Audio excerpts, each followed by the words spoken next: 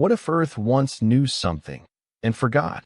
Not in the way a mind forgets a name or a dream dissolves at dawn, but the way a planet forgets, through burial, through time measured not in years, but in the slow descent of sediment, the grinding passage of ice, the patient folding of stone over silence.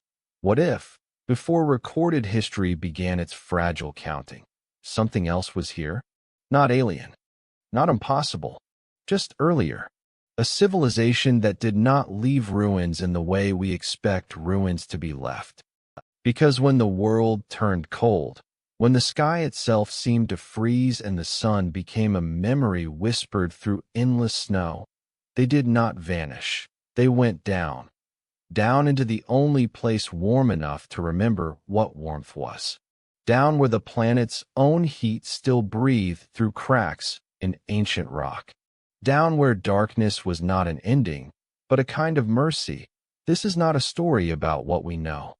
It's a meditation on what might be buried, on what the ice kept, on the possibility that long before us, something else looked up at stars through clear air, felt the first kiss of frost on stone, and made a choice we can barely imagine, to leave the surface behind, wherever you are tonight, wrapped in blankets, settling into the quiet hours, letting the day finally dissolve. I'm glad you're here. Let the questions rest soft. Let the unknowing be enough. This is a story told in layers, in whispers, in the language of deep time. Close your eyes if you wish. The earth will do the remembering for both of us. There was a time, so far back that the numbers ceased to mean anything, when even the word time becomes a kind of poetry, when the world was warm in a way it would never be again. Not warm like summer, warm like home, warm like the inside of a promise that had never been broken. The air held moisture like memory, and the forest stretched uninterrupted from coast to coast across continents that bore no names because nothing yet existed that needed to name them. The oceans were vast and kind, their temperatures stable across seasons that cycled gently, predictably, like breath during sleep. There were no ice caps then, no glaciers sleeping in mountain ranges. The poles themselves were temperate, covered in vegetation that grew slow and ancient, trees that lived so long they seemed to exist outside of time entirely. Rain fell in patterns so reliable that rivers carved channels that would last for millions of years, writing their intentions directly into the skin of the planet. And there were people. Not us, not exactly, but something close enough that the word still reaches. Close enough that if we could see them in their daily acts of survival and wonder, we would recognize the shape of consciousness in their eyes. They built with stone because stone endures. They painted on cave walls not because they lived in caves, but because they understood that some images deserved to outlast the makers. They buried their dead with care, with objects meant for journeys no one could prove existed. They looked up. They looked up at night and saw the stars arranged in patterns that seemed to have meaning, even if that meaning remained forever just beyond language. They tracked the moon through its phases. They noticed the sun's annual dance along the horizon. They were beginning to understand that they lived inside a system, inside patterns larger than individual lives, inside something that breathed with a rhythm they could almost predict.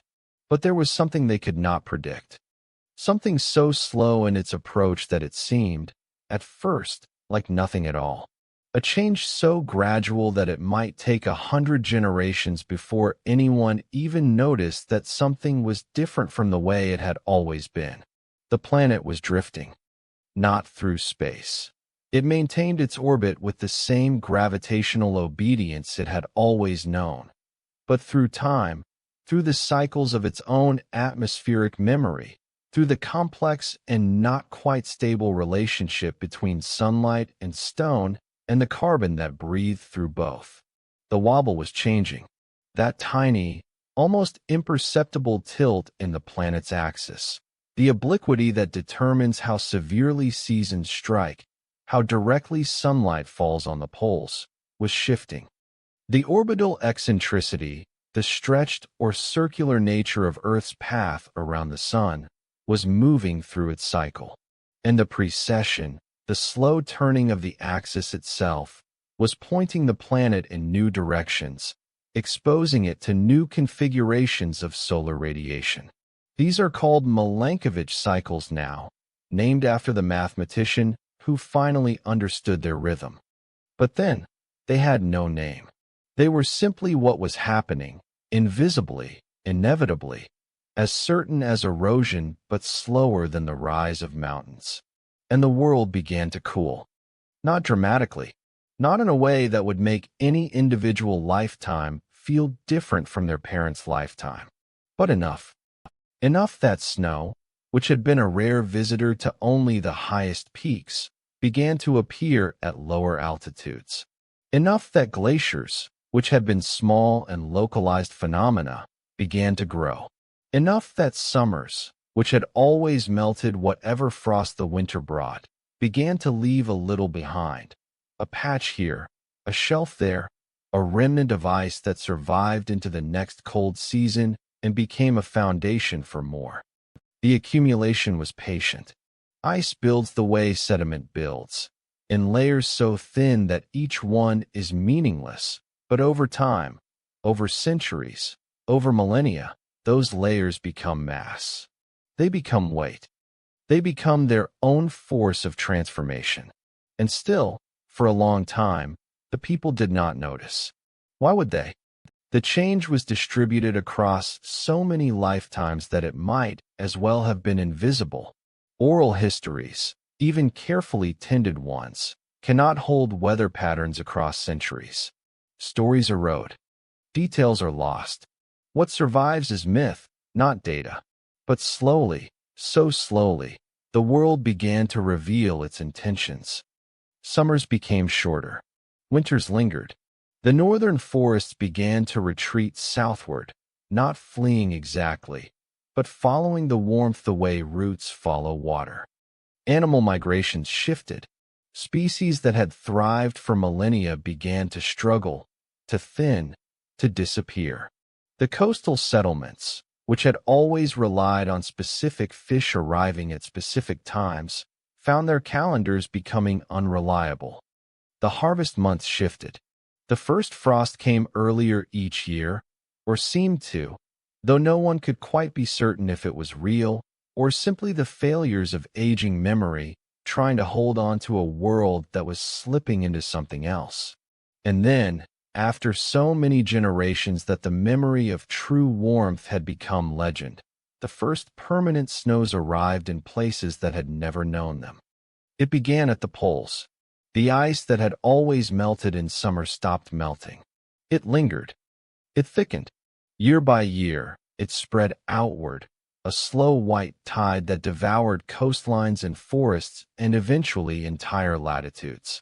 The glaciers descended from the mountains like slow rivers of stone, grinding through valleys, reshaping the landscape with a patience that seemed almost thoughtful. The sky itself changed. The clouds became lower, heavier, perpetually gray. The sun, when it appeared at all, seemed diminished, a pale disk behind layers of atmospheric haze, unable to provide the warmth it once had. The very air grew brittle, sharp, thin in a way that made breathing feel like work. And the people, finally, understood. This was not a temporary season. This was not a cycle they would outlast. This was the planet itself, changing its mind about what kind of world it wanted to be. The realization did not come all at once. It never does. Understanding arrives in fragments, in moments of clarity that seem obvious only in retrospect, in the accumulation of small observations that finally reach a weight too heavy to ignore. An elder remembers her grandmother speaking of orchards that grew where now there is only permafrost. A hunter returns from the north with stories of ice walls so tall they seem to hold up the sky itself. A child asks why the old songs describe flowers that no longer bloom, birds that no longer migrate through, a warmth that sounds like fantasy. The councils meet more frequently. Every settlement, every clan, every group bound by blood or proximity or shared survival begins to ask the same question. What do we do? Some advocate for migration. Move south, they say. Follow the warmth as it retreats. The equatorial regions will remain habitable. Life will continue there, even if it changes, even if it becomes something smaller and harder than what we have known. Pack what can be carried. Abandon the rest. Become nomads. Become refugees. Become whatever is necessary to stay beneath a sun that still remembers how to provide. And many do migrate. Entire populations begin the long journey toward latitudes where winter is still a season rather than a permanent state. They travel in waves, in desperation, in the hope that somewhere south there is still land unclaimed, still resources unexhausted, still a future that resembles the past. But the world is not infinite. The habitable zones are shrinking. And the people moving south discover what people always discover when climate becomes migration becomes conflict, that the places with warmth are already occupied, that the settlements near the equator have no surplus to share, no room to expand, no generosity left after securing their own survival. Wars begin, small ones at first, skirmishes over territory, disputes over hunting grounds, the inevitable friction of scarcity meeting desperation. But they grow. They spread. They become the background condition of a world slowly suffocating under ice. And some, a smaller number, but perhaps more imaginative, perhaps more willing to accept an impossible solution, begin to look not south, but down. Because the cold is only on the surface. Beneath the skin of the world, the planet is still warm. Not from sunlight. Sunlight has become insufficient, unreliable, something that can no longer be trusted, but from the planet's own interior heat. The residual warmth of formation, the decay of radioactive elements deep in the mantle, the friction of tectonic plates grinding against each other in their slow continental dance. The Earth is not a dead stone hurtling through space. It is a furnace wrapped in a thin, cool shell. And if the shell has become uninhabitable, then perhaps the solution is not to flee across it, but to pierce through it. To descend into the places where geothermal energy still rises through volcanic vents, through hot springs, through cracks in the crust where the planet's inner fire bleeds through. The idea seems absurd at first. To willingly trap oneself underground, to abandon the sky and horizon and everything that has defined human experience since consciousness first emerged, it feels like surrender, like extinction by choice, like agreeing to become something less than what they are. But necessity is a kind of philosopher. It teaches lessons that comfort never can. And as the ice continues its patient advance, as the surface becomes increasingly lethal, as the northern settlements are buried one by one beneath snow that will not melt for thousands upon thousands of years, the idea stops seeming absurd and starts seeming like the only option left. They begin to explore, sending scouts into cave systems that descend deep into the earth, mapping passages that lead downward through layers of limestone and granite, searching for the telltale signs of geothermal activity, steam rising from underground rivers, stones warm to the touch despite being shielded from any sunlight, chambers where the air itself seems to hold heat like a living thing. And they find them. Not everywhere, not easily, but in enough places scattered across the continents. They discover zones where the planet's warmth is accessible, where survival, if not comfort, seems possible. The decision is made, not by everyone, not even by most, but by enough. Enough to attempt the impossible thing, the unprecedented thing, the thing that will either save them or become their tomb. They will go down.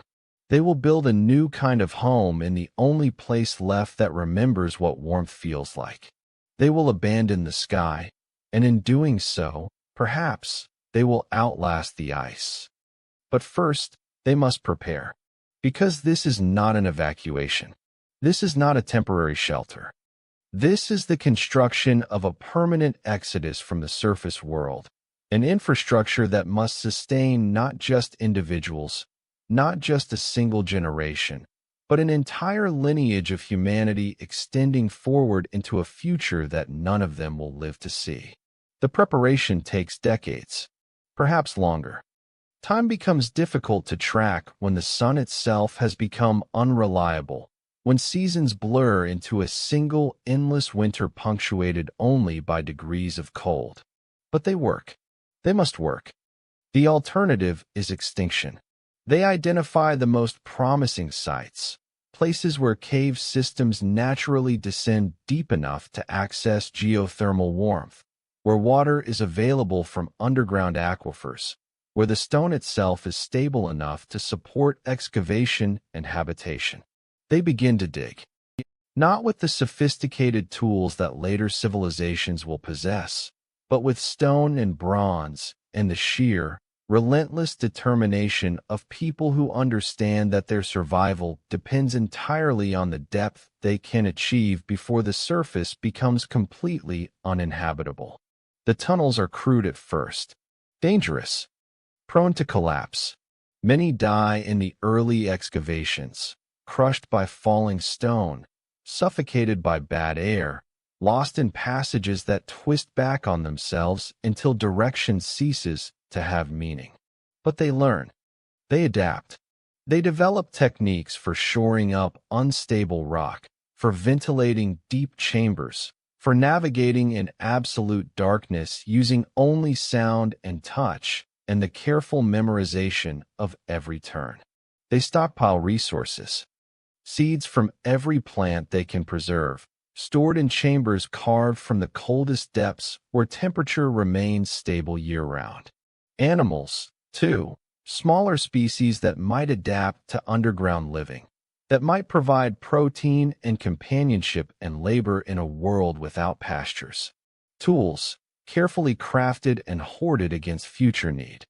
Knowledge, recorded in every medium available, carved into stone walls, pressed into clay tablets, memorized in songs and stories that must be repeated exactly, generation after generation, because forgetting is death.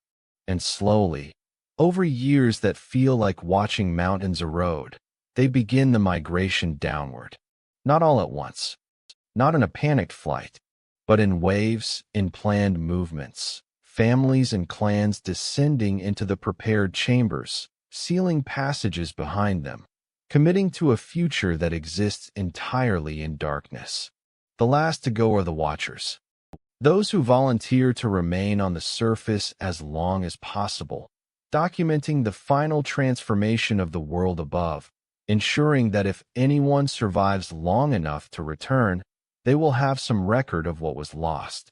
They write their observations in sheltered places, in caves whose mouths face south, in stone cairns that might withstand the grinding passage of glaciers.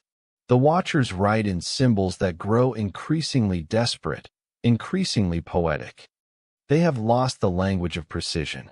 What remains is the language of elegy. The sky no longer remembers blue. One carving reads, found millennia later by people who will not understand its context, who will classify it as mythology rather than meteorology. The birds have gone south and not returned. We wait for spring, but spring has forgotten its own name. Another, simpler, forgive us. We tried to stay. And then, one final message, carved so deep into protected stone that it survives when everything else has been scoured away by ice. Those who went down, they live. They must live. Let this be known. But there is no one left to know it. The Watchers themselves eventually descend, or die, or simply vanish into the white silence that has claimed everything. The surface becomes a place of erasure. The ice advances with the patience of something that has already won, that knows victory is only a matter of time and accumulation. It buries the settlements first, those structures too solid to blow away, too rooted to migrate. The stone walls disappear beneath snow that compacts into ice that becomes part of the glacial mass itself. The wooden structures fare worse. They collapse under the weight, or are crushed by the advancing ice fronts, or simply rot in the wet cold of the transition period before everything freezes solid. The forests vanish, not tree by tree, but as entire ecosystems, whole latitudes of vegetation dying simultaneously as temperatures drop below the threshold where photosynthesis remains viable. The deadwood stands for a while, skeletal, haunting, a forest of ghosts, before it too is buried, pressed into the ice like flowers in a book, preserved but lifeless. The rivers freeze. The lakes become solid stone. The oceans themselves begin to ice over at the poles, sea ice spreading outward in great sheets that float and collide and build pressure ridges tall as mountains. The fish retreat to the deepest waters, to the last pockets of relative warmth, and even there they struggle, their populations thinning, their species declining toward extinction or radical adaptation. The very atmosphere changes composition. With so much vegetation dead or dormant, the carbon cycle shifts.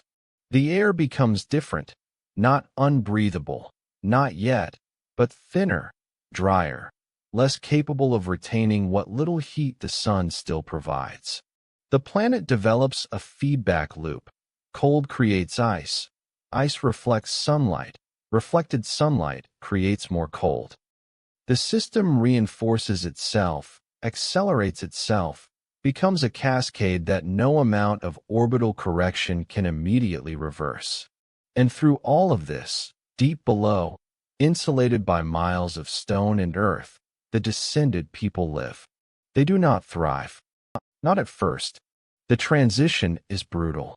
Accustomed to horizon and weather and the infinite variation of a sky that changes by the hour, they find themselves in chambers where the ceiling never varies, where the temperature remains constant, where the only light is what they create through fire and whatever luminescence they can coax from certain fungi, certain chemical reactions, certain desperate innovations born of absolute necessity.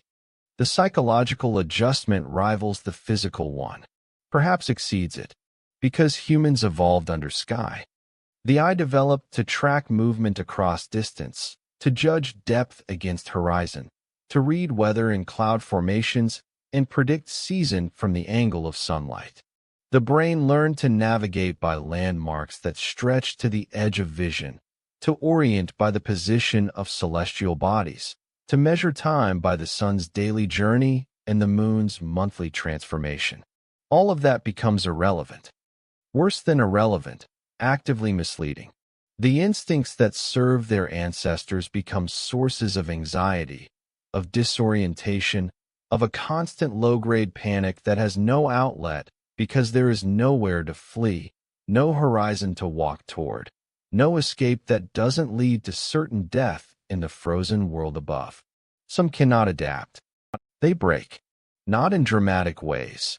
There is no room for drama in the close quarters of survival, but in quiet ways. In stillness that becomes catatonia. In refusal to eat. In eyes that stop focusing on anything near, that stare forever at some middle distance that doesn't exist in enclosed spaces. In sleep that deepens until it becomes indistinguishable from death. Others adapt by forgetting. They teach themselves not to think about the surface, not to remember the sensation of wind or the color of sunset or the feeling of rain. They prune those memories deliberately, carefully, the way a gardener removes dead wood. They become creatures of the present moment only, existing in the eternal now of chambers where nothing changes, where every day is identical to the last, where time stops being a river and becomes instead a pool, still, deep, going nowhere. But some, perhaps the most resilient, perhaps simply the most stubbornly hopeful, adapt by transforming. They do not forget the surface, but they stop grieving it. They accept the underground not as a prison or a tomb, but as a different kind of world. A world with its own beauty, its own rules, its own possibilities. They learn to read stone the way their ancestors read clouds. The color and texture of rock becomes a language that tells them about mineral content, about structural stability, about the proximity of water or heat or danger. They develop new senses, or perhaps they simply pay attention to senses that were always present but overshadowed by sight. The ability to navigate by echo, by air current, by the subtle temperature gradients that indicate proximity to geothermal vents. They discover that darkness is not empty, that their eyes, given time, can adjust to levels of light so low they seem like no light at all. That bioluminescent fungi, when cultivated carefully, can provide enough glow to see by. That certain minerals, when struck or heated, emit their own faint phosphorescence. The underground becomes not a place of blindness, but a place of different seeing. And they begin, slowly, to build. Not just shelters, but homes. Not just survival infrastructure, but culture. Because humans do not merely survive. They decorate. They create. They insist on beauty even in, especially in, the places where beauty seems most impossible. The earliest chambers are purely functional, carved from existing cave systems, minimally modified, chosen only for their access to warmth and water. But as the generations pass, as the memory of surface life fades from lived experience into inherited story, the architecture becomes more intentional. They carve spaces that echo the proportions of the surface structures they remember from oral tradition. They create chambers high enough to not feel crushing, with alcoves that provide the illusion of privacy even in communal living. They develop acoustics deliberately, spaces where sound carries in specific ways, where singing echoes beautifully, where conversation can happen without the constant reminder of enclosed walls. They paint, not on every surface. Pigment is precious, must be created from minerals ground in darkness, but on chosen walls, in sacred spaces, on the ceilings of gathering chambers where the whole community comes together. They paint memories of the surface, stylized suns, abstract representations of trees, animals they have only heard about in stories. But increasingly, they paint the underground itself, the beauty of crystal formations in deep caverns, the patterns water makes flowing over stone, the elegant curves of carefully carved archways, the faces of their own people, rendered in profile by firelight, expressions captured in mineral pigment that will last longer than any of them can imagine. They develop rituals, not the same rituals their surface ancestors practiced. Those ceremonies tied to harvest and solar cycles have no meaning here, but new ones, born from their current reality. Rituals of descent, performed when a child is old enough to explore deeper chambers. Rituals of fire tending, because in the underground, flame is life and its maintenance becomes sacred. Rituals of stone speaking, where the eldest members place their hands on walls and recite the history carved there, ensuring that knowledge passes even when memory fails. And they develop new sciences. Surface knowledge becomes increasingly theoretical, preserved but not practiced. No one can verify the agricultural cycles described in the old songs. No one can confirm the navigation techniques that relied on stars. But new knowledge emerges, urgent and immediate. The science of stone, which rocks are stable, which are porous, which hold heat, which filter water. The science of air, how to detect bad gases before they become lethal, how to create ventilation in sealed spaces, how to read the subtle movements of atmosphere that indicate a passage connects to something larger, somewhere breathable. They become experts in geothermal dynamics. They learn to read the temperature gradients that indicate proximity to magma chambers, to hot springs, to the veins of planetary warmth that make their survival possible. They develop techniques for channeling steam, for warming chambers without filling them with smoke, for creating microclimates within the larger underground ecosystem. Water becomes both resource and engineering challenge. The underground rivers are erratic, unpredictable, sometimes flooding without warning, sometimes drying to trickles. They learn to manage this. They carve reservoirs into stone, creating storage that can sustain them through dry periods. They develop filtration systems using layers of sand and charcoal and crushed mineral. They learn which pools are safe to drink from and which contain dissolved minerals that cause sickness, madness, death. And they learn to farm in darkness. This is perhaps their greatest innovation, the achievement that makes long-term survival possible rather than merely theoretical. Because stored seeds eventually run out. Preserved foods eventually spoil. If they are to continue, they must produce food in an environment where no surface plant can grow. They cultivate fungi, not just for light, but for food.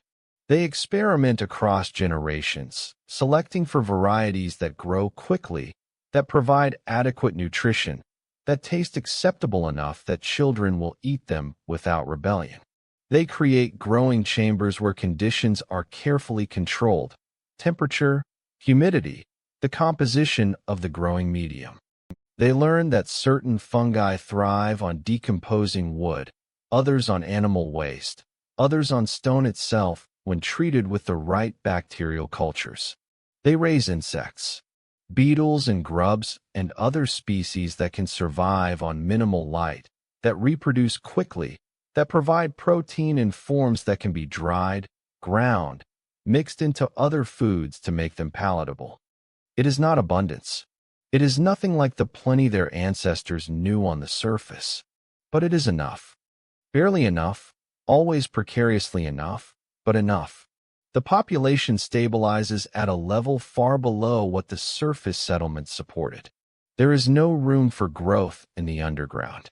Every person requires resources: food, water, space, air, and all of those are finite, carefully rationed, subject to failures that can cascade catastrophically.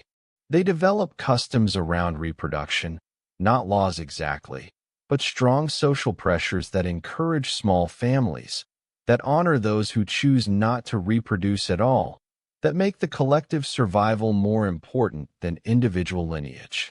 And over time, centuries of time, millennia of time, they become something different. Not a different species, not yet, but a different expression of humanity. Their eyes grow larger, more sensitive to minimal light. Their skin pales, loses the melanin that protected against a sun they no longer see. Their bodies adapt to the constant temperature and humidity, losing the mechanisms for temperature regulation that surface life required. But more than physical changes, there are cultural ones.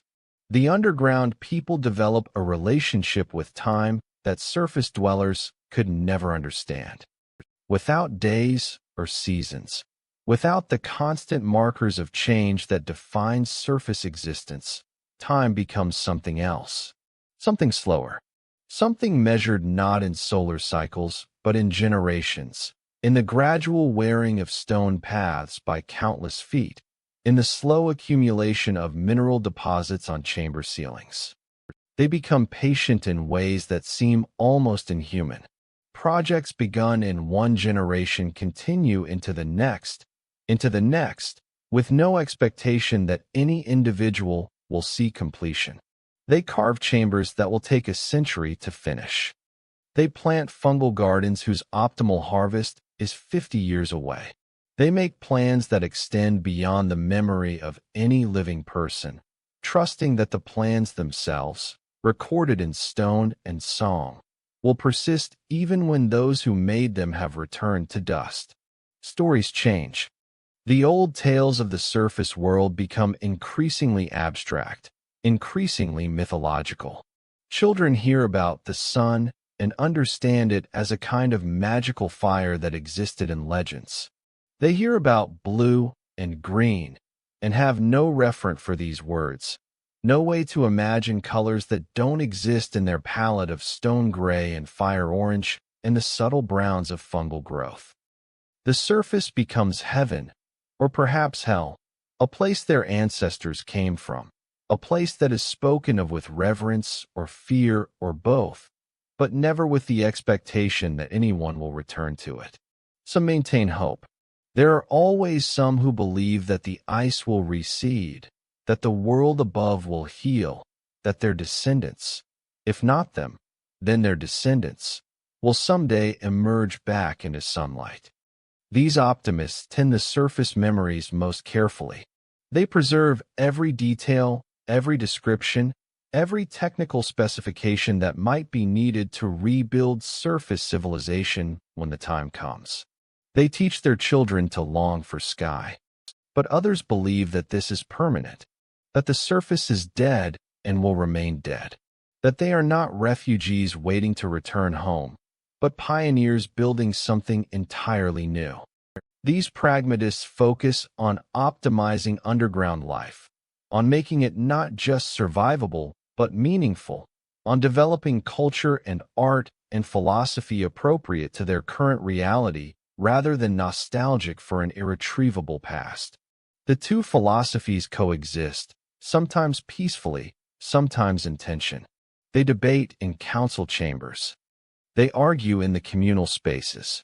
They write competing versions of the histories, each emphasizing different aspects of the descent, one framing it as temporary exile, the other as permanent transformation. But both agree on one thing: they will survive. However long it takes, however much they must change, however far they must descend into the body of the planet, they will continue. Because that is what consciousness does. It persists. It adapts. It refuses the simplicity of extinction. And so they endure.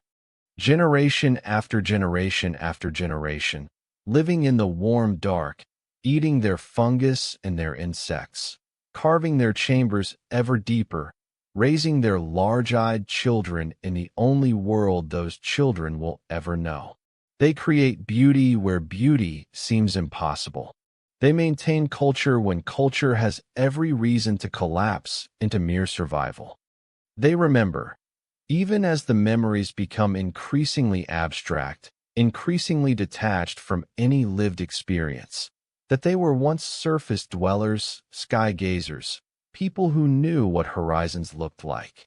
Above them, unwitnessed, the ice continues its patient work.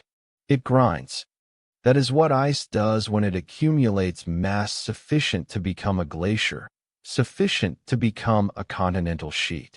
It presses down with such immense weight that the stone beneath it deforms, bends, cracks under the pressure. It flows, impossibly slow but unstoppable, moving like liquid on timescales measured in centuries. And as it moves, it scrapes away everything in its path. The last remnants of surface structures vanish first.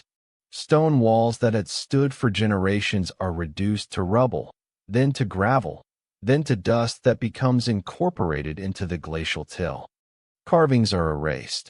Cairns are scattered. Everything deliberate, everything made, everything that bore the signature of conscious intention is removed from the landscape as thoroughly as if it never existed. The ice is not malicious. It has no awareness of what it destroys. It is simply obeying physics, the physics of accumulation and pressure and gravity. It is simply being ice, doing what ice does when given enough time and cold. But the effect is absolute. By the time the glaciers reach their maximum extent, nothing remains on the surface to indicate that this world was ever inhabited. The bedrock itself is reshaped. Valleys are carved deeper. Mountains are worn down. The entire topography transforms under the grinding passage of ice sheets miles thick. Features that took millions of years to form through tectonic uplift and water erosion are modified in mere thousands of years by the superior abrasive power of glacial movement. And then, having reached some maximum extent determined by orbital mechanics and atmospheric composition and feedback loops too complex to easily predict, the ice stabilizes. It stops advancing, not because it has run out of world to cover, but because it has reached an equilibrium. The rate of new snow accumulation at the center matches the rate of melting and calving at the edges. The planet enters a state that will persist for millennia, a world divided into zones of permanent ice, zones of bare tundra where only the hardiest vegetation struggles to survive, and narrow bands near the equator where life continues in diminished but persistent forms. This is the world that exists while the underground civilization endures in its warm chambers. This frozen surface is not their concern, not their reality. They do not witness the aurora that dance across the ice at night, colors reflecting off crystalline surfaces with a beauty that has no observer. They do not hear the sound of glaciers calving at the edges of the ice sheets, enormous chunks breaking free to float as icebergs in seas too cold for any but the most specialized life. They do not see the stars, clearer than they have been in epochs, shining down on a world scrubbed clean of the atmospheric haze that life produces. The surface becomes a kind of crystal, pure, sterile, beautiful in the way that death can be beautiful when it is complete enough, final enough, comprehensive enough to become aesthetically coherent. But beneath, always beneath, there is warmth. There is movement. There is breath and voice and the small persistent sounds of life continuing. The underground people do not know about the ice above them.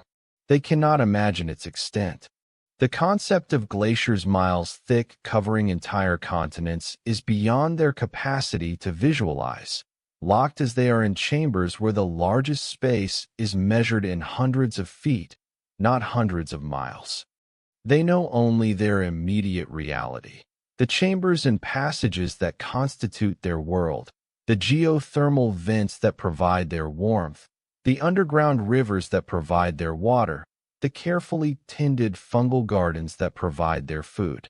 This is the entirety of existence.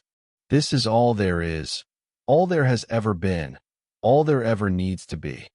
The surface stories become increasingly fantastical, told and retold across generations that have never experienced anything but enclosed stone.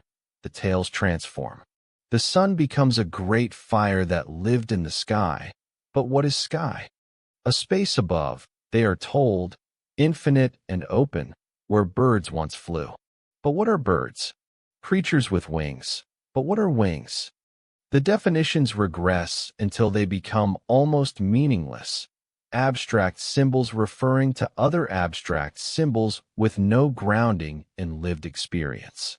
Some begin to doubt whether the surface ever existed. Perhaps it is mythology, they suggest.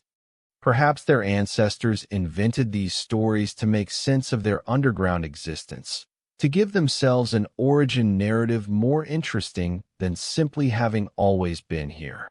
The debates become philosophical rather than historical. Does it matter if the surface was real? Does it change anything about how they should live now, in the only world that demonstrably exists? The optimists, the preservationists, the keepers of surface memory grow frustrated. They insist on the reality of what was lost. They maintain their careful records, their detailed descriptions, their technical specifications for surface living. But with each generation, their numbers thin. Fewer children are interested in learning about a world they will never see. Fewer adults see the point in preserving knowledge that has no practical application.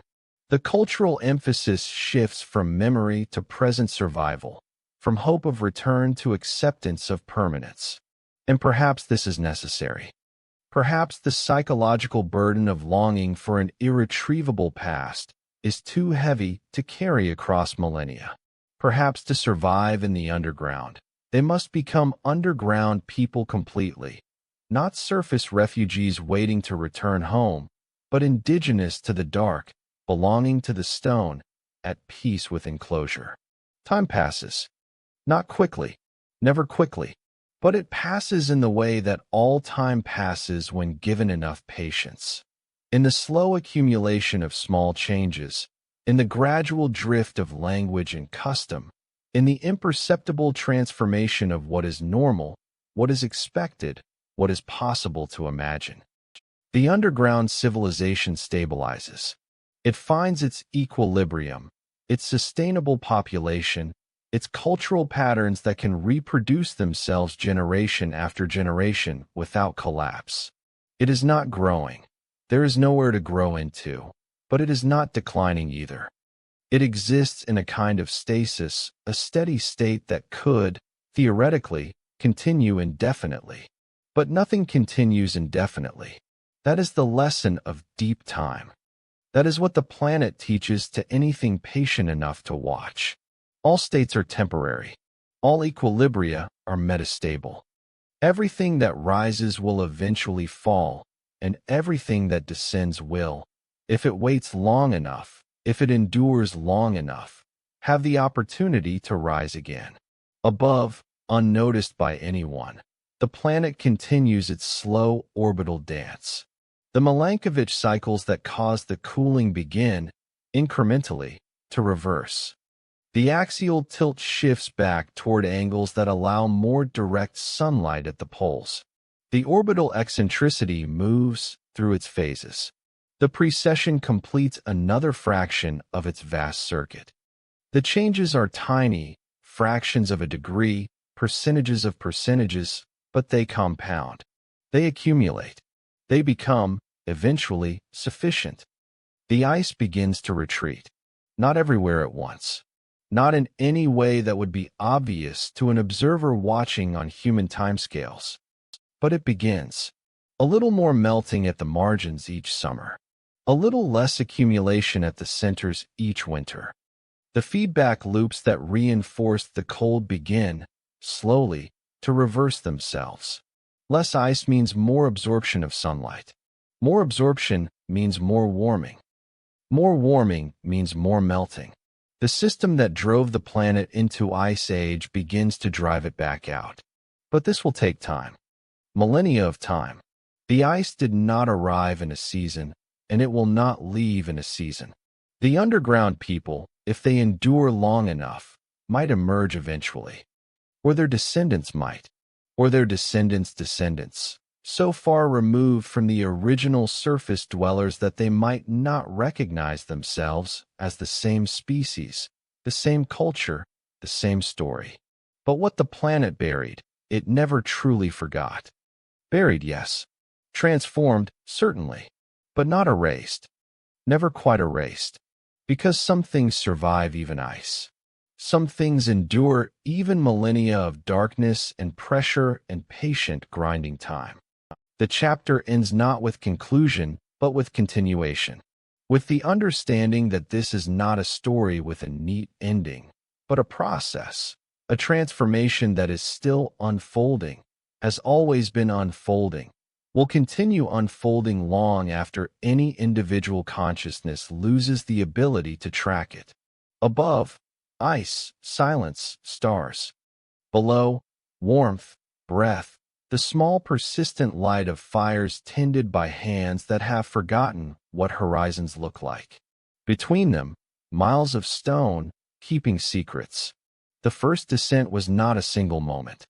It was a season, a year, a generation, a slow hemorrhaging of population from surface to stone that felt less like migration and more like watching water seep into earth. Irreversible, inevitable, natural in the way that erosion is natural, even when what erodes is a civilization. They did not go blindly. That much must be understood. These were not people fleeing in panic, abandoning their world in the chaos of sudden catastrophe. They were planners. They were engineers of necessity. They understood that what they were attempting had never been attempted before, and that failure would be absolute. There would be no second chances, no rescue, no possibility of return if the underground proved uninhabitable. So they prepared. For decades, while the cold slowly tightened its grip on the surface, while the glaciers advanced at their patient, terrible pace, the preparation continued. It was methodical work, unglamorous work, the kind of labor that does not make for stirring stories because it consisted mainly of repetition, of learning through failure, of refining techniques through incremental improvement. The scouts went first.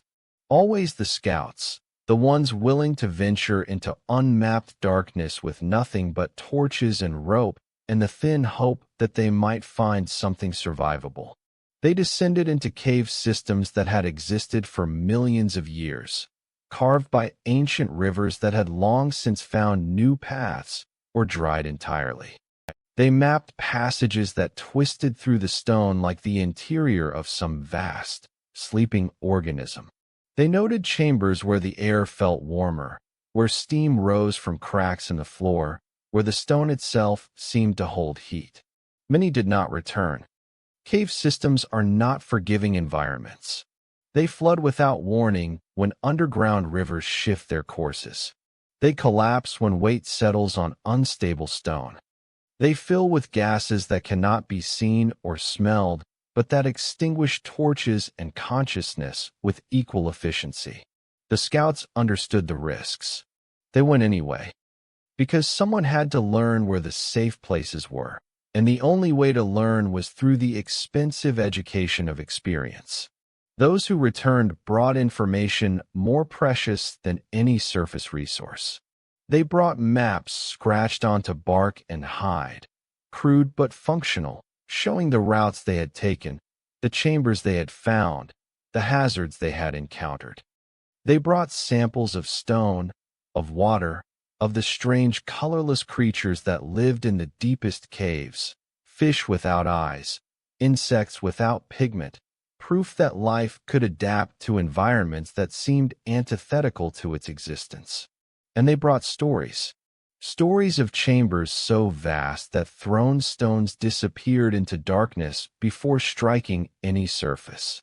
Stories of underground rivers that roared with the volume of surface waterfalls, forever unseen, forever in motion through stone corridors that would never know sunlight.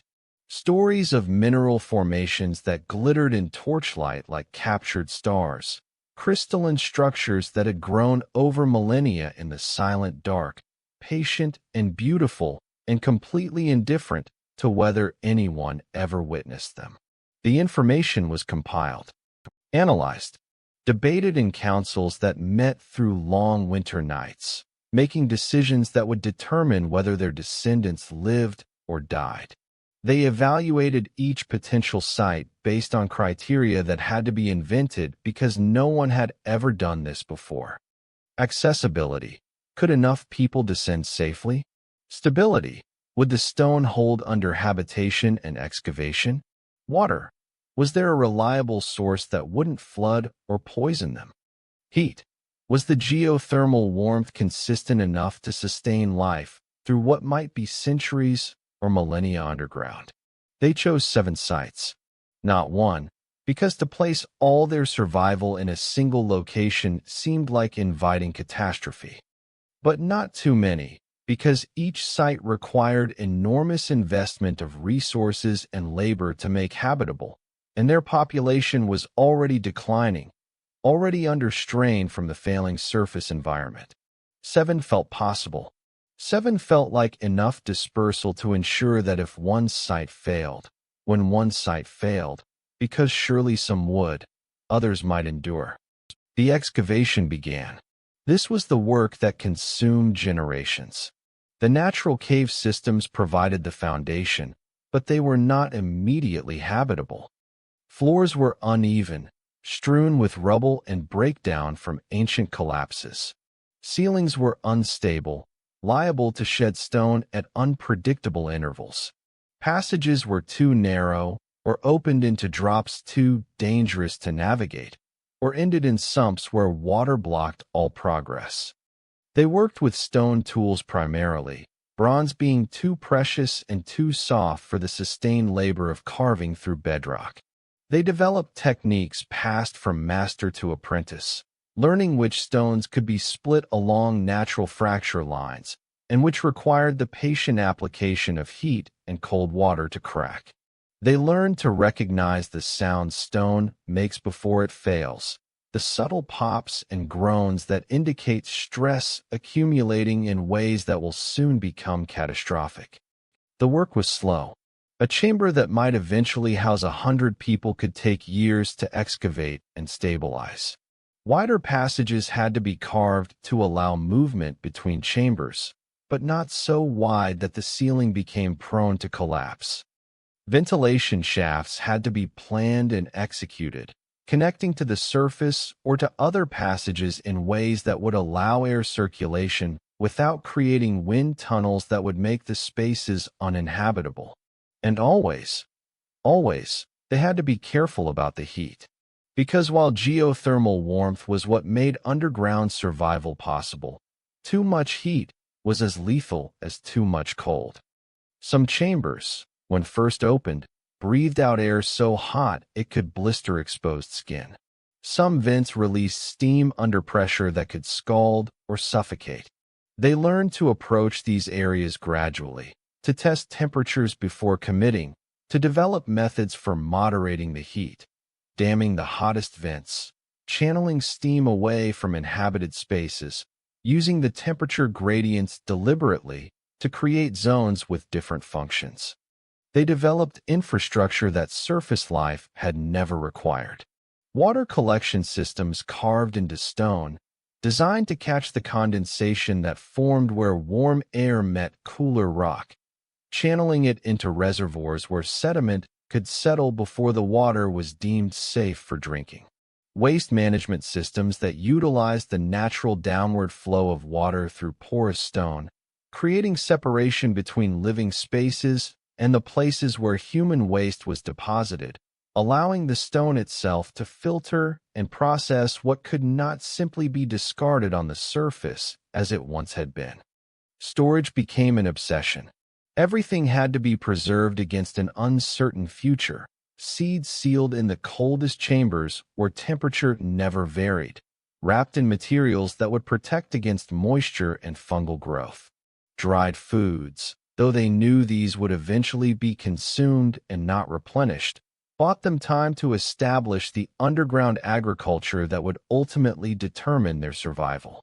Tools, carefully inventoried and maintained, because the materials to create new ones would become increasingly scarce once they could no longer access surface resources.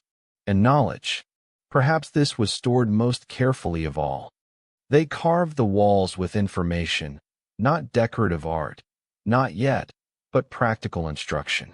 How to identify safe stone, how to maintain ventilation, how to treat the injuries common to underground living, the crushed fingers, the respiratory ailments from stone dust, the infections that developed in the constant humidity, how to navigate the passages using the marking systems they had developed, symbols that indicated direction, distance, danger. They created libraries of sorts, chambers where clay tablets were stored, where the longest texts could be preserved, agricultural knowledge, medical knowledge, the histories and songs and stories that defined who they were. These chambers were placed deliberately in the most stable areas, away from water sources that might flood, away from active geothermal vents that might damage the tablets with excessive heat. They were sacred spaces, even to those who did not think in terms of the sacred, because what they contained was memory, and memory was all that would survive of the surface world once the last person who had lived there died. The migrations began in earnest when the surface became undeniably lethal, not in a single winter, but over the span of decades as the habitable zones continued to shrink. Families descended in groups, bringing what they could carry, mostly practical items, tools and seeds and preserved foods, but also small precious things that served no survival function. A carved figurine, a piece of polished stone, a shell from an ocean that was slowly freezing solid. Objects that held memory, that connected them to the world they were leaving behind. The psychological toll was immediate and severe. People who had spent their entire lives under open sky suddenly found themselves enclosed by stone. The air felt wrong, too still, too heavy, smelling of minerals and dampness, and the smoke of fires that had no atmosphere to dissipate into. The darkness was absolute in ways surface darkness never was. Even the darkest night on the surface held starlight, moonlight, the faint ambient glow of a sky that was never completely black. Underground, when the fires went out, the darkness was total, complete, a presence rather than an absence. Children adapted fastest, as children do. Those young enough not to have formed deep attachments to surface life accepted the underground as simply the world they lived in now. They learned to navigate by echo and touch with a facility that amazed and saddened their parents. They invented games appropriate to the enclosed spaces, contests of memory, of navigation through dark passages, of sitting absolutely still in the silence until even breath became something noticeable. The adults struggled. They developed what would now be recognized as depression, anxiety, a constellation of symptoms that had no name then, but were simply called the deep sickness. It manifested as lethargy, as unwillingness to eat or engage, as sleeping too much or not at all. Some wept without cause. Others became angry, lashing out at family members over small provocations, then withdrawing into themselves, ashamed but unable to stop. The communities developed responses. They created gathering chambers where people could come together, where collective presence might ease the isolation that individual chambers amplified. They maintained strict schedules of activity, not because there was work that needed to be done at specific times, but because routine helped anchor people who felt unmoored from everything familiar. They encouraged storytelling, music, anything that provided connection and continuity with surface life, while also acknowledging their current reality. They developed new roles, new specializations. Fire tenders, whose sole responsibility was maintaining the flames that provided light and warmth, who learned the deep knowledge of combustion in enclosed spaces, which fuels burned cleanly, which produced toxic smoke, how to bank a fire overnight, so it could be revived in the morning without wasting precious fuel. Air readers, who became sensitive to the subtle flows of atmosphere, who could detect when ventilation was failing before anyone else noticed, who understood the invisible architecture of how gases moved through the passages. Stone speakers emerged, those with the ability to read rock, to understand its structure and stability, to predict where it was safe to dig and where excavation would invite disaster.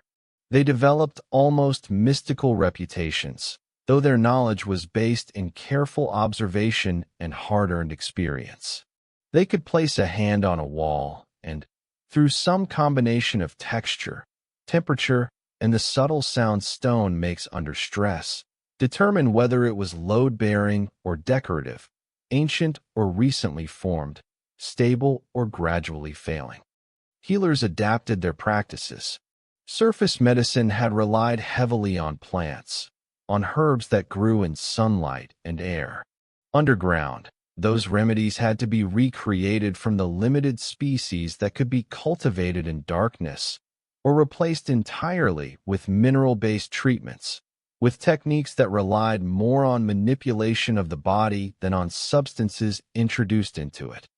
They learned new ailments too, the lung diseases caused by breathing stone dust, the eye problems that developed from straining to see in minimal light, the joint issues that emerged from living on cold stone floors without the temperature variation that encouraged body movement. and they learned to manage population with a deliberateness that surface life had never required.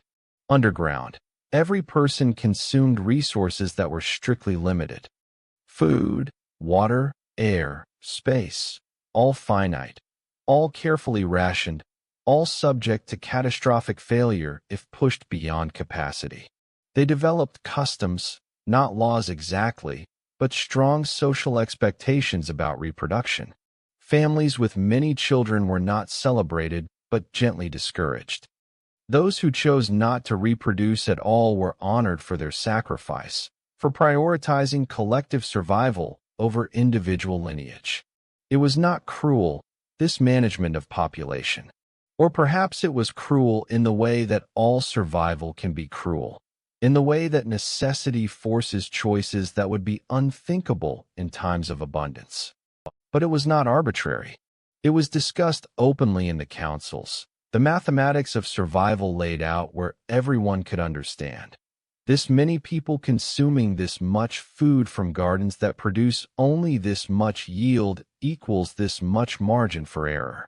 And the margin was never comfortable, never generous, always thin enough that a single harvest failure, a single contamination of water supplies, could cascade into catastrophe. Time began to lose its familiar architecture. On the surface, time had been marked by the sun's passage, by the changing seasons, by the cycles of growth and harvest and dormancy that gave shape to the year. Underground, none of these markers existed. The temperature remained constant. The darkness was perpetual. There were no seasons to track, no celestial bodies to observe, no natural rhythm that divided one day from the next.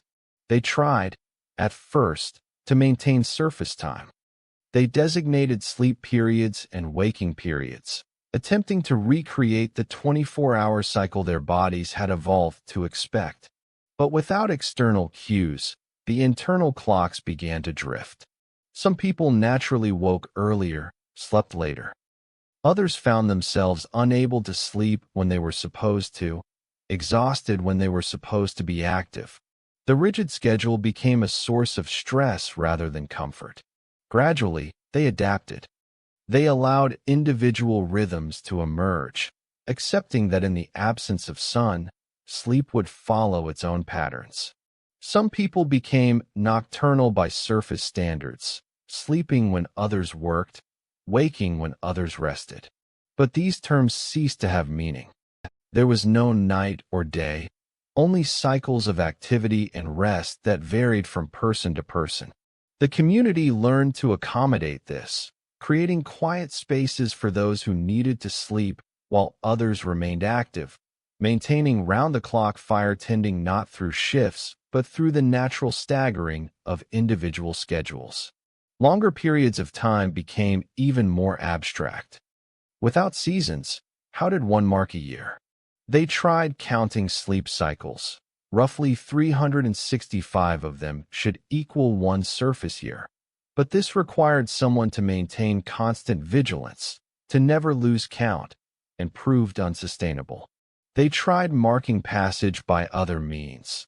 The growth rate of certain fungi, the accumulation of mineral deposits on chamber ceilings, the number of generations of insects bred in captivity. Eventually, they simply stopped trying to maintain precise correlation with surface time. It ceased to matter. They were no longer surface people waiting to return. They were underground people, living according to underground time, which flowed differently, slower in some ways, faster in others, but fundamentally disconnected from the solar cycles that had once governed all human activity. Memory itself began to function differently.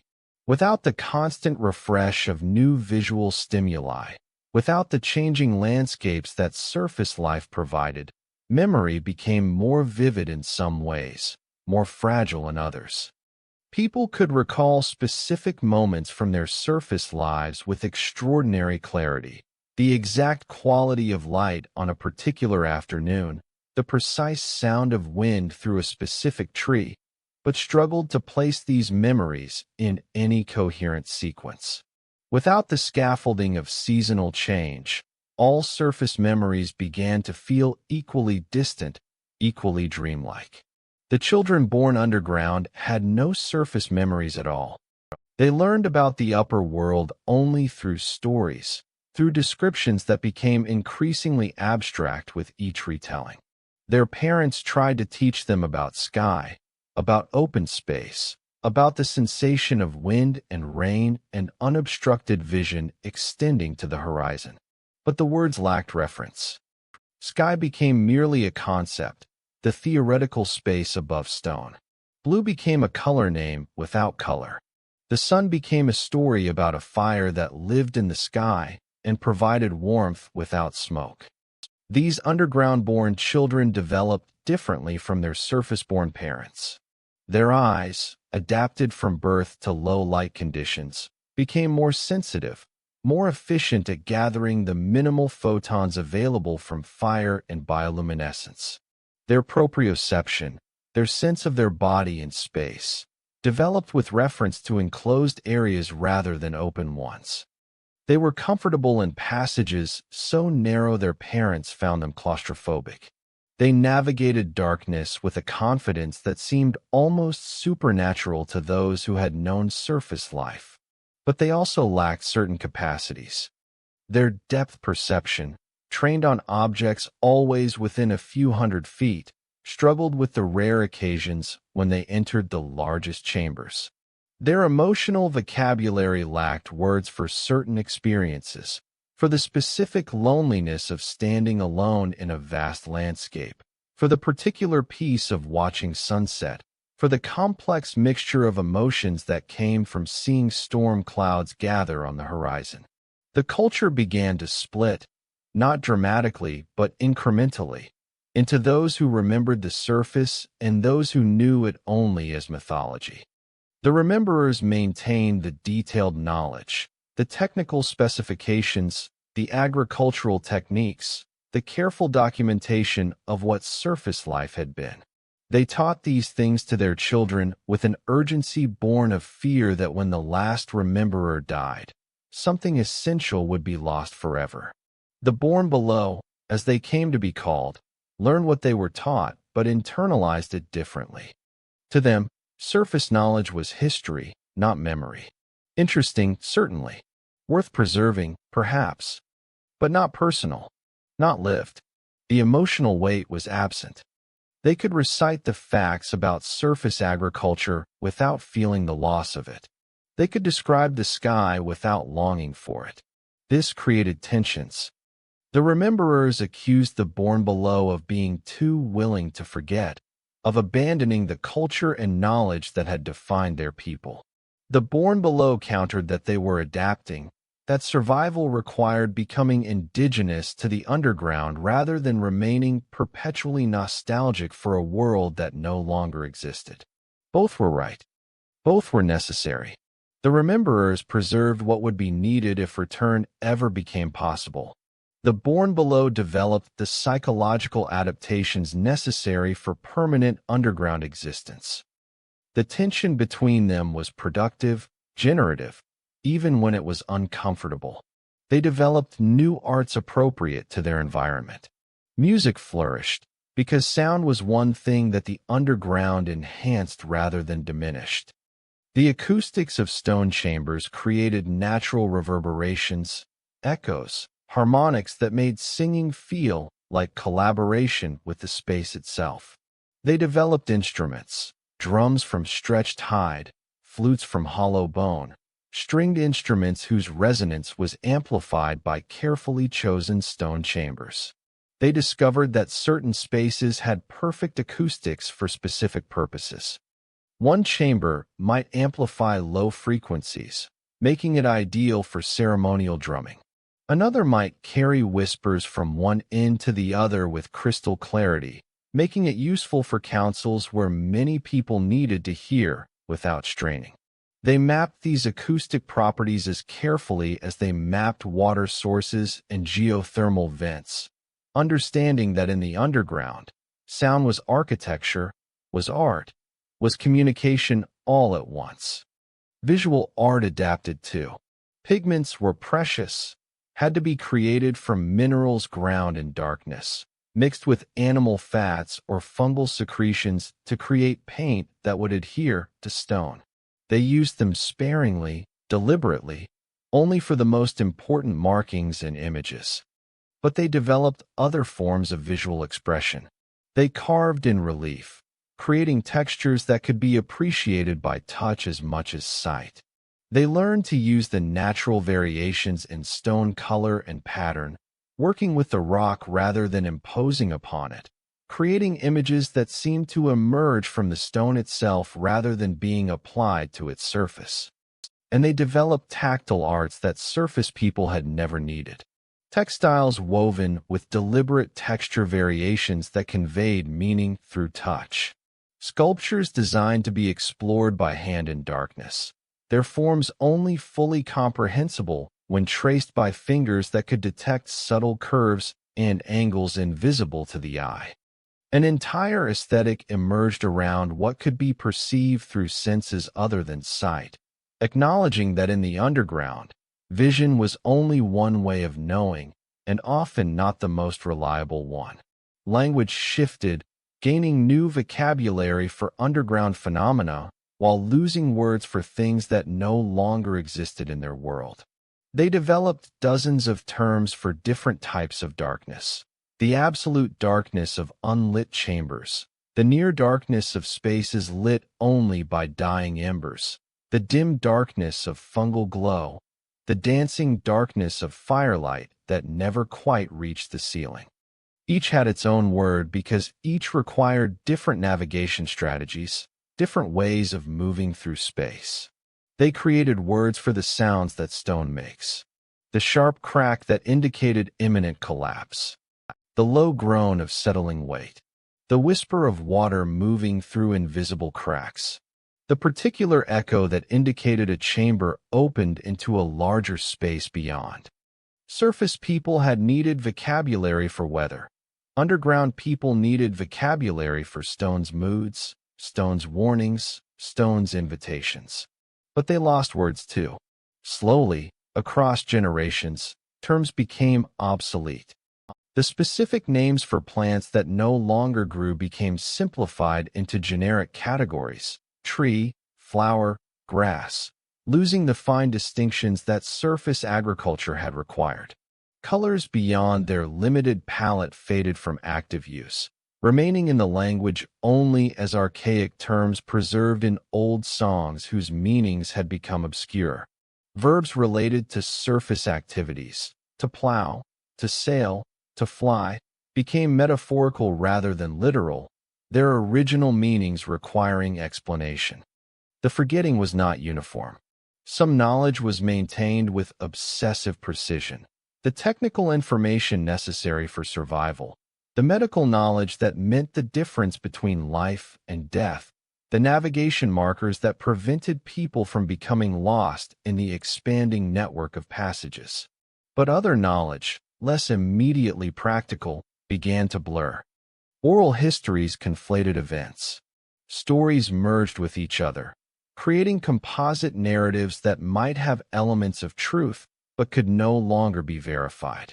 The past became less a sequence of actual events and more a collection of themes, of archetypal stories that conveyed values and lessons rather than historical accuracy. And perhaps this was acceptable. Perhaps survival did not require perfect fidelity to the past. Perhaps what mattered was maintaining enough cultural continuity to preserve identity while remaining flexible enough to adapt to radically changed circumstances. They were engaged in a balancing act that had no precedent, that no human culture had ever attempted before, remaining recognizably themselves while transforming into something entirely new. The concept of home transformed. Initially, home had been the place they came from, the surface settlements, the specific valleys and coastlines where their ancestors had lived. Home was what they had lost, what they mourned, what they hoped someday to return to. But as generations passed, as more and more of the population consisted of born below who had never seen surface, home became the underground itself. They named their chambers, not with simple utilitarian labels, Chamber 3, Passage 12, but with names that reflected character, history, significance.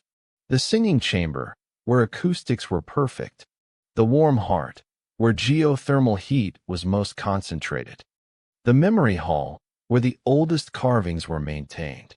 The deep garden, where the most successful fungal cultivation happened. These names became geography, became identity, became the coordinates by which people oriented not just their physical position, but their sense of belonging. Children grew up knowing that they were from the western descent, or the lower reaches, or the new tunnels.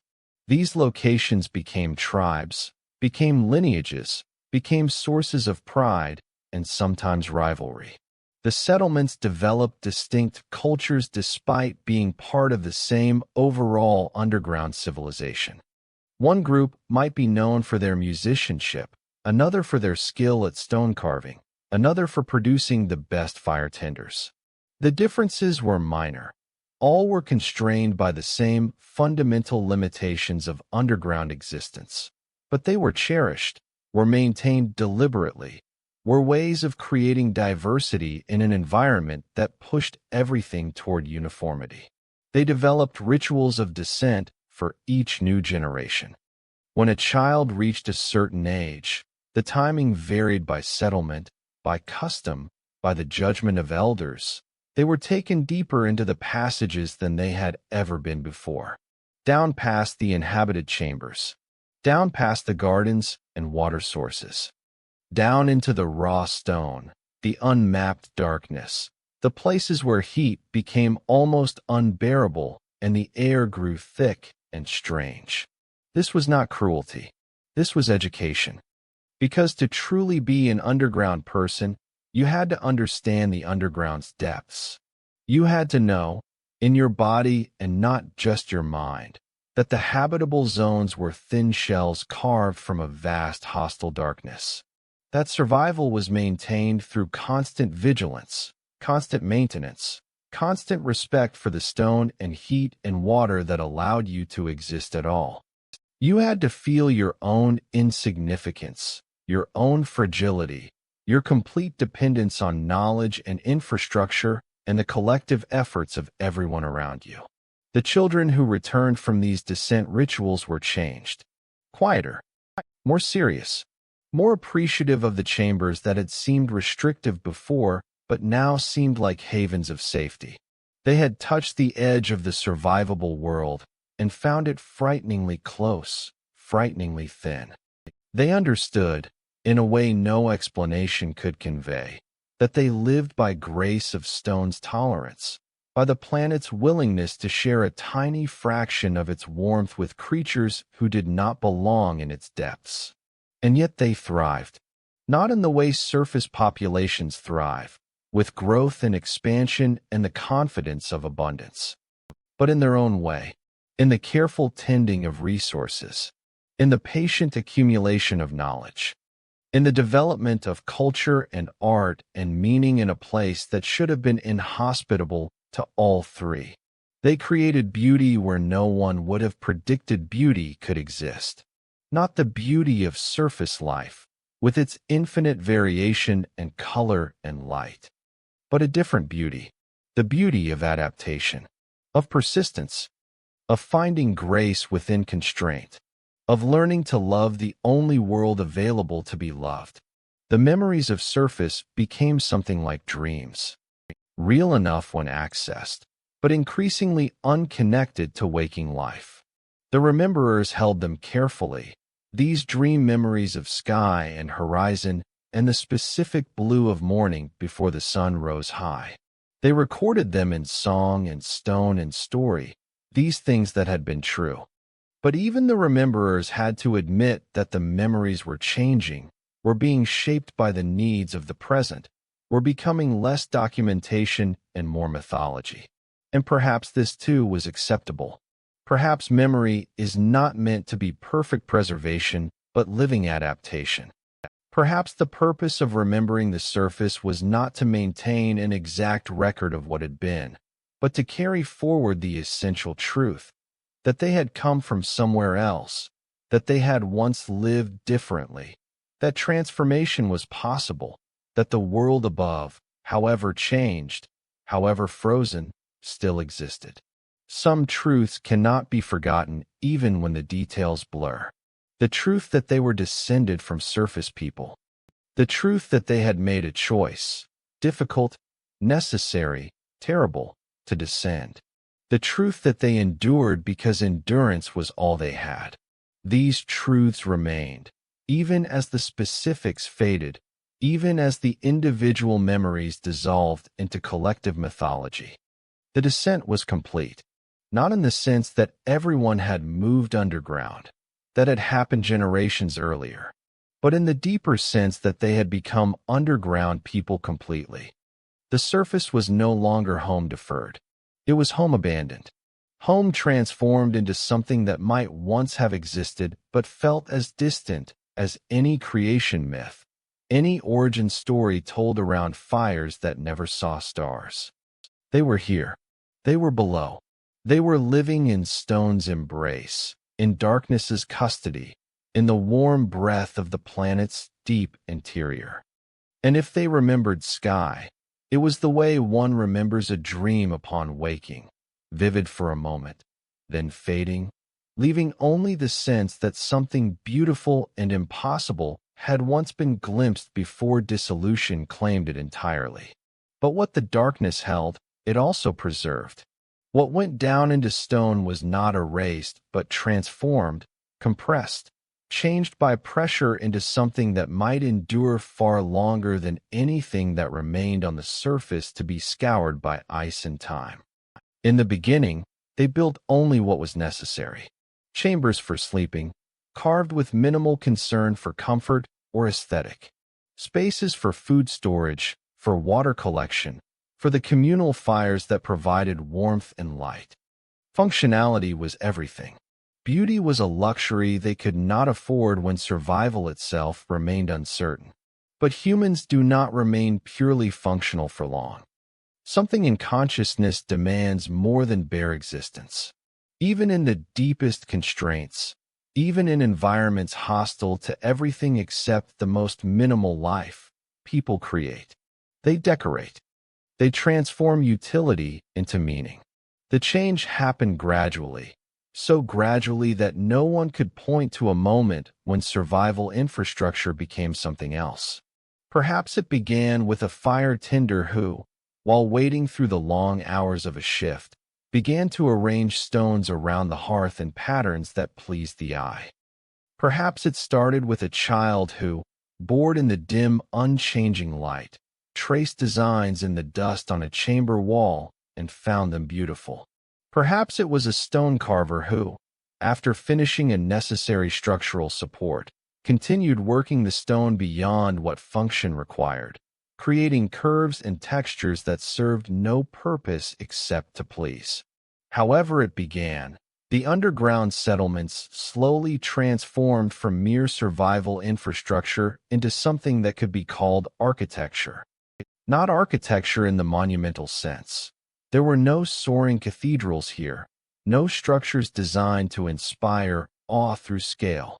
But architecture in the deeper sense, the deliberate shaping of space to create not just shelter, but meaning, not just function, but experience.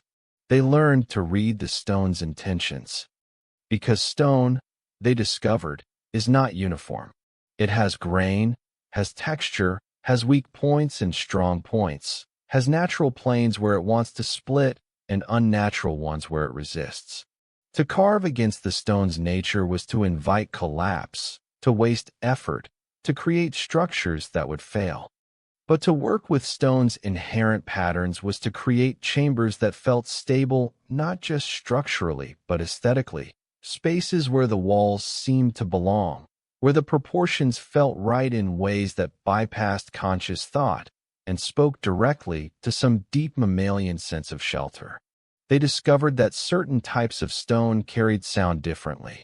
Limestone absorbed it, creating spaces that felt intimate, quiet, appropriate for sleeping or private conversation. Granite reflected it, amplifying even small sounds, making it ideal for gathering chambers where many people needed to hear a single speaker. They began to choose stone types deliberately, not just for structural properties, but for acoustic ones, creating chambers whose sound-carrying characteristics were as carefully considered as their dimensions. The fungal gardens, initially planted in purely utilitarian rows, began to take on aesthetic dimensions.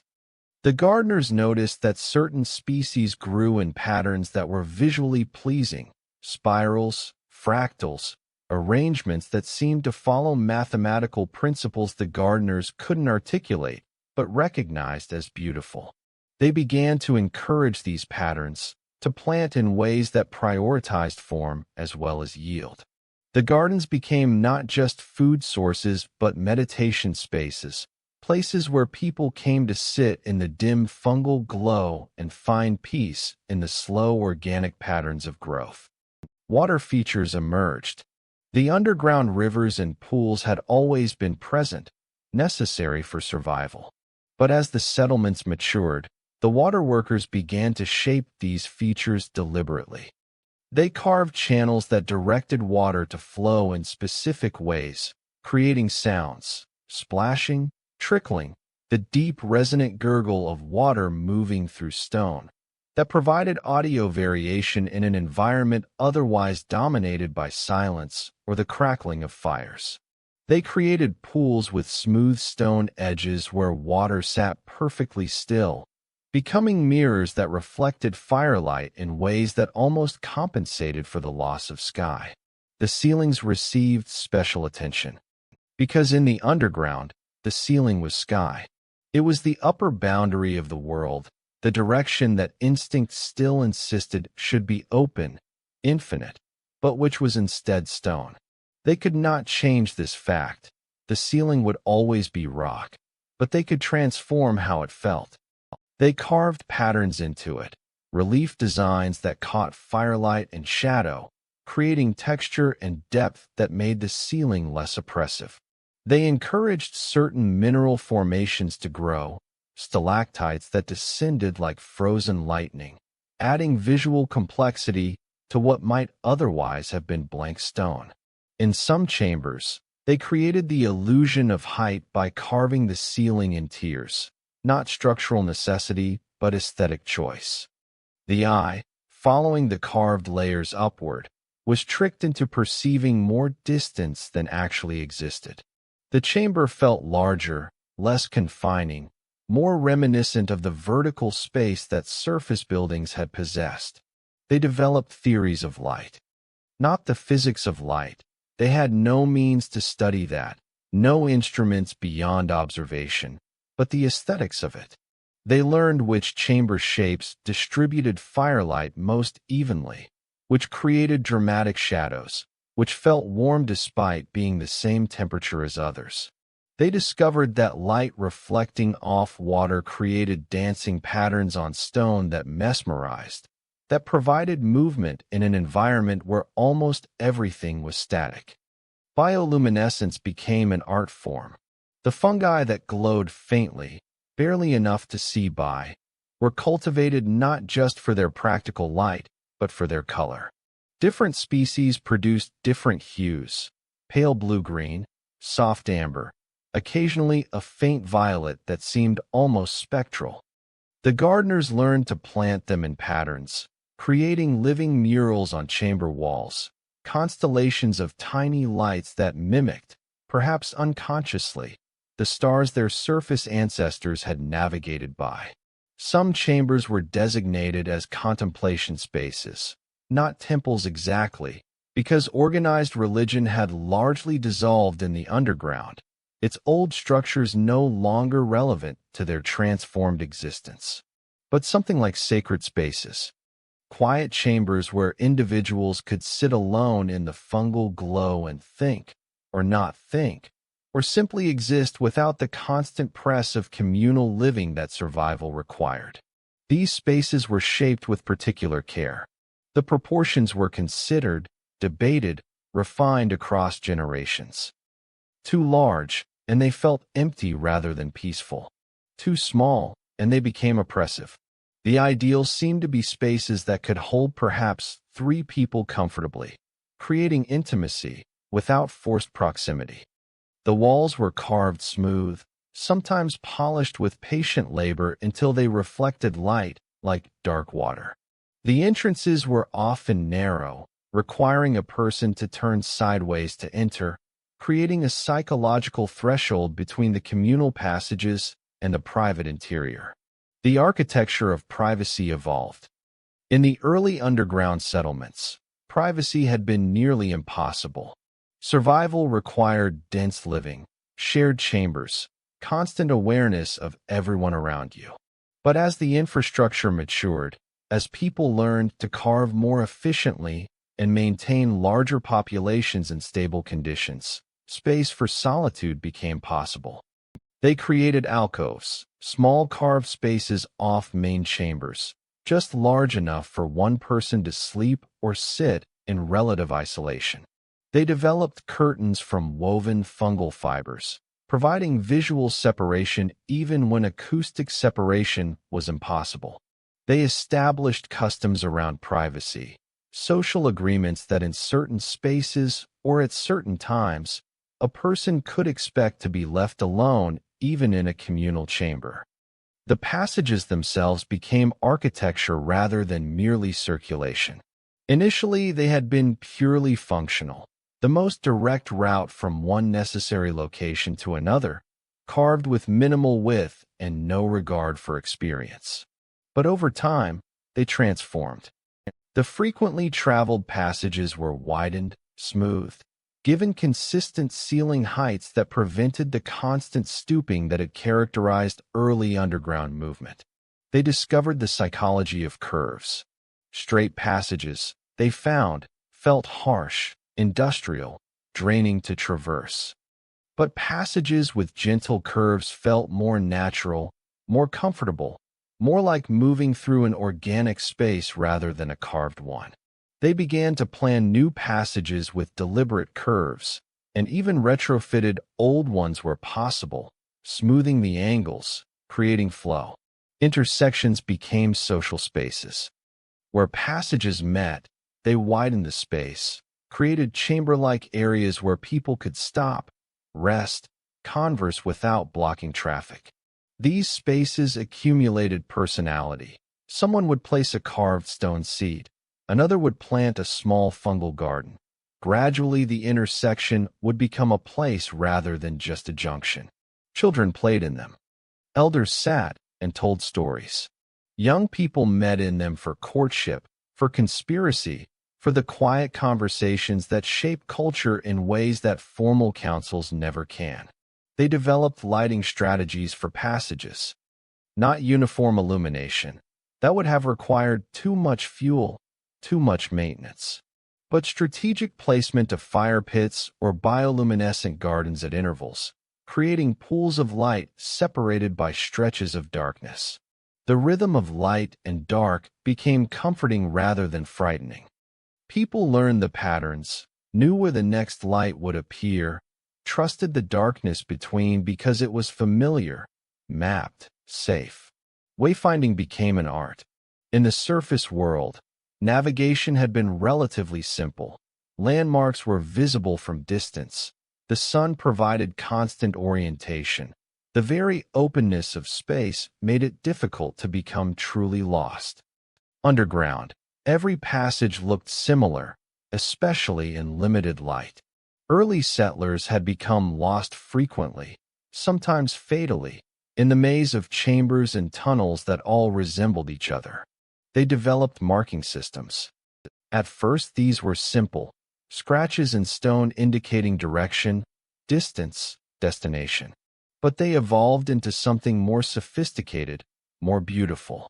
They carved symbols that conveyed complex information. This passage leads to water. This one to the surface access, sealed now, but still marked. This one to the deep gardens. This one to chambers that were unstable and should only be entered with caution. The symbols became stylized, decorated, transformed from mere utility into something approaching art. Each settlement developed its own visual language, its own aesthetic for the necessary marks. Some favored geometric precision, angles and lines carved with mathematical accuracy.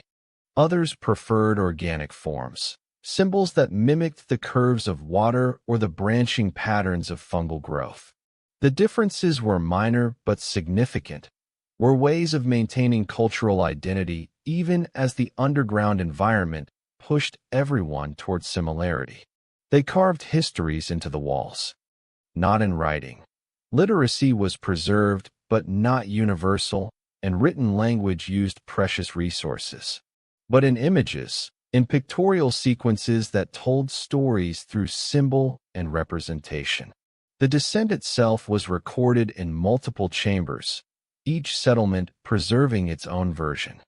The images showed people moving downward through layered strata of stone, showed the surface above freezing, showed the first chambers being carved. Future generations, even those who could not read the written records, could understand the basic narrative through these images. But the carvings were not only historical. They were also aspirational, mythological, purely aesthetic. They carved animals that no longer existed, working from oral descriptions, creating representations that became increasingly abstract across generations as the original forms were forgotten. They carved patterns that had no representational meaning, fractals, spirals, tessellations, perhaps because the mathematical beauty of such patterns spoke to something fundamental in consciousness that transcended the need for literal meaning. Music spaces were developed with the same care as visual spaces. They discovered that certain chamber shapes created natural reverberation, sustaining notes long after they were sung or played. These chambers became performance spaces, concert halls carved from living stone. The acoustics were refined through trial and error, adding carved features that dampened or enhanced specific frequencies, shaping the space to create exactly the auditory experience they desired. The instruments evolved alongside the spaces. Surface instruments, those designed for open air, for the acoustic properties of wood and skin and metal under sky, had needed radical adaptation. The flutes became longer, their tones deeper, more resonant in the close quarters of stone chambers. The drums developed new rhythms, less about volume and more about complexity, about patterns that could be heard clearly even in acoustic spaces that might blur louder, simpler beats. They created instruments that had never existed on the surface. Stone chimes, carefully selected pieces of different rock types suspended in specific arrangements, struck with smaller stones or bone to produce tones that varied by mineral composition, by size, by shape. Each chamber had different acoustics, and so the chimes were tuned specifically for the spaces they inhabited, creating music that could only exist in that precise location, in that exact stone context. Water became an instrument. They carved channels that directed water to fall in particular ways, creating rhythms through the spacing and depth of carved pools, through the shape of the stone the water struck. These water songs ran continuously, background music that varied with water volume, with the seasons of underground flow that had their own logic unrelated to surface time.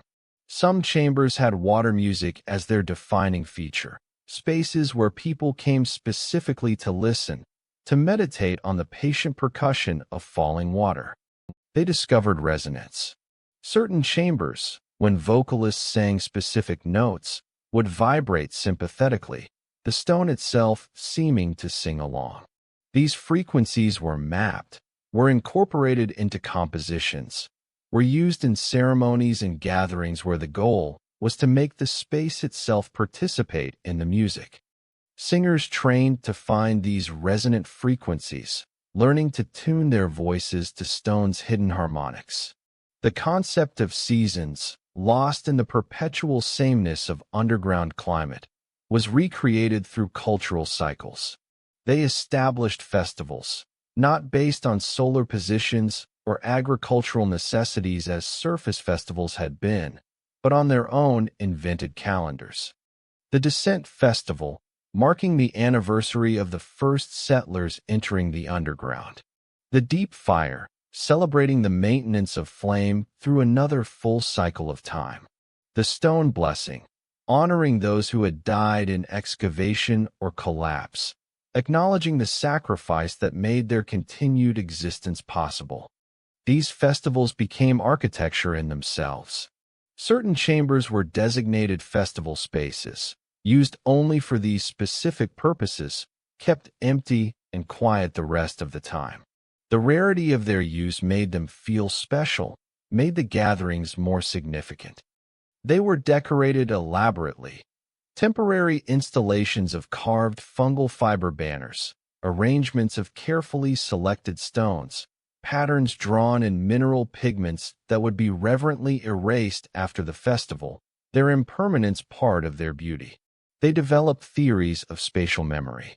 They noticed that people navigating the passages relied not just on conscious recall of routes, but on body memory, the knowledge stored in muscle and balance about how to move through particular spaces.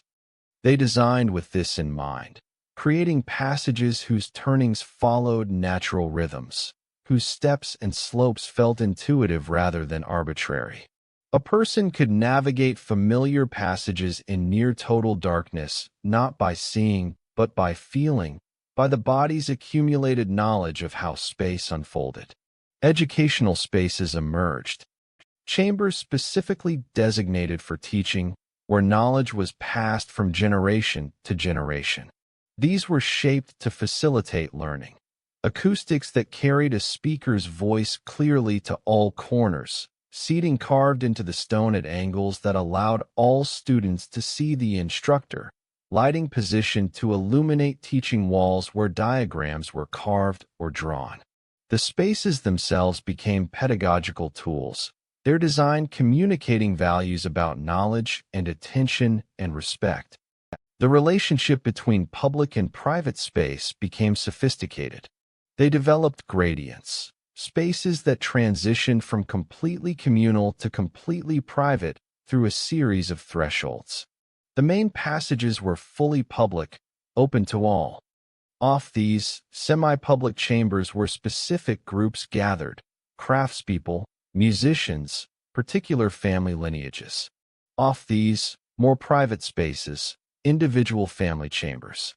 And within those, sometimes, the most private alcoves, sleeping spaces or meditation nooks where even family members understood they should not intrude without invitation. The architecture encoded social structure. You could read the hierarchy of a settlement in its spatial organization, in which chambers were central, in which peripheral, in which passages were wide and carefully maintained, and which were narrow and rough. But the hierarchy was not rigid.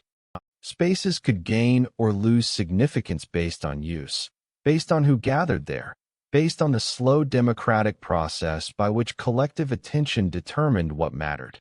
They created memory chambers, spaces specifically designated for the preservation of surface knowledge. These were often deeper, cooler, more stable in temperature and humidity. The walls were carved with elaborate detail, depictions of surface life, technical diagrams of agricultural techniques, anatomical drawings of animals that might need to be remembered. Written records were stored here, the precious clay tablets and carved stones that held information too complex for oral transmission alone. But these chambers also became monuments to forgetting. Because with each generation, more of what was recorded became incomprehensible. The descendants would stand before elaborate carvings depicting surface agriculture and understand them only as abstract patterns, as historical curiosities, not as practical knowledge they might someday need. The gap between preservation and comprehension widened steadily, until the memory chambers became more like museums, places that held the past but could not quite transmit it. The architecture reflected this forgetting. The oldest chambers, carved when surface memory was still fresh, showed clear evidence of surface architectural principles. Proportions derived from surface buildings, decorative motifs that referenced surface art, spatial organizations that mimicked surface settlement patterns. But newer chambers, carved by those born underground, showed different sensibilities. The proportions felt different. Lower ceilings that felt protective rather than restrictive, spaces that curled inward rather than opening outward, a preference for enclosure that would have seemed claustrophobic to surface dwellers but felt comforting to those who had never known anything else. You could date chambers by their architecture, could trace the evolution of underground culture through the physical spaces they created. The early chambers, functional, sparse, bearing the marks of desperate efficiency. The middle period, elaboration beginning, decoration emerging, the first signs of aesthetic consideration beyond mere survival.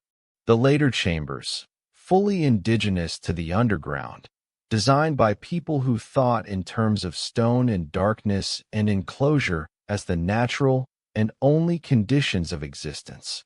They developed what might be called a philosophy of enclosure.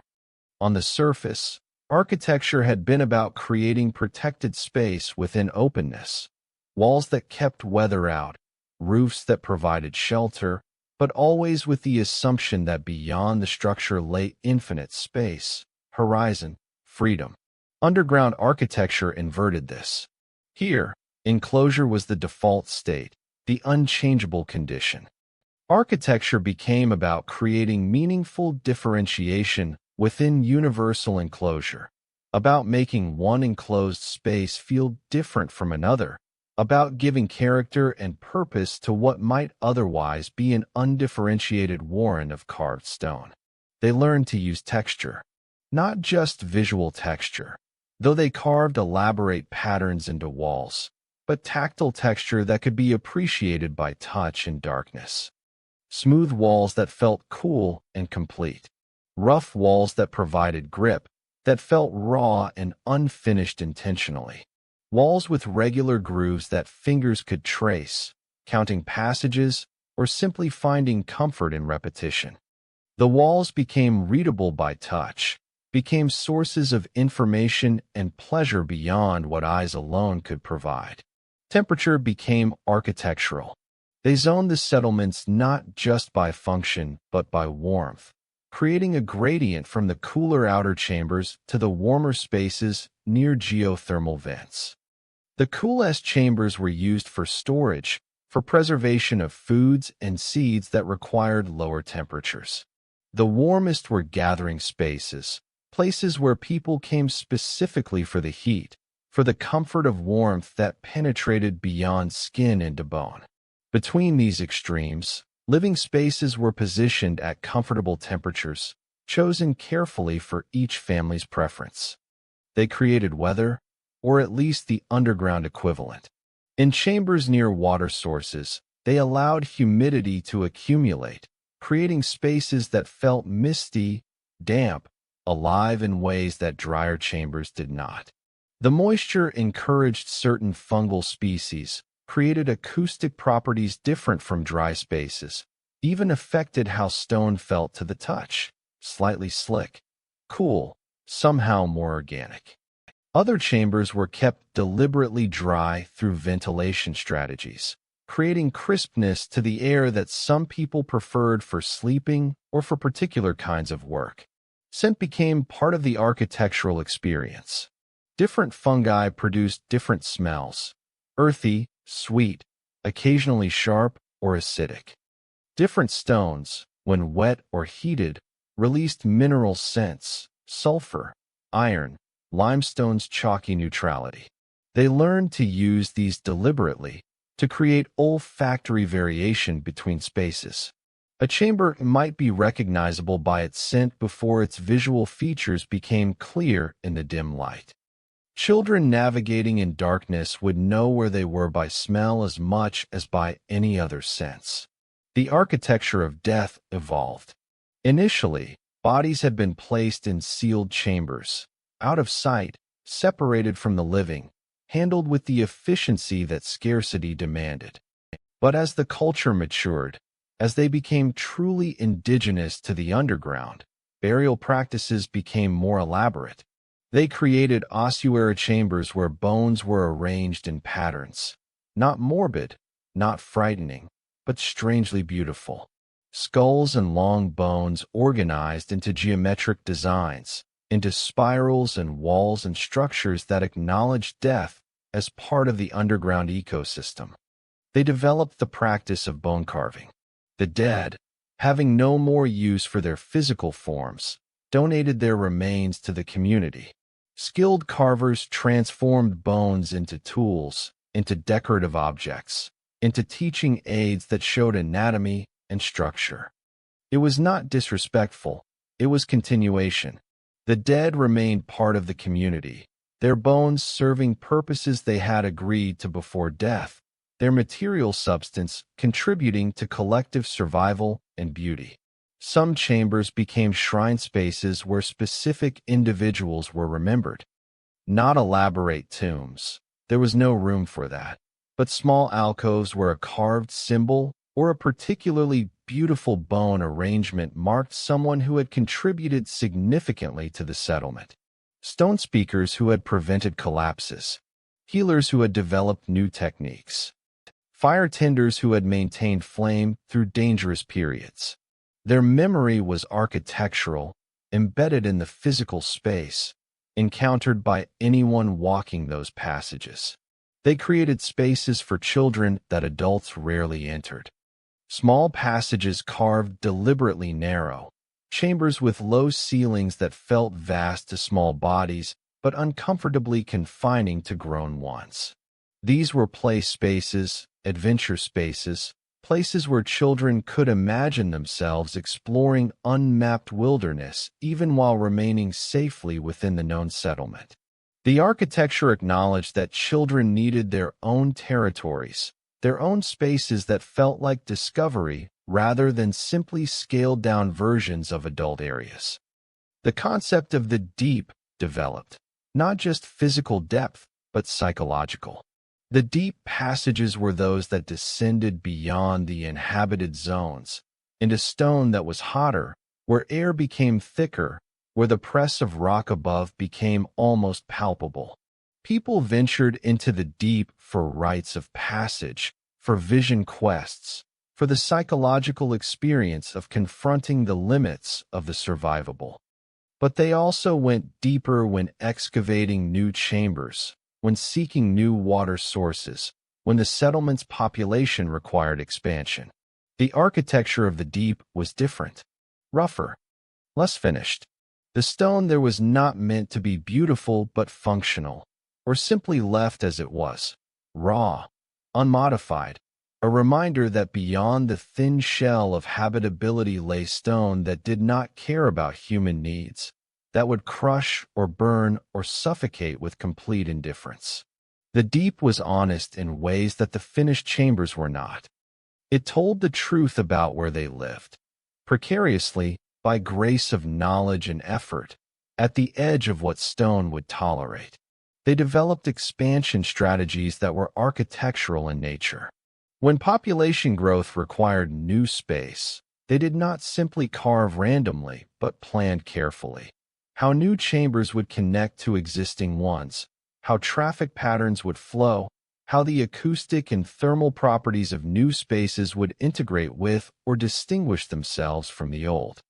Each expansion was an opportunity to refine their understanding of underground architecture, to incorporate lessons learned, to experiment with new approaches. But expansion was always limited, always constrained. The underground could not grow indefinitely. There was only so much accessible geothermal warmth, only so much stable stone, only so much water that could be reliably channeled to inhabited spaces. They reached boundaries, not walls they built, but limits imposed by geology, by the distribution of resources, by the practical constraints of ventilation and support. These boundaries shaped the culture. They enforced a kind of discipline, a recognition that growth for its own sake was not possible or desirable. The settlements reached optimal sizes and maintained them, neither shrinking nor expanding, existing in a steady state that required constant maintenance but permitted long-term planning. The architecture reflected this stability, buildings that were expected to last generations, spaces that were refined and improved rather than abandoned for new ones, a commitment to place that surface civilizations, with their ability to simply move elsewhere when resources depleted, had never quite developed. The underground became not just where they lived, but what they were. The architecture stopped being something imposed on stone and became something that emerged from it, that worked with it, that understood stone not as obstacle, but as partner. They learned to listen to what stone wanted to be, to find the chambers waiting inside the rock, to reveal rather than create the spaces where life could persist. And in this listening, in this patient collaboration with geology, they discovered something unexpected. That constraint can be generative, that limits can produce innovation, that being forced to work within narrow boundaries sometimes produces solutions more elegant than abundance ever would inspire. The architecture of the underground was beautiful precisely because it was necessary, precisely because every decision was weighted with consequence, precisely because there was no room for waste or error or casual choice. The forgetting continued, the slow erosion of surface memory, the gradual transformation of once practical knowledge into mythology. But the architecture remembered, not in the way that writing remembers, or oral tradition, or even carved images, but in proportions, in the shapes of spaces, in decisions made generations ago that still influenced how people moved through the world. The architecture was memory in physical form, was the accumulated wisdom of countless builders encoded in stone, was history you could touch and walk through and live inside. Some truths are not lost. They are simply folded beneath silence, pressed into stone, held in the spaces between what is said and what is simply understood by anyone who has lived long enough in these chambers to feel their rhythm, their logic, their deep and patient intelligence. Time, in the underground, became something other than what it had been. On the surface, time had possessed urgency. Seasons changed, weather shifted, crops needed planting, needed harvesting, needed attention at specific moments, or they failed. The sun rose and set with predictable rhythm, marking days that accumulated into weeks, into months, into the measurable passage of years. Below, time slowed. Or perhaps it didn't slow, but simply stopped presenting itself in familiar units. Without sun, without seasons, without the natural markers that had always structured human experience of duration, time became less a sequence of distinct moments and more a continuous present that extended in both directions, forward into an unchanging future, backward into a past that felt increasingly dreamlike and uncertain. The first generation underground still tried to measure time in surface terms. They counted sleep cycles, tried to maintain awareness of days and months and years. They marked anniversaries, 1 year since descent, 5 years, 10. They celebrated birthdays, though the dates became increasingly approximate. They maintained calendars carved into stone, tallies of elapsed time that someone was responsible for updating, for keeping accurate. But these practices eroded. The calendar keeper would forget to make a mark, then add several at once to compensate, introducing error that could never be corrected. Birthdays became estimates, someone born early in the descent or after the first expansion rather than on a specific date. The very concept of a year became abstract when there were no seasonal cycles to define it, when one period of time felt identical to any other. The second generation, born underground, had even less investment in surface timekeeping. What did a year mean to them? An arbitrary number of sleep cycles? A concept inherited from parents, but with no lived referent? They developed their own time markers, more relevant to underground existence. The time between fungal harvests, the duration of a child's growth from birth to first independent navigation, the lifespan of a particularly productive bioluminescent garden. By the third generation, surface time had become essentially meaningless. They still used the word year, but it had lost precision, had become a vague unit roughly corresponding to what their ancestors had meant, but no longer tied to any external standard. Time was measured by generations, by the lifespan of elders, by the slow accumulation of mineral deposits on chamber ceilings, by the gradual wearing of stone pathways under countless feet. And this shift in temporal experience changed everything. Changed how they thought about the future. Changed how they understood their own lives. Changed their relationship to the past and their expectations of what was to come. On the surface, people had planned in terms of seasons, of years, of their own expected lifespan. They knew roughly how long they would live, could anticipate the stages of existence, could plan accordingly. But underground, without clear temporal markers, life became less a sequence of distinct stages and more a gradual, almost imperceptible transition from youth to age to death. Children stayed children longer, or seemed to. Without the annual markers of birthdays celebrated on specific dates, without the visible passage of seasons marking growth, childhood extended into a nebulous period defined more by capability than by time elapsed. A child became an adolescent not at a certain age, but when they could navigate the passages independently, when they could contribute meaningfully to fungal cultivation, when they could sit through a full council session without restlessness. Adulthood was similarly fluid.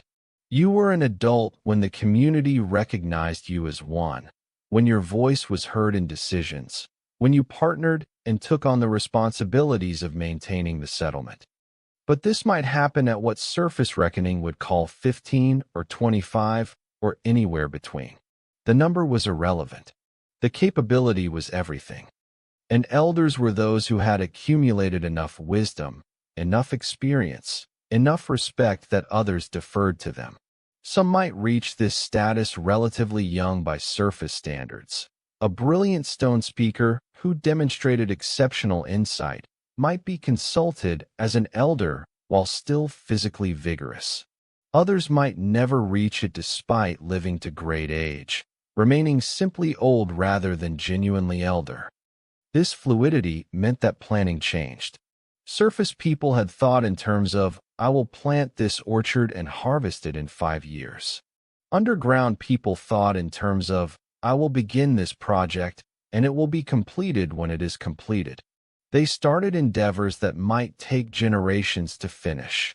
The carving of an elaborate ceremonial chamber, the breeding of fungal strains with specific properties, the mapping of deep passage systems that would require decades of exploration. And they were content with this. More than content, they found it natural. The idea of planning in terms of specific years or decades would have seemed strange, arbitrary, unnecessary. What mattered was the work itself, the process, the gradual accumulation of effort towards something that would outlast any individual contribution. Above them, unwitnessed and unimaginable, the surface world existed in its own temporal regime. The Ice Age was not static. It breathed. It pulsed. It advanced and retreated in cycles nested within cycles, responding to orbital mechanics and atmospheric feedback and the complex chaotic mathematics of climate systems.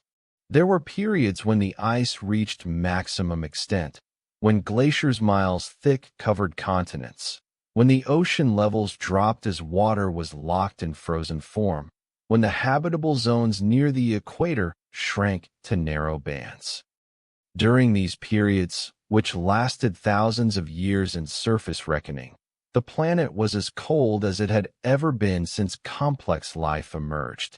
The average temperature dropped to levels that would have been lethal to most species. The ice itself became a geological force, grinding stone, carving valleys, reshaping entire landscapes with patient, terrible power. But then, following rhythms too slow for any consciousness to track in real time, the ice would retreat slightly, not melting away entirely. This was not yet the end of the Ice Age, but pulling back from its maximum extent. Summers would become slightly less brutal. The glaciers would stop advancing, would begin to shed ice faster than they accumulated new snow. The process was incremental, barely perceptible within any single lifetime, even if there had been surface dwellers to perceive it. But over centuries, the difference became substantial. During these interglacial periods, though they were not true interglacials, just temporary retreats within the larger ice age, the planet became marginally more hospitable. Tundra vegetation expanded. Hardy grasses pushed north. Small mammals emerged from refugia near the equator and began tentatively reclaiming territory. Life, which had been compressed into the narrowest possible bands, breathed outward slightly. But these warmings never lasted. The orbital cycles that drove them were temporary. Eventually, the configuration would shift again, the glaciers would resume their advance, and the brief flourishing would be crushed back into the minimal zones of survival. The planet was locked in oscillation, swinging between extremes of cold and slightly less cold, never returning to the warmth that had characterized the pre-glacial world. And through all of this, through the advancing and retreating ice, through the thousands of years of grinding cold punctuated by brief periods of marginal warming, the underground settlements endured. They knew nothing of the cycles above. The changes in surface temperature were irrelevant to them, insulated as they were by miles of stone. The geothermal vents that warmed their chambers were influenced by deep planetary processes, not by surface climate. The underground rivers that provided their water came from aquifers so deep that surface precipitation patterns had no immediate effect. They lived in their own time, their own climate, their own isolated bubble of existence that could persist regardless of what happened above. And this isolation, this complete disconnection from surface conditions, meant they had no way to know when or whether the Ice Age was ending. They had descended assuming the freeze would be temporary, that their descendants would return to the surface within a few generations.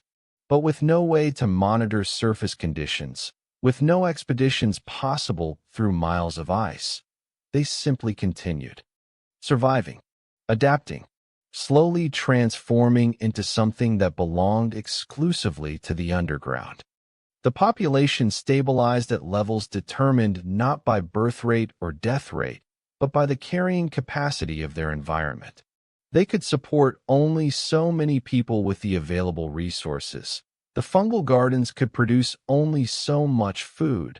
The water sources could supply only so much drinking water. The geothermal vents could warm only so much space. They reached this limit and maintained it through the cultural practices that discouraged large families, that honored reproductive restraint, that made collective survival more important than individual lineage. This stable population meant stable culture. On the surface, civilizations had been dynamic, expanding, conquering, collapsing, being replaced by others in cycles of rise and fall. But underground, there was nowhere to expand to, no other civilizations to conquer or be conquered by, no room for the dramatic cycles that characterized surface history. They simply were, generation after generation, maintaining roughly the same population in roughly the same spaces, living roughly the same lives as their ancestors had lived. But roughly the same is not identical. Drift happened. Slow cultural evolution that accumulated over generations into significant change. Language shifted, words taking on new meanings, old terms being forgotten, new vocabulary emerging for underground phenomena that had no surface equivalents. Customs evolved, burial practices becoming more elaborate, festivals transforming in emphasis and meaning, social structures adapting to the specific constraints of underground life. And physical change occurred too, not evolution in the strict biological sense. The timescales were too short for that, and the population too small to generate the diversity of traits that natural selection requires. But phenotypic adaptation, the expression of genes already present in the population but now favored by underground conditions. Children born underground grew up with bodies slightly different from their surface-dwelling ancestors. Their eyes were the most obvious change. Larger pupils that captured more of the minimal available light. Increased rod density in the retina for better night vision. Reduced reliance on color perception, which was useless in an environment dominated by firelight and fungal glow. The changes were subtle. An outside observer might not notice them immediately, but cumulatively significant. Underground people could see in conditions that would leave surface dwellers functionally blind. Their skin paled, losing melanin that served no purpose without sun exposure. Some maintained darker complexions for several generations, evidence of their tropical ancestry, but even these gradually lightened as there was no selective pressure to maintain pigmentation. Eventually, the population became uniformly pale, almost translucent in the fungal light, veins visible beneath skin that had never known UV radiation. Their bone structure adapted to reduced calcium metabolism in the absence of sunlight-triggered vitamin D production. They developed dietary strategies to compensate, consuming certain fungi that provided nutrients surface people had gotten from sun exposure, eating bone marrow and organ meats from the small animals they raised. But still, their bones became slightly less dense, more prone to fracture if stressed beyond what underground life typically required. It was a trade-off, an adaptation that worked well enough for their current environment but would make return to surface life more difficult. Their height decreased slightly. Not dramatically. They were not dwarfed by underground living, but enough to be measurable across generations. Shorter stature was advantageous in spaces with low ceilings, required fewer calories to maintain, and there was no disadvantage to it in an environment where reaching high branches or seeing over tall grass had no relevance. The change was gradual, barely noticeable within any single generation, but over many generations it accumulated. Their sense of hearing sharpened. In an environment where vision was limited, where navigation often relied on acoustic cues, where stone carried sound in complex ways, auditory acuity became crucial. They could detect subtle echoes that revealed chamber size, could navigate by the sound of water or air currents, could recognize individuals by their footfall patterns. Children born underground developed these abilities more readily than their parents had, suggesting some genetic component was being selected for, however slowly. Their psychological adaptations were perhaps more significant than the physical ones. They developed comfort with enclosure that would have been pathological by surface standards. The constant proximity of stone walls, the limited horizon, the unchanging environment. These things that had driven the first generation to despair became normal, even comforting, to those born below. They did not long for open space because they had never experienced it. The concept of too much space became real to them in a way surface people could never understand. The rare large chambers felt exposed, uncomfortable, anxiety-inducing. They became comfortable with repetition in ways surface people were not. Surface life had constantly provided novelty, weather changes, seasonal variations, the movement of clouds, the growth and decay of vegetation. Underground, every day resembled every other day. The same chambers, the same passages, the same fungal gardens growing at their imperceptible pace.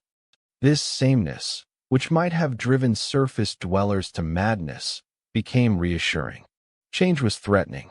Stability was comfort.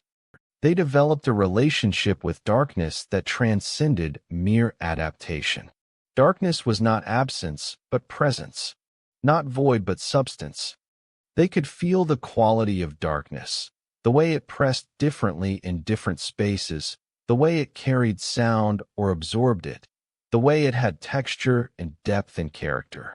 They spoke of darkness the way surface people spoke of light, as something with infinite variation, with moods and qualities that required sophisticated vocabulary to describe. Time continued its patient work. Centuries passed, though the underground people had long since stopped counting them in any precise way. They knew time was passing because elders died and children were born, because mineral deposits grew on chamber ceilings, because the stories changed in the telling. But whether they had been underground for 500 years or 1,000 or more, they had no way to know and increasingly no reason to care. The surface stories became pure mythology. No one remembered the surface as lived experience anymore. That person, if any had survived so long, was centuries dead. What remained were stories about stories, tales that had been told and retold so many times that whatever truth they once contained had been transformed into something else. The sun became a mythical fire being. The sky became heaven, or sometimes hell, depending on the theological inclinations of the storyteller. Trees became spirits. The ocean became a concept so abstract that children struggled to imagine it. An amount of water larger than any chamber, larger than all chambers combined, stretching beyond visibility in all directions. It seemed like fantasy, like the exaggerations adults used to make lessons more memorable. Some questioned whether the surface had ever existed. Perhaps, they argued, the descent stories were creation myths, poetic ways of explaining their origins that were never meant to be taken literally. After all, many of the details seemed implausible. A world with no ceiling? Air that moved on its own without being channeled through passages? Water that fell from above without any visible source? These descriptions violated everything they knew about how reality functioned. Others insisted on the literal truth of the histories. They pointed to the carved records, to the technical specifications that made sense only if they described an actual environment rather than an imagined one. They argued that the consistency across different records from different settlements suggested actual memory rather than shared fantasy. They maintained the position that their ancestors had lived on the surface, that the surface still existed somewhere above them, and that someday, though perhaps not soon, perhaps not in any time frame they could imagine, return might be possible. The debate was never resolved. It became one of the fundamental philosophical divisions in underground culture, between the literalists who believed in the surface as historical fact and the metaphorists who believed in the surface as meaningful fiction. Both perspectives coexisted, sometimes peacefully, sometimes in tension, each serving different psychological and cultural functions. What neither side fully grasped was that above them, locked in ice miles thick, the surface preserved pieces of their history more faithfully than any oral tradition or carved record could. The ice, in its grinding advance, had buried everything. But burial is a form of preservation. The cold prevented decay. The pressure prevented disturbance. And in the deepest, oldest ice, in the layers that had formed during the initial advance of the glaciers, things remained. Frozen in the ice were the last remnants of the surface world as it had been before the descent. Tree trunks, preserved so perfectly that if they could be thawed, the wood grain would still be visible, the growth rings still countable. The bodies of animals caught by the advancing cold, mammoths and giant elk and predators whose species would not survive the ice age except as frozen specimens. Pollen grains, each one a microscopic record of what plants had once grown, waiting in crystalline suspension for some future thaw to release them. And artifacts, human artifacts, the settlements that had been abandoned when their inhabitants descended, tools left behind because they were too heavy to carry, pottery broken by the grinding ice, but with fragments still bearing the marks of the hands that shaped them, stone foundations of buildings crushed flat by glacial weight, but still arranged in patterns that could only be intentional, could only be evidence of conscious design. The ice preserved what the underground people could not remember.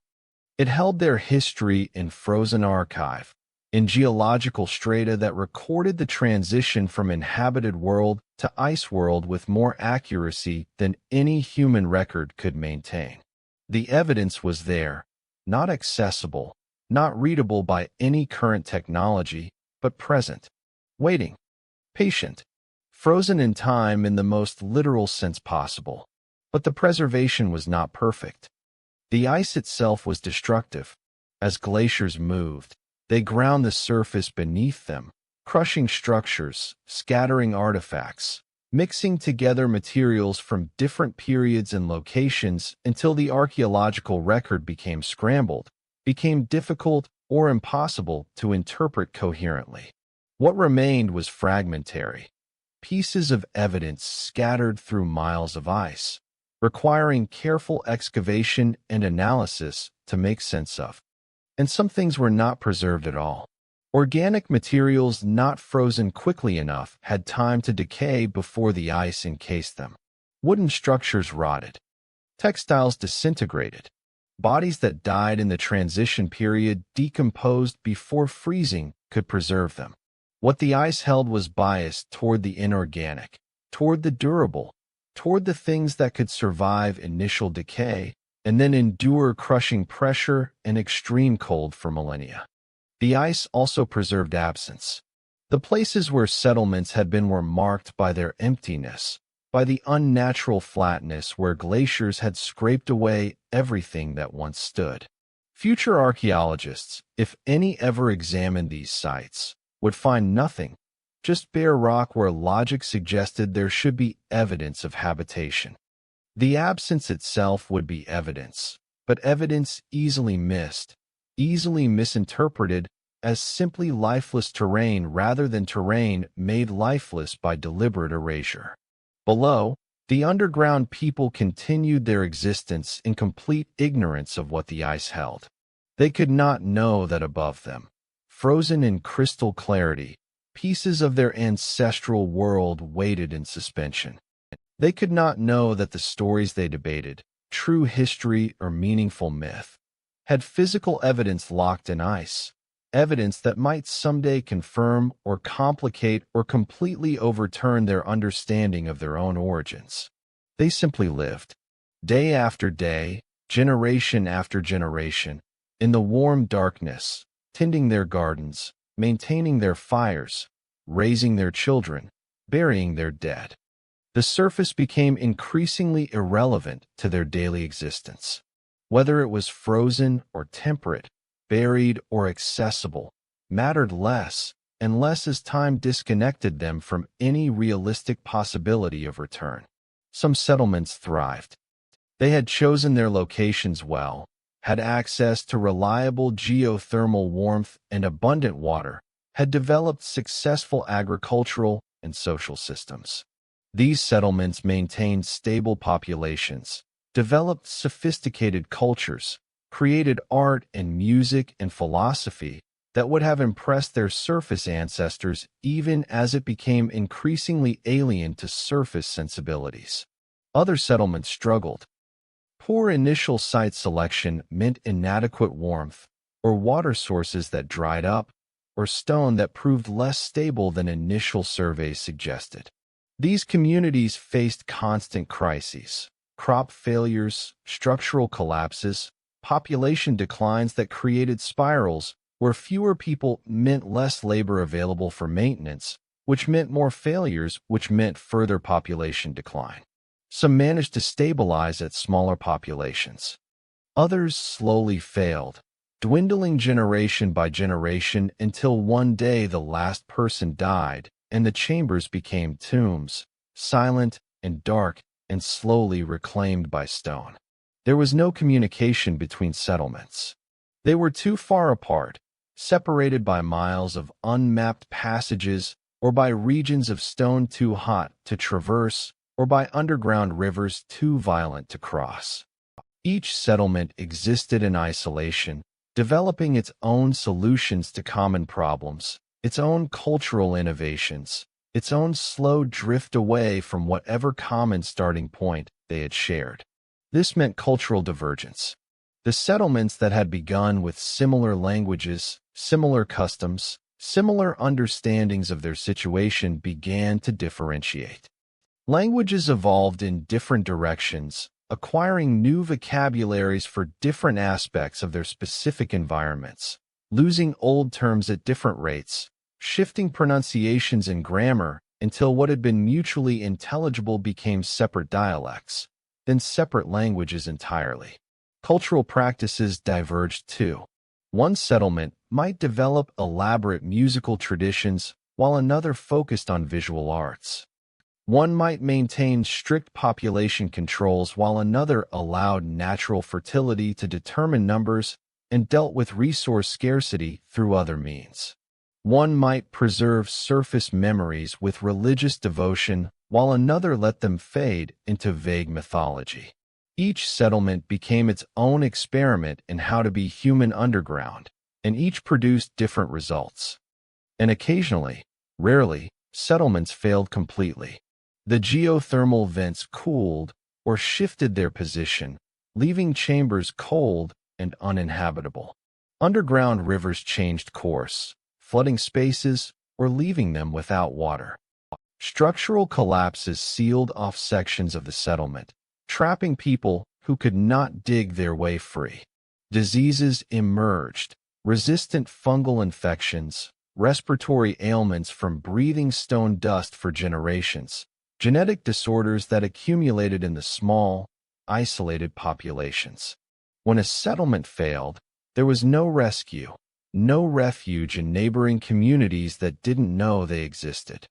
The people either adapted, finding new locations, rebuilding with whatever population remained, or they died.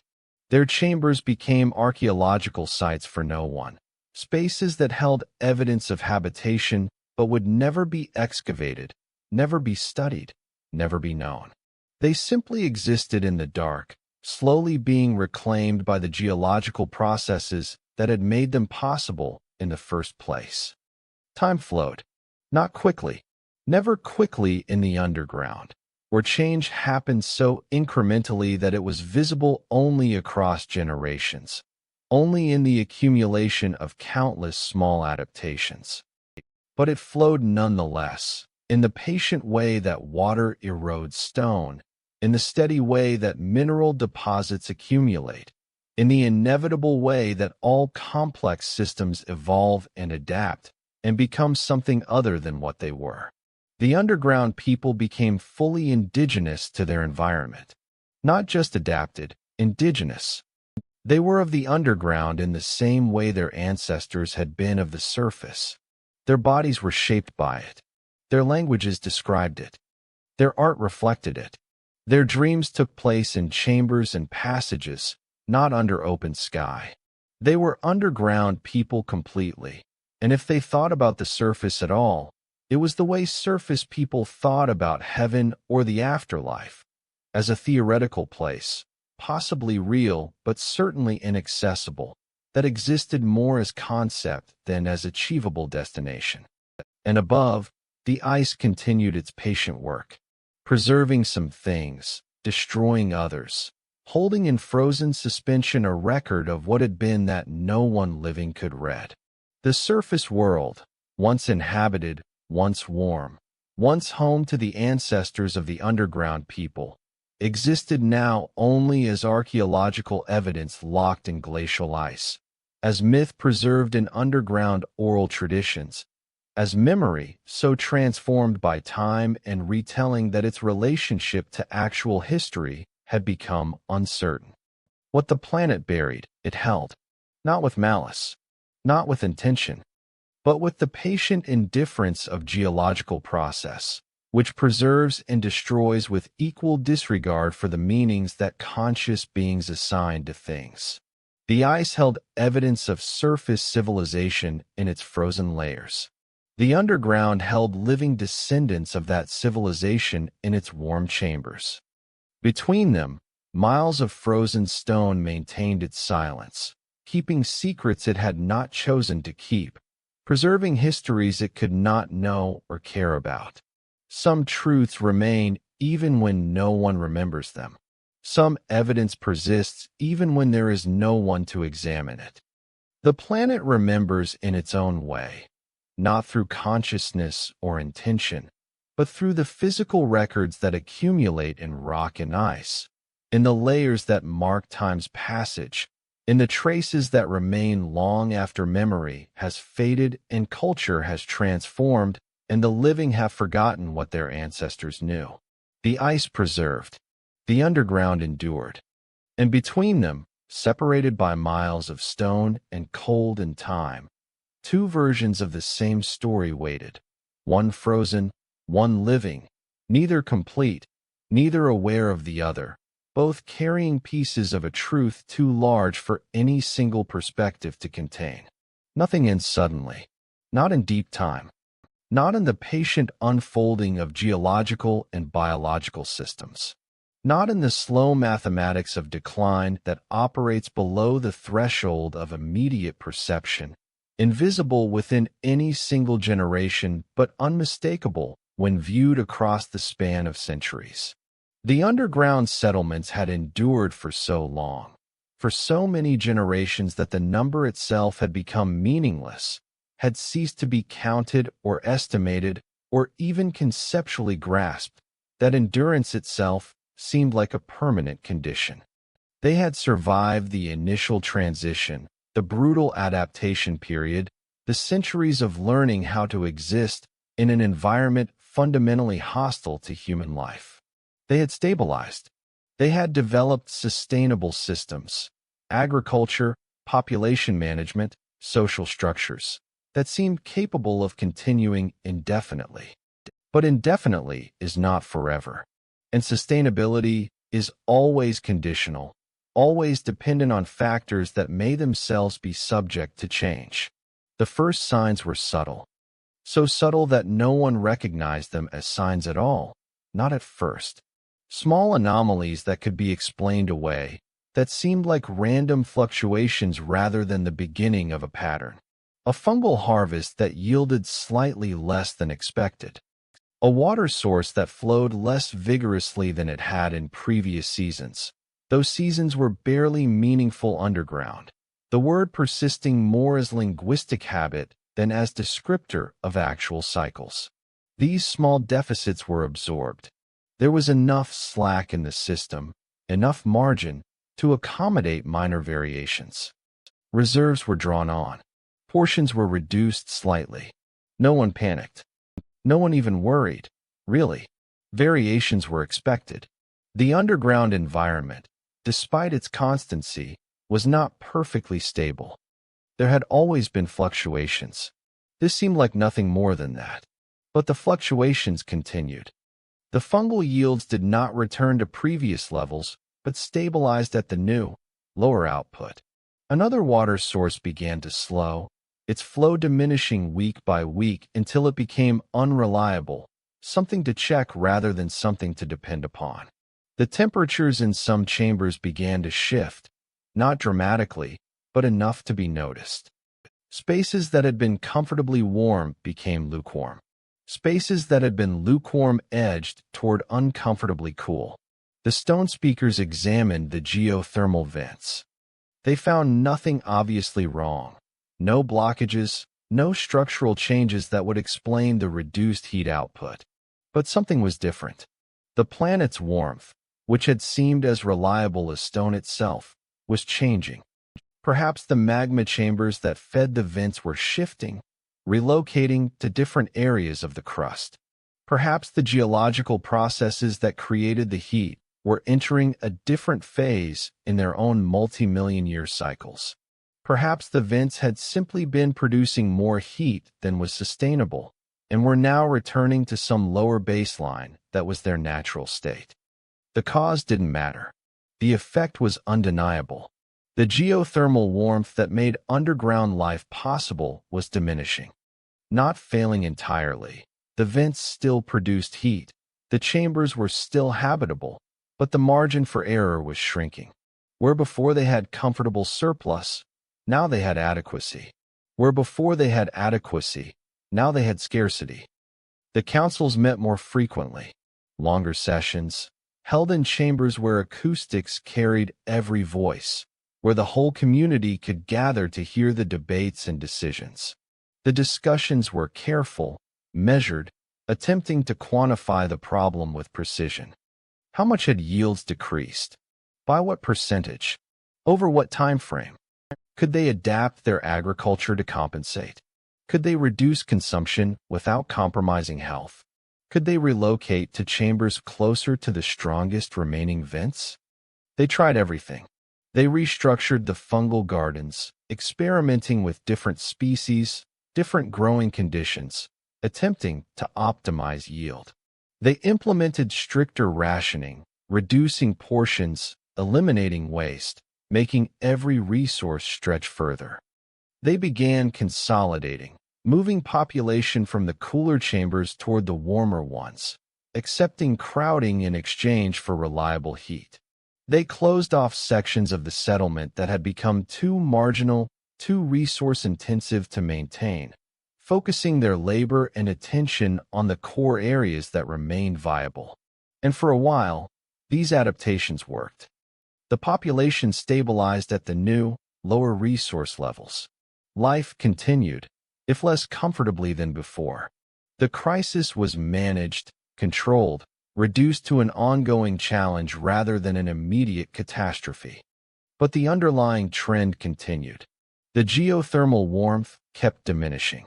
Slowly, imperceptibly within any given period, but consistently, relentlessly, following some internal logic of planetary heat distribution that cared nothing for the people depending on it.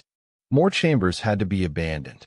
The settlement contracted, pulling inward toward the strongest remaining heat sources, leaving behind spaces that had been inhabited for generations. These abandonments were painful, not just practically.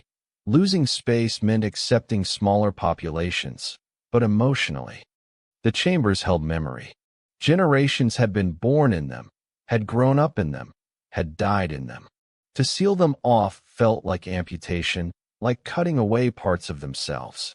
They conducted farewell ceremonies, small gatherings in the chambers before they were permanently closed, where people said goodbye to spaces that had meant something, where they touched walls their ancestors had carved, stood in acoustically perfect spaces where music had been performed for centuries, left offerings, small carved objects, tokens of respect, acknowledgments that what was being lost mattered.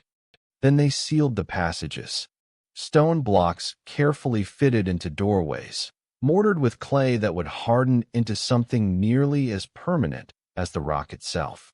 Final barriers between the inhabited world and the spaces that were being released back to stone, back to silence, back to the darkness that had preceded human habitation and would outlast it. The population couldn't be maintained. Even with the consolidation, even with the strictest rationing, the diminished resources couldn't support the numbers they had sustained before. The councils faced impossible decisions. They couldn't force people not to reproduce. That would require enforcement mechanisms that their culture had never developed, that seemed antithetical to everything they believed about individual autonomy and collective responsibility. But they could intensify the social pressures, make the consequences of large families more explicit, honor those who chose childlessness with greater ceremony and respect. It worked, partially.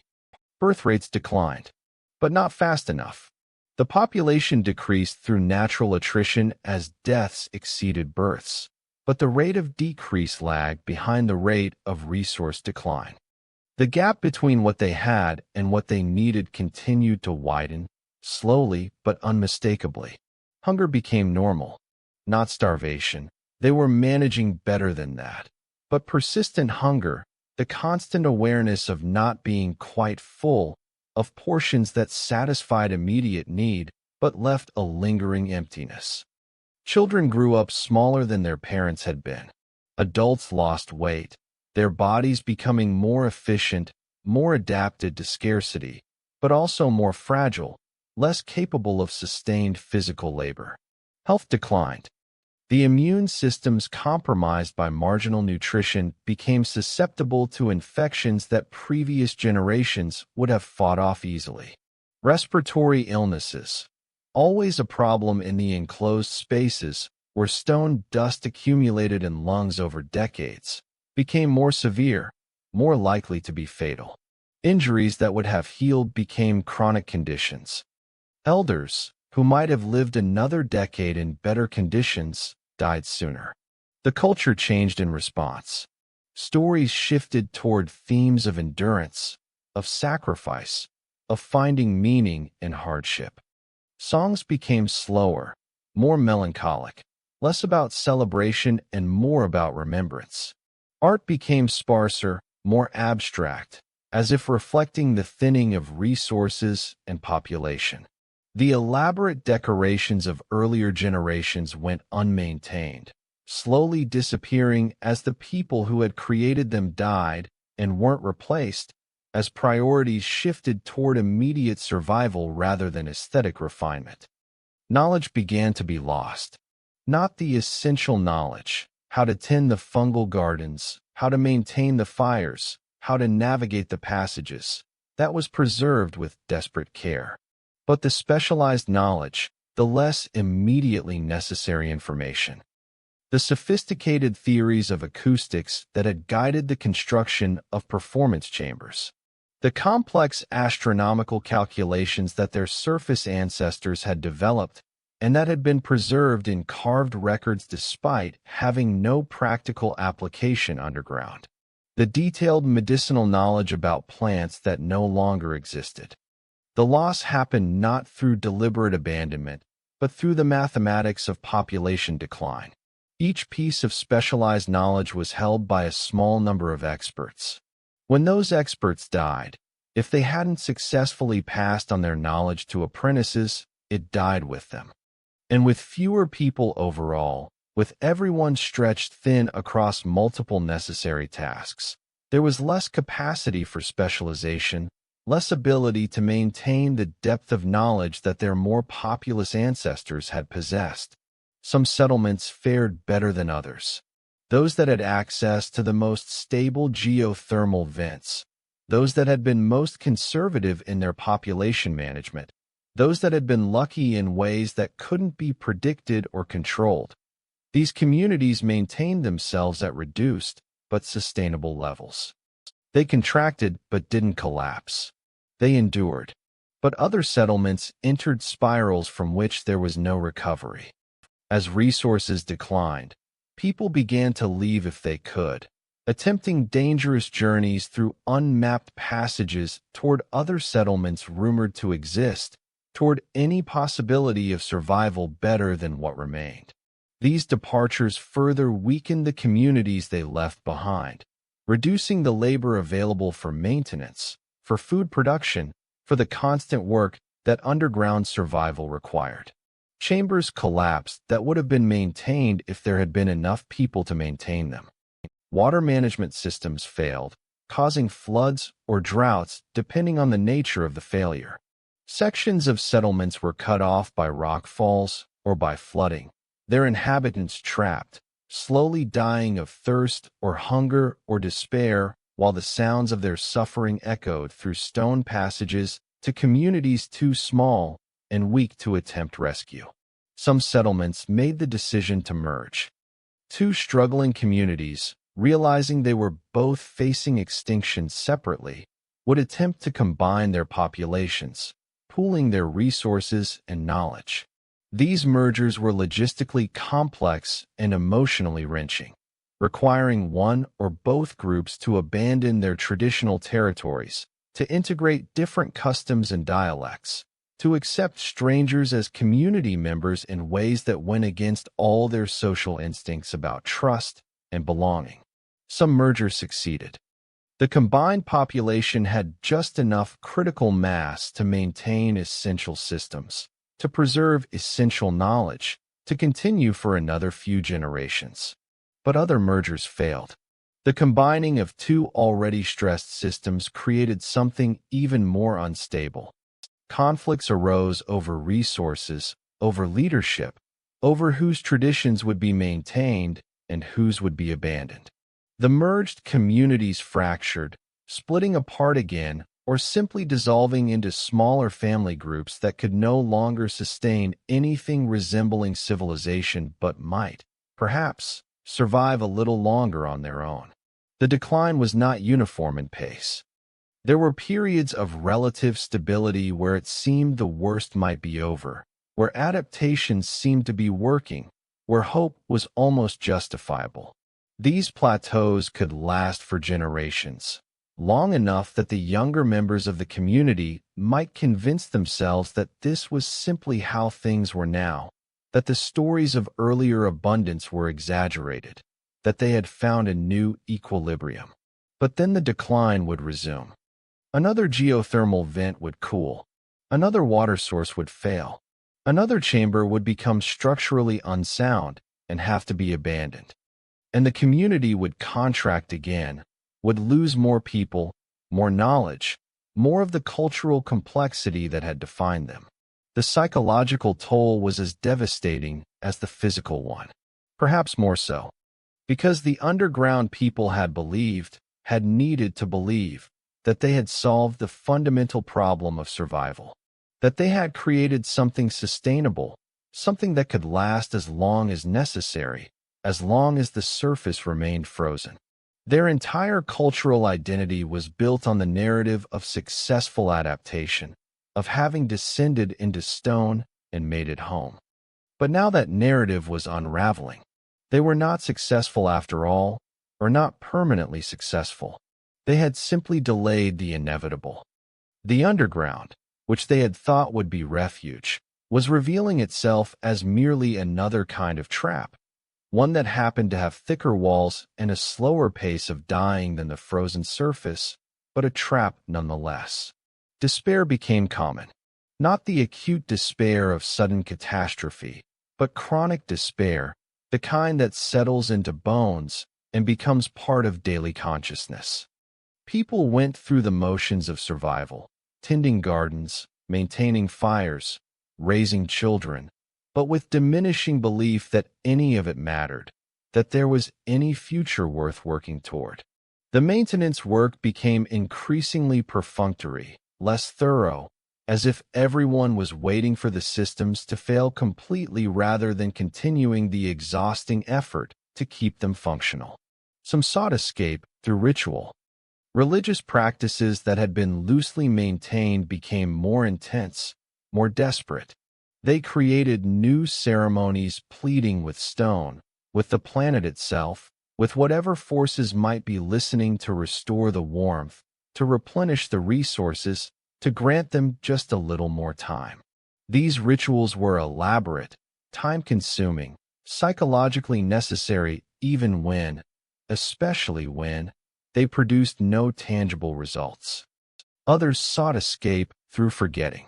They consumed fermented fungal extracts that produced intoxication, that allowed temporary obliteration of consciousness and its burdens. The practice had existed before, but had been occasional, recreational, socially regulated. Now it became more frequent, more necessary, more difficult to distinguish from addiction. People needed respite from the constant awareness of decline, needed brief periods where the future didn't have to be contemplated, where the present moment could exist without the weight of what it presaged. Conflict increased. In earlier, more abundant times, the communities had been generally peaceful. There were disputes, certainly, but they were resolved through council deliberation, through social pressure, through customs that prioritized harmony over individual grievance. But scarcity erodes social bonds. When resources become insufficient, when survival itself is threatened, the calculations change. What had been generous becomes foolish. What had been sharing becomes theft. What had been community becomes competition. Families began hoarding, secretly storing extra food, extra water, extra resources against future scarcity. This violated fundamental social contracts. Everything was supposed to be shared, distributed according to need, but the violations became widespread enough that enforcement became impossible. The councils could condemn hoarding, but they couldn't prevent it, and eventually they stopped trying, accepting it as an inevitable consequence of the conditions they faced. Violence emerged. Rare at first, shocking when it occurred, talked about for generations, but gradually more common. Disputes over resources that would once have been resolved through mediation escalated into physical confrontations. Theft, which had been nearly unknown, became almost routine. Some people, particularly the young and desperate, began raiding the stored supplies of others, justifying their actions with the logic of survival, with the claim that they needed the resources more or would use them more wisely, or deserved them more than whoever had hoarded them. The social fabric that had held the communities together was coming apart. Not dramatically. There were no wars, no organized violence, no complete breakdowns of order. But the slow erosion of trust, of shared purpose, of the belief that they were all in this together and would survive or die as a collective. Increasingly, people thought in terms of family units, of small groups, of whatever tiny circle they could still trust while the larger community structure dissolved around them. The last of the surface knowledge holders died. The elders who had maintained the detailed records, who had memorized the songs and stories that preserved technical information about surface life, who had insisted that someday this knowledge would be necessary, that someday they would return and need to know how to grow crops in sunlight, how to build structures under open sky, how to navigate by stars. With their deaths, most of that knowledge was lost. Some had attempted to pass it on, but younger generations, focused on immediate survival, saw little point in memorizing information about a world they would never see, that might not even exist. The memory chambers, those spaces carefully carved to preserve surface knowledge, were increasingly abandoned. Not deliberately destroyed, but simply no longer maintained. No one had time or energy to keep them clean, to repair damage, to ensure the carvings remained legible. Stone dust accumulated. Small collapses obscured portions of the records. The chambers remained, but they ceased to be living archives and became instead tombs of knowledge, places where information was buried rather than preserved. Language simplified. The elaborate vocabulary that had distinguished between dozens of types of stone, dozens of qualities of darkness, dozens of acoustic properties. This linguistic richness contracted. Words were lost as the things they described became irrelevant or as the distinctions they marked ceased to matter. What remained was a more basic language, adequate for immediate needs, but lacking the precision and depth that earlier generations had possessed. Art production declined to near nothing.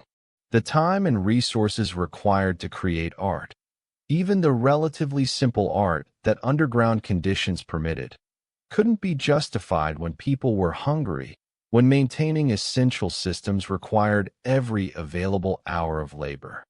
The last murals went unpainted. The last instruments fell silent or were broken and not repaired.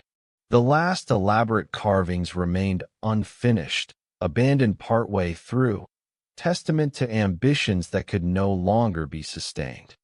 Music persisted longer than visual art, perhaps because it required fewer resources, just voice, just body percussion, just the acoustic properties of stone chambers that existed whether anyone used them or not. But even music changed, became simpler, less ambitious. The complex compositions that had been performed by groups of musicians became impossible as the people with those skills died or became too weak to perform. What remained were simple songs, often wordless, often more like mourning than like music. Some chose to leave, not seeking other settlements. Most had no knowledge of where other settlements might be, and the passages between them were unmapped, potentially lethal, but simply choosing to walk into the deep passages, into the hot darkness beyond the habitable zones, with no expectation of return. It was a form of suicide, but it was dignified, voluntary, and it reduced the resource burden on those who remained. The practice developed its own rituals. The person leaving would announce their intention to the community, would explain their reasoning, would receive acknowledgement and blessing. Then they would walk into the darkness, and the community would seal the passage behind them, ensuring they couldn't return even if they changed their mind, ensuring that their choice was final. These departures were grieved, but also, quietly, welcomed. Each person who left meant marginally more resources for those who remained, meant slightly better odds of continuation. The math was brutal but unavoidable. The communities were too small to afford sentiment that conflicted with survival arithmetic. The children born in these final generations were different from their ancestors. Not just physically, though they were smaller, frilier, marked by malnutrition and stress, but psychologically. They had no memory of abundance, no experience of the relative stability that earlier generations had known. They were born into decline and knew nothing else. Their expectations were calibrated to scarcity. Their normal was what previous generations would have considered crisis. This made them, in some ways, more adapted to the reality they faced. They didn't waste energy longing for conditions that no longer existed. They accepted the world as it was with a stoicism that their parents sometimes found disturbing. But it also meant they had less hope, less imagination about what might be possible. They were survivors, but not builders. They could maintain what existed, barely, but they couldn't envision creating anything new. The final contractions happened slowly, over generations that blurred together in the absence of clear temporal markers. Settlements that had once housed hundreds dwindled to dozens, then to handfuls. Families that had been part of complex kinship networks found themselves isolated, the last survivors in chambers that echoed with absence. The social structures that had governed community life, councils, specialized roles, elaborate customs, dissolved into simpler arrangements necessary for smaller groups. Some settlements consolidated into single extended families occupying a few interconnected chambers. They maintained the most essential systems, a single small fungal garden, one carefully tended fire, one reliable water source, and nothing more. They lived quietly, conserving energy, speaking less, moving less, existing in a kind of suspended animation where the goal was simply to make what remained last as long as possible. Others reached a point where continuation was clearly impossible, where the geothermal warmth had diminished below the threshold necessary to prevent hypothermia, where the water sources had failed completely, where the fungal gardens couldn't produce enough to sustain even minimal caloric needs. These communities faced the choice between dying slowly of deprivation or making the decision to end consciously, collectively, with whatever dignity remained available to them. Some chose the latter.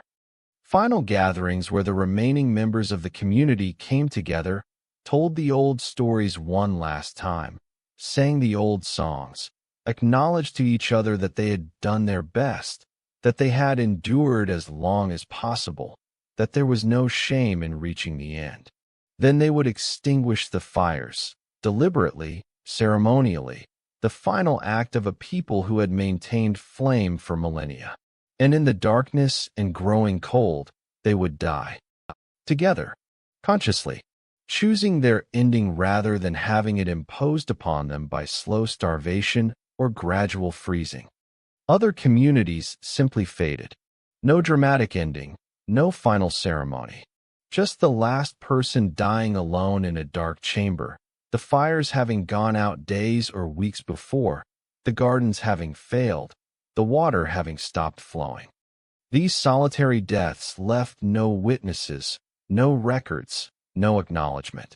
The person died and the chambers became tombs, indistinguishable from the countless other empty spaces carved in stone throughout the underground, distinguished only by the presence of bones that would slowly be covered by mineral deposits until they became part of the stone itself. But not all settlements failed. A few, those with the most reliable geothermal sources, those that had been most successful at adaptation, those that had simply been fortunate in ways that couldn't be predicted or replicated. These communities stabilized at much smaller populations but remained viable. They existed in a steady state of minimal survival, maintaining just enough infrastructure to continue, preserving just enough knowledge to pass on essential skills, supporting just enough population to avoid the genetic bottlenecks that would doom them to eventual extinction even if resources held. These survivor settlements were shadows of what the underground civilization had been. Where once there had been elaborate social structures, now there were simple family groups. Where once there had been sophisticated art and music and philosophy, now there was basic survival knowledge and little else. Where once there had been hundreds of inhabited chambers, now there were perhaps 3 or 4 still actively used. But they endured, continued, persisted in the face of everything that worked against persistence. They maintained fire. They grew fungus. They bore children who grew into adults who bore more children. The chain of generations continued, thinner than before, more fragile than before, but unbroken. They forgot almost everything about their origins. The descent from the surface became a creation myth, so abstract it was barely recognizable as history. The surface itself became a concept without clear meaning, a place of light and openness that existed in stories but had no connection to lived reality. They knew they lived underground because there was nowhere else to live. They knew they had always been here because memory extended back only a few generations, and everything beyond that was myth. They developed new cultures appropriate to their reduced circumstances, simpler languages with smaller vocabularies, simpler social structures with fewer roles, simpler beliefs that focused on the immediate and practical, the importance of fire, the sanctity of water, the respect owed to stone. They were still human, still conscious, still capable of wonder and meaning-making. But they were a reduced humanity, compressed by circumstance into the minimum necessary for continuation. And they continued, in the warm darkness, in the sealed chambers, in isolation from the surface world that had forgotten them as thoroughly as they had forgotten it. They were the remnant of the remnant, the survivors of a survival strategy that had itself barely survived. They were the proof that life, conscious life, human life, is extraordinarily difficult to completely extinguish. That even when almost everything is lost, when culture and knowledge and population have been reduced to nearly nothing, as long as basic survival is possible, continuation remains possible. Some truths persist even through collapse, even through the loss of almost everything that defined a civilization. The truth that warmth matters, that water matters, that food matters, that the continuation of consciousness, of awareness, of the ability to remember and hope and endure matters enough to justify whatever adaptation's necessity demands. The unraveling was not complete extinction. It was transformation through loss, reduction to essence, survival by becoming something smaller, but no less stubborn in its insistence on continuing to exist. The planet, indifferent to the small dramas of consciousness unfolding in its depths, continued its patient orbital dance. The same cycles that had brought the ice now began, incrementally, to take it away. Not suddenly, not in any time frame that individual awareness could perceive, but with the same inexorable logic that governs tides and seasons and the slow drift of continents. The axial tilt shifted by fractions of degrees, angling the poles more directly toward summer sun. The orbital eccentricity moved through its cycle, bringing Earth marginally closer to the sun at the right times of year. The precession completed another phase of its vast rotation, pointing the planet in configurations that allowed more solar radiation to reach the frozen surfaces. These changes were tiny. Any single one would have been insufficient. But they compounded. They reinforced each other. And over centuries, over millennia, they accumulated into something measurable. The ice began to melt. Not everywhere. Not all at once. But at the margins, where the balance between accumulation and ablation was thinnest, where the difference between survival and retreat came down to slight temperature variations sustained across seasons. The glaciers stopped advancing. Then they stabilized. Then, almost imperceptibly, they began to retreat. The process was slow enough that if there had been surface observers, they would not have noticed change within their lifetimes. A glacier might retreat a few meters per year, nothing compared to its total extent of hundreds of miles. But those few meters, sustained year after year, century after century, accumulated. The ice that had taken tens of thousands of years to advance began the even slower work of withdrawal. The first evidence appeared at the southernmost extent of the ice sheets, where they had always been most marginal. Summers became slightly warmer, not warm, never warm by pre-glacial standards, but less cold. Enough less cold that the snow that fell in winter didn't entirely survive until the next winter. A thin layer would melt. Trickles of water would flow from the ice edges, creating streams that had not existed in millennia. The streams would refreeze in winter, but each summer they would flow again, slightly larger, carving slightly deeper channels. The exposed ground appeared. First, just patches, dark rock and soil revealed where ice had been, creating spots that absorbed sunlight more efficiently than the reflective white surface around them. These dark patches created their own feedback. They warmed more, melted more ice around them, created larger patches that warmed more still. The process was self-reinforcing once it began, accelerating in small increments. Vegetation returned. Not forests, not yet. Just the hardiest species, lichens and mosses that could survive on bare rock with minimal soil, that could tolerate freeze-thaw cycles, that could exist on marginal amounts of water and sunlight. These pioneer species were nearly microscopic at first, films of green-gray spreading across stones. But they were alive. They were photosynthesizing. They were proof that the surface could support life again. The meltwater created new landscapes. As the ice retreated, it revealed terrain that had been buried for so long that the topography was unrecognizable.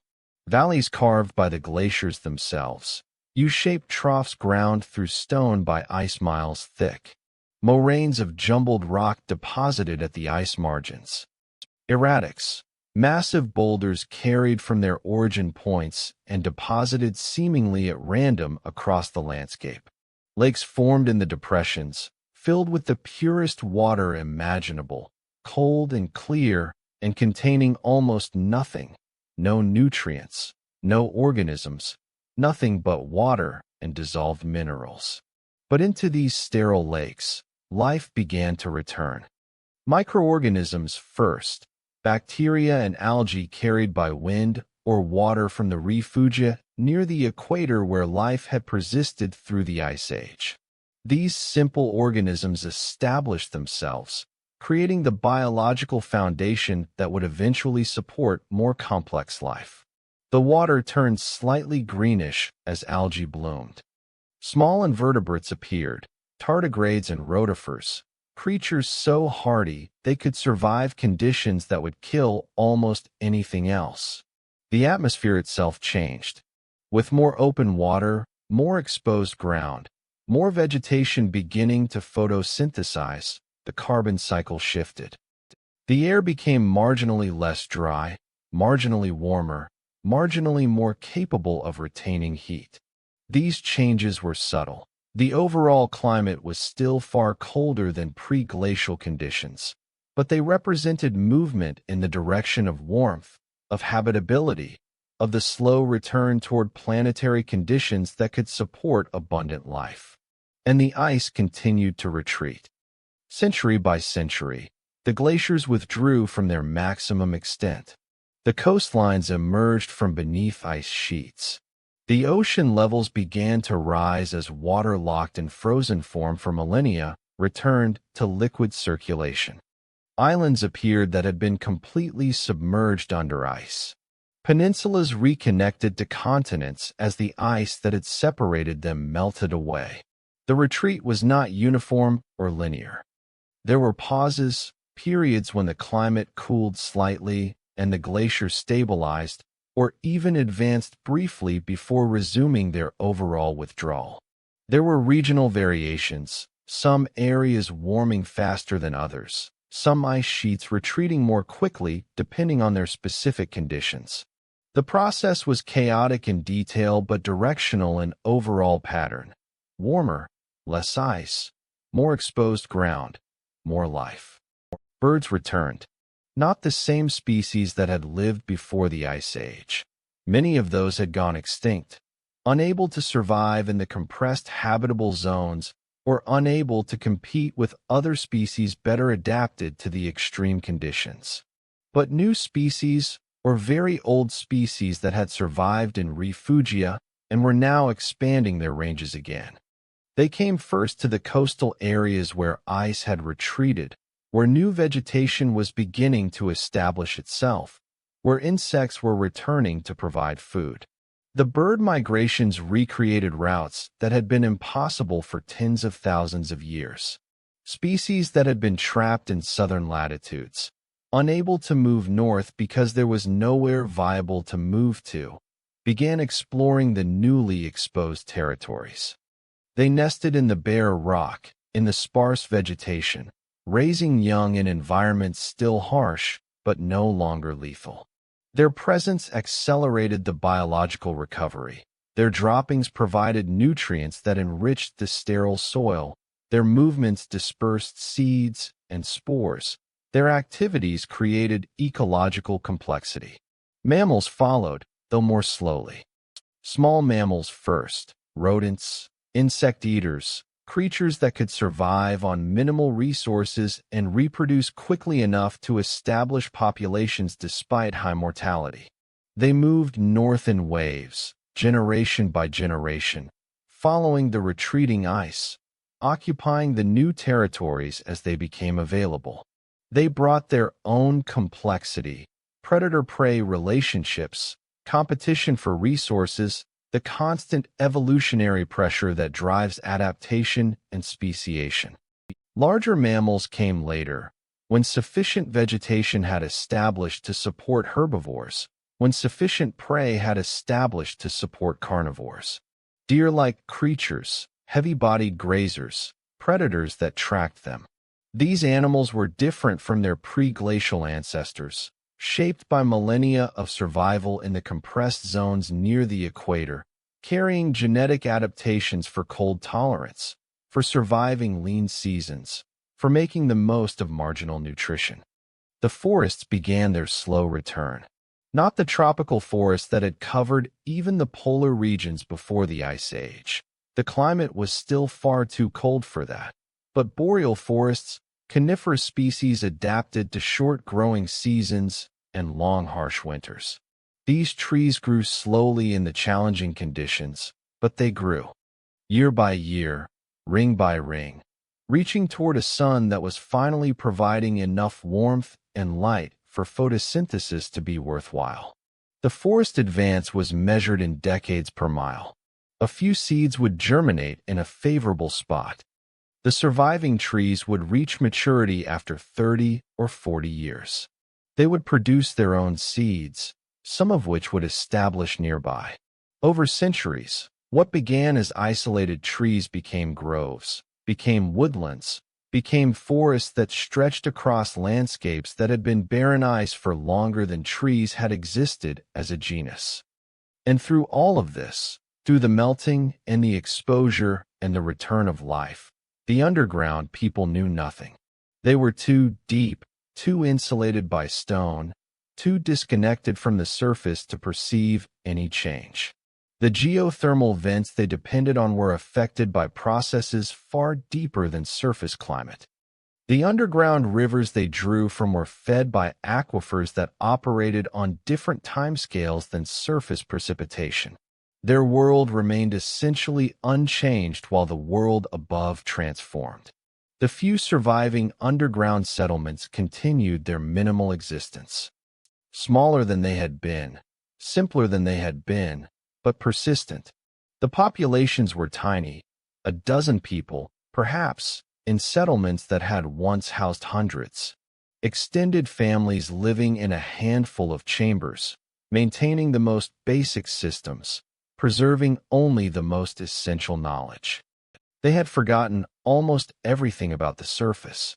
The old stories about descent, about an ice age, about a plan to eventually return, these had been lost generations ago. What remained was vaguer, a sense that their ancestors had come from somewhere else, that there had been a time before the underground, that the chambers they inhabited had been deliberately carved rather than naturally occurring. But the details were gone, transformed into mythology so abstract it barely resembled history. Their culture had simplified to match their reduced circumstances. They had no councils. There were too few people to require formal governance. They had no specialized roles. Everyone did whatever needed doing. They had no elaborate rituals or ceremonies. Survival consumed all available time and energy. What remained was the bare minimum of human culture: language, basic social structures, the ability to teach the young what they needed to know to continue the line. But they were still human, still conscious, still capable of wonder, of creating meaning, of finding moments of beauty even in the most constrained existence. They sang simple songs while tending the fungal gardens. They told truncated stories about the ancestors, details lost, but the emotional core preserved. They created small decorations in the chambers, arrangements of interesting stones, patterns traced in dust, momentary art that existed briefly before being erased and replaced. And some part of them remembered, even if they didn't remember consciously, that they were not meant to be underground forever, that somewhere, somehow, there was supposed to be something else. This knowledge existed more as feeling than as fact, a vague dissatisfaction with their circumstances, a sense that something was missing, a longing that had no clear object because the object itself had been forgotten. Occasionally, one of them would dream of open space, of blue, though they had no referent for that color, couldn't name it, couldn't describe it beyond a feeling, of brightness that didn't come from fire, of air that moved on its own. They would wake disturbed, unable to shake the sense that the dream meant something, that it was memory rather than imagination.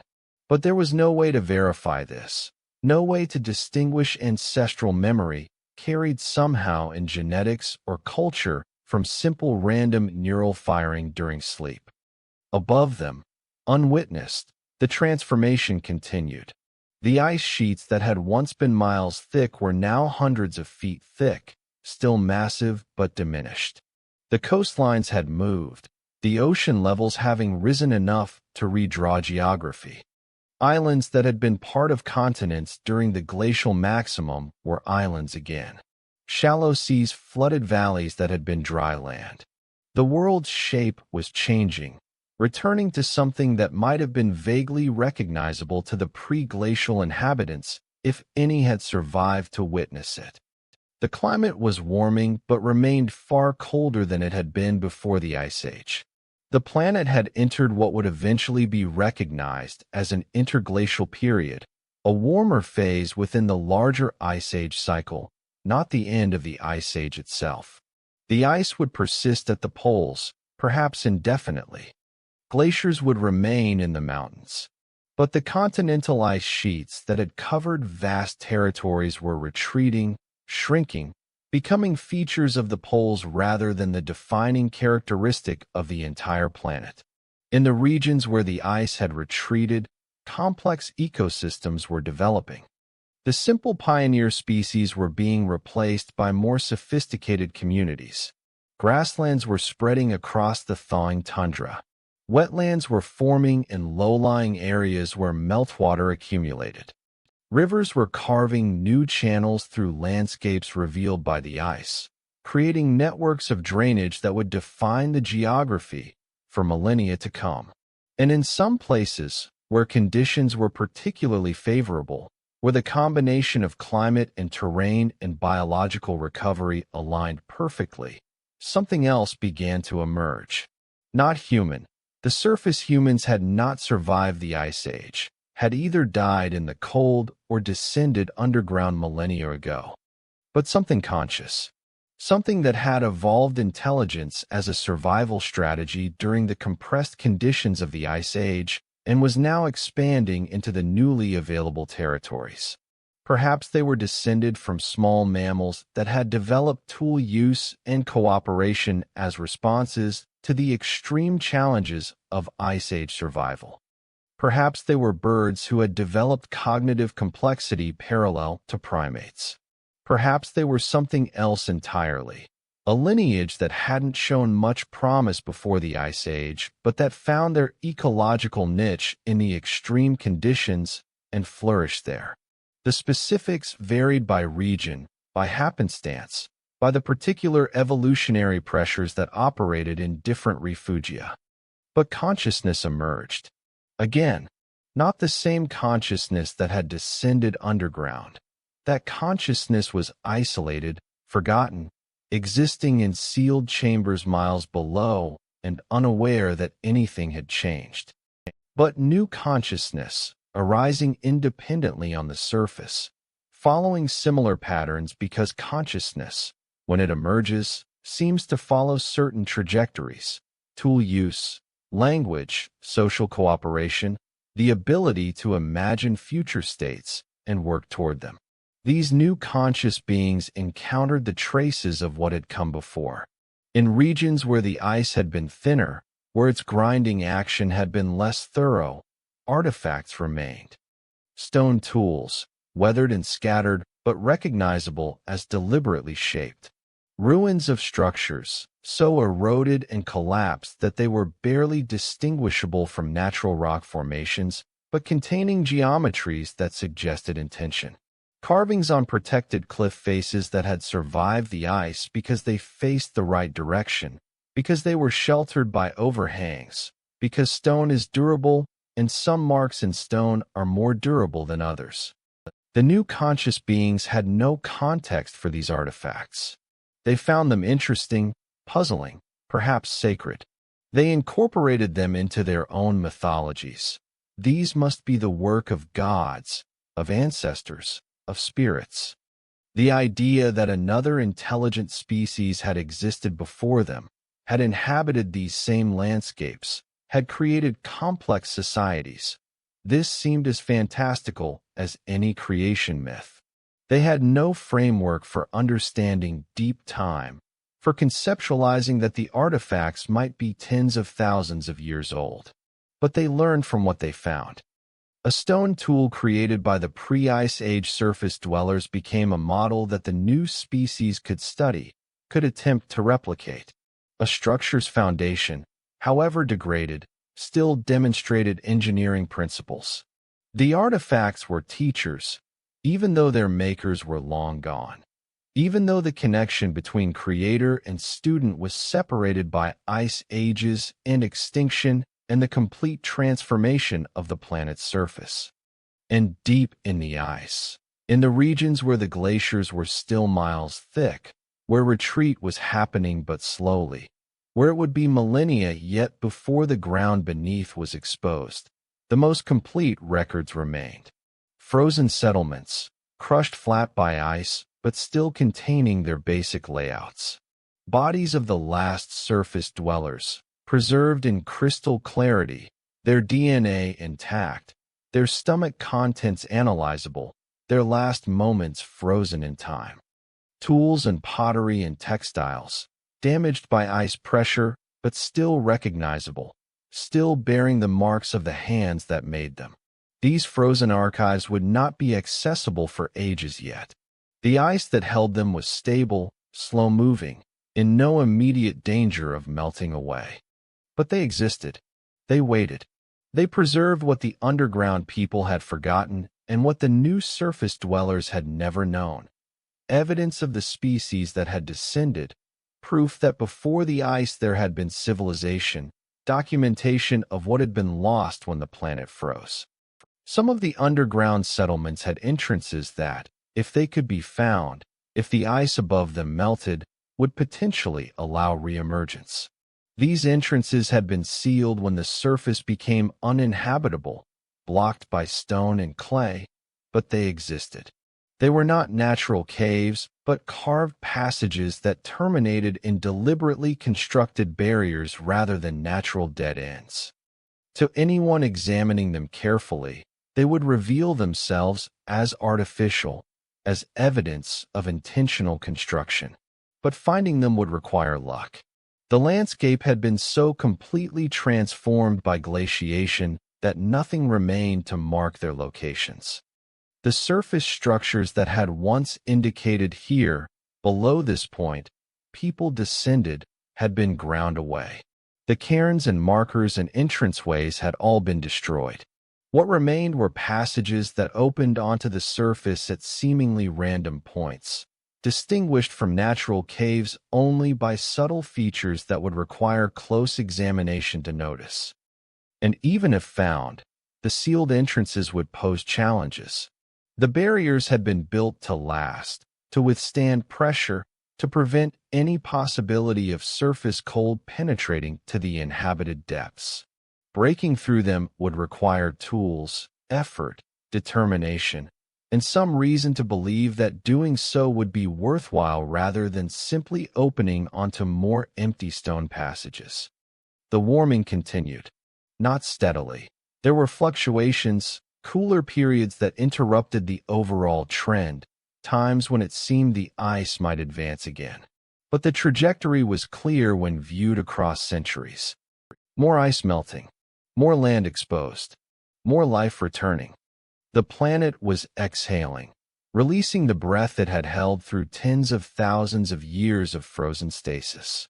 In some regions, the retreating ice exposed landscapes so thoroughly scoured that they looked like alien worlds. Bare bedrock stretching for miles, polished smooth by glacial action, stripped of every trace of soil. These landscapes would take centuries to become biologically productive again. Soil would have to form from the slow weathering of rock, from the accumulation of organic matter, from the patient work of lichens and mosses breaking down stone into substrate that other plants could use. But the process had begun. The first stages of ecological succession were underway. Other regions were more immediately hospitable. Places where the ice had been thinner, where soil had been compressed rather than removed entirely, where the biological recovery could happen more quickly. These areas became centers of diversity, hubs from which species could radiate outward into the more barren territories. They were the nurseries of the post-glacial world, the places where ecosystems could develop complexity before spreading to areas still recovering from the ice's impacts. The deep underground settlements, those few that still existed, remained in their isolation. The warming surface meant nothing to them. The returning life meant nothing to them. They existed in their own bubble, disconnected from the surface by miles of stone and by the complete absence of any communication between the two realms. They did not know that conditions above had changed. They had no way to know, and knowing would have changed nothing. They had no means to reach the surface, no memory that return had ever been planned, no reason to believe that anything existed beyond the chambers they inhabited. But one settlement, perhaps the most fortunate, perhaps simply the most persistent, still maintained a vague tradition about the surface. Not clear knowledge, not anything approaching historical accuracy, but stories. Fragmentary stories about ancestors who had lived in a different kind of space, who had seen something called sky, who had planned someday to return.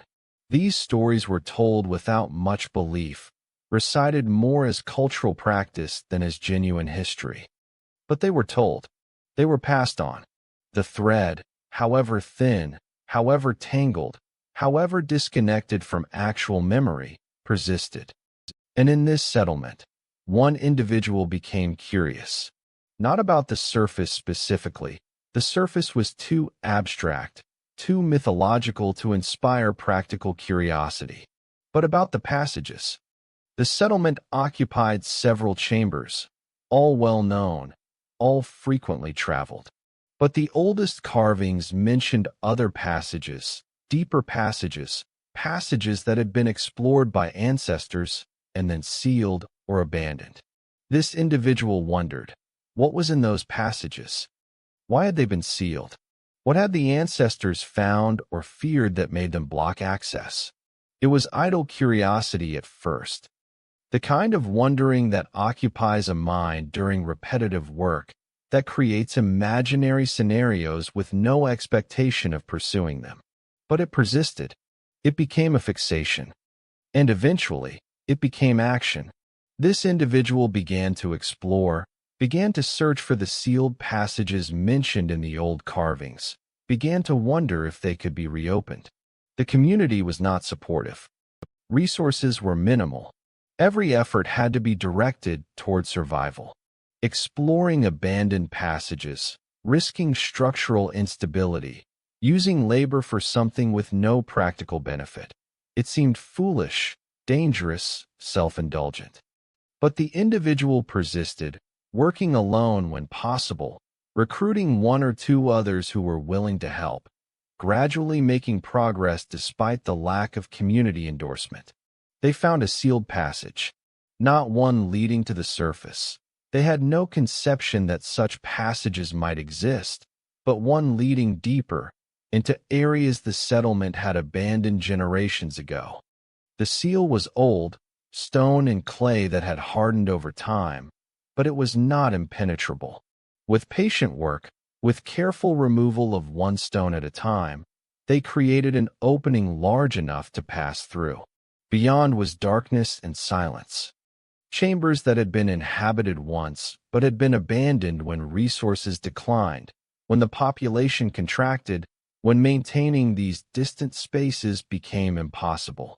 The explorers moved through carefully, mapping as they went, finding evidence of previous habitation, fire pits long cold, fungal gardens long dead, carvings on walls that spoke of lives lived here generations ago.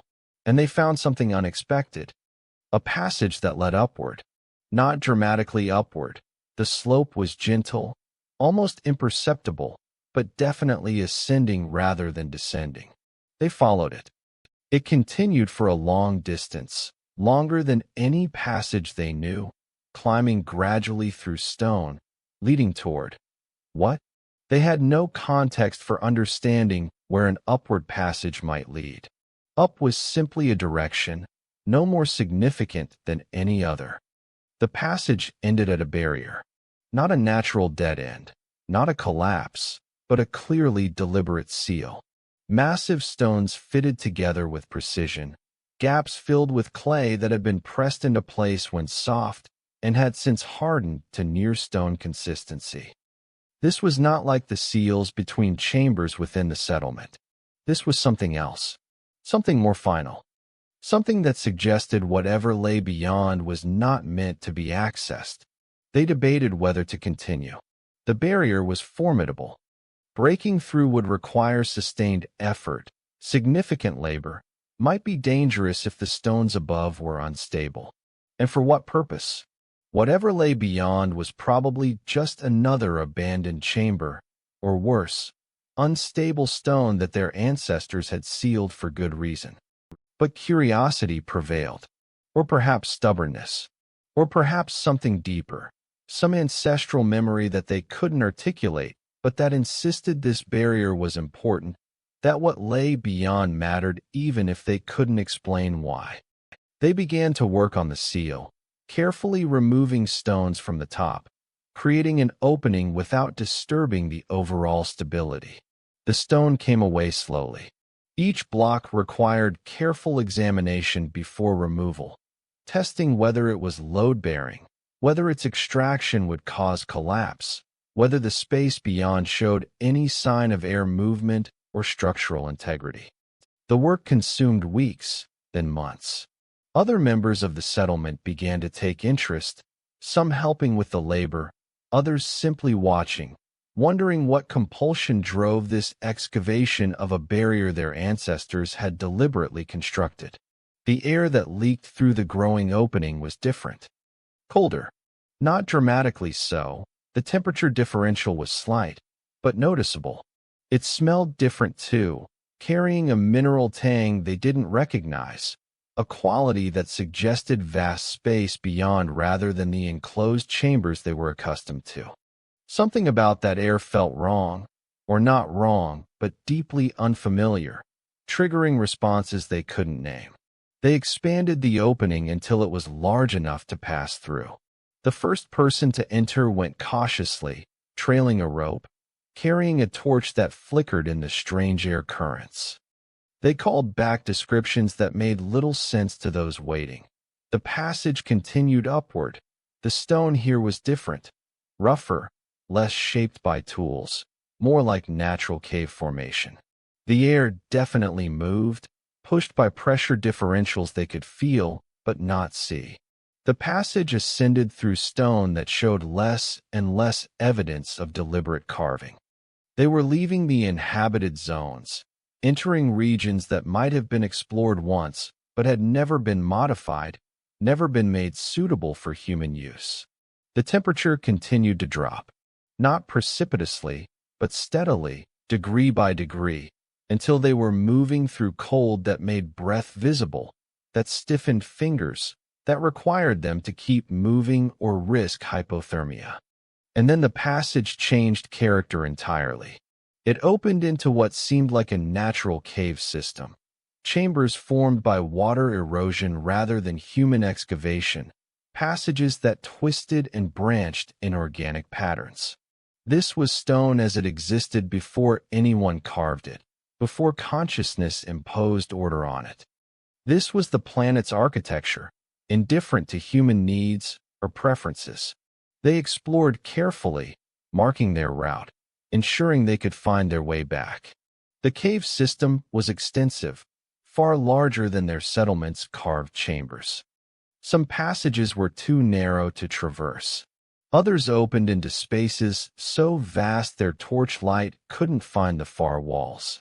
They encountered underground streams, waterfalls, pools of water so still they reflected like dark mirrors.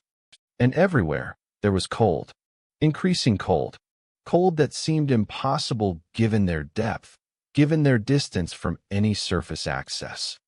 They had always understood cold as simply the absence of sufficient geothermal warmth, spaces too far from the vents to be comfortable. But this cold felt different, active rather than passive.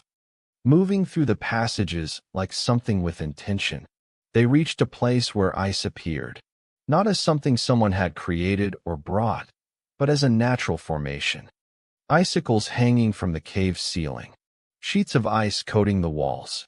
An underground stream frozen solid, its surface crystalline and treacherous. They stood before it in incomprehension. Ice. In the underground. How? What source of cold could create this? One of them touched the ice carefully, tentatively, pulling their hand back immediately from the shock of contact. It was real, solid, impossibly cold. They tried to make sense of it in terms they understood, perhaps a cave system so deep that even the planet's warmth couldn't reach it? But that didn't explain the air currents, the sense of space beyond space that the cave suggested. They continued upward because there was nowhere else to go. The return path was always available, always marked, always possible. But having come this far, having found something so inexplicable, they felt compelled to understand. The passages kept climbing, kept leading toward something. Toward what? They had no concept of surface in any practical sense. Up was just a direction. The ice became more prevalent. The passages themselves were coated with it, making progress difficult, dangerous. They had to move carefully, testing each step, using carved stone tools to create hand and footholds where natural purchase didn't exist. The cold was brutal now, beyond anything they had experienced.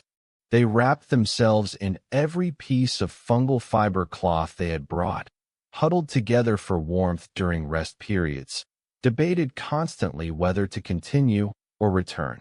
And then, after what felt like impossible distance, impossible climbing, the passage ended. Not in another seal, not in a collapse, not in a narrowing too tight to pass. It ended in something none of them had words for. A wall, but not a stone wall. A barrier of ice so thick it seemed like solid rock, but translucent, glowing faintly with what might have been refracted light from their torches, or might have been something else. They stood before it in silence. Beyond this ice wall, they could sense it somehow, was space. Not a chamber, not another passage. Something bigger. Something that their instincts recognized, but their minds couldn't conceptualize. Outside, not in any sense they had language for, but in a sense their bodies understood at some pre-verbal level. This was the surface, or close to it. They stood at the interface between underground and the frozen world above, separated by however many feet of glacial ice still remained in this location. They didn't understand this. They had no framework for understanding it. But they felt it, the vast difference between the contained spaces they knew and the uncontained space that existed somewhere beyond the ice. They returned to their settlement transformed by what they had seen, but unable to adequately explain it. The words didn't exist. A wall of ice blocking a passage to something was all they could offer. The descriptions sounded absurd even to them. Ice underground, cold beyond cold. A sense of space that made no geometric sense given what they knew about how caves and chambers worked. Some dismissed the account as confusion, as misinterpretation of natural formations. Perhaps they had simply reached the edge of the stable stone, where temperature and pressure created unusual ice formations. Perhaps this sense of space beyond was just the acoustic properties of a particularly large chamber, amplified by the ice and cold into seeming like something it wasn't. But others wondered. The oldest carvings, the most fragmentary stories, spoke of ancestors who had lived in a different way, in a different place. What if that place was beyond the ice? What if the ice was not an underground phenomenon, but a barrier between underground and somewhere else? The idea seemed fantastical, but it refused to be dismissed entirely. A few decided to investigate further. Not to break through the ice, that seemed impossible, would require tools and effort beyond their capacity, but to search for other passages, other routes that might lead to similar boundaries or, perhaps, beyond them. The cave systems were extensive. If one passage ended in ice, might another pass through it? Might there be routes their ancestors had used that were still accessible? They explored methodically over the following months. They mapped the caves, marking safe passages and dangerous ones, noting features that might be significant. They found evidence of previous human presence, carved symbols on walls, fire pits so old the stone beneath them had changed color, tools dropped, or deliberately placed in alcoves. Their ancestors had explored these caves extensively, had marked them, had used them. For what purpose? To understand the underground? To search for resources? Or to search for something else, for a way back to wherever they had come from? In one deep passage, they found carvings more elaborate than simple direction markers. Images, clearly deliberate, covering an entire chamber wall. The carvings were weathered, difficult to interpret, but they showed scenes, figures in groups, structures of some kind, and above everything, a circle. A circle that radiated lines. A circle that seemed to represent what? Fire? But fire didn't radiate in straight lines like that. Something else, something they didn't have a referent for. The sun. If they had known the word, if they had retained the concept, they would have recognized it immediately. Their ancestors had carved an image of the sun, of the world above, of what had been lost. But the underground people saw only an abstract symbol, puzzling and beautiful, clearly important to whoever made it, but opaque in meaning. They found other passages that led upward, other barriers. Some were natural, collapses that had blocked progress millennia ago, places where the stone had shifted and sealed off routes that once existed. Others were deliberate, seals like the first one they had found, evidence that their ancestors had explored extensively and then closed off access, choosing to remain below rather than attempting to reach whatever lay above. And in one passage, they found something that changed everything. Not a barrier of ice, but a barrier of stone that had failed, a seal that had been breached, not by intention, not by careful removal of stones as they had done, but by natural processes. Water infiltration had weakened the clay mortar. Freeze-thaw cycles, because yes, cold reached even here, had fractured the stones. Time and geology had undone what human intention had created. The passage beyond was partially collapsed but passable. They entered carefully, aware that instability here could be fatal, but unable to resist the possibility that this might lead somewhere the other passages hadn't. The route climbed steeply, more steeply than they were accustomed to navigating. The cold intensified. Ice appeared on the walls, then covered them entirely. They were moving through a tunnel of ice within stone, a hybrid space that belonged fully to neither the underground they knew nor to wherever this passage led. And then the stone ended. The passage opened not into another chamber, but into ice. Pure ice. Not a coating on stone, but ice as the substance itself, extending in all directions, the passage having reached the bottom of the glacial mass that still covered the surface in this region. They were inside the glacier, moving through a space carved by meltwater or by their ancestors, or by some combination of the two. The ice was not uniform. In some places it was clear enough to see through, revealing bubbles, sediment layers, and occasionally darker shapes they couldn't identify. In other places it was opaque, white or pale blue, its structure crystalline and beautiful in ways that stone never was. Light behaved strangely here. Their torch flames reflected and refracted through the ice, creating illumination that seemed to come from everywhere and nowhere, that made distance impossible to judge accurately. They moved through the ice passage with growing wonder and terror. This was not their world. This was not anything like their world. The physics were wrong. The way sound carried, the way light moved, the way temperatures seemed to penetrate directly through to bone regardless of how many layers of clothing they wore. They felt exposed in ways that had nothing to do with physical danger and everything to do with being in a space that was fundamentally not designed for them, that did not accommodate human presence in any way. And then they saw it. Embedded in the ice, preserved in crystalline suspension, the body of an animal. Not a small animal, something large, covered in thick fur, with massive curved tusks. It had been frozen for so long that the ice around it had compacted, had become part of the glacial structure rather than a recent formation. But the preservation was perfect. They could see individual hairs, could see the texture of the skin, could see, and this disturbed them profoundly. The eye, still present, staring out through the ice with an expression that might have been fear or might have been nothing, might have been simply the random configuration of facial muscles at the moment of death. They had no context for this creature. No stories mentioned animals like this. Their livestock were small, beetles, grubs, species adapted to underground living. This thing was massive, clearly built for a different kind of existence. And it was not alone. As they continued through the ice passages, they found more.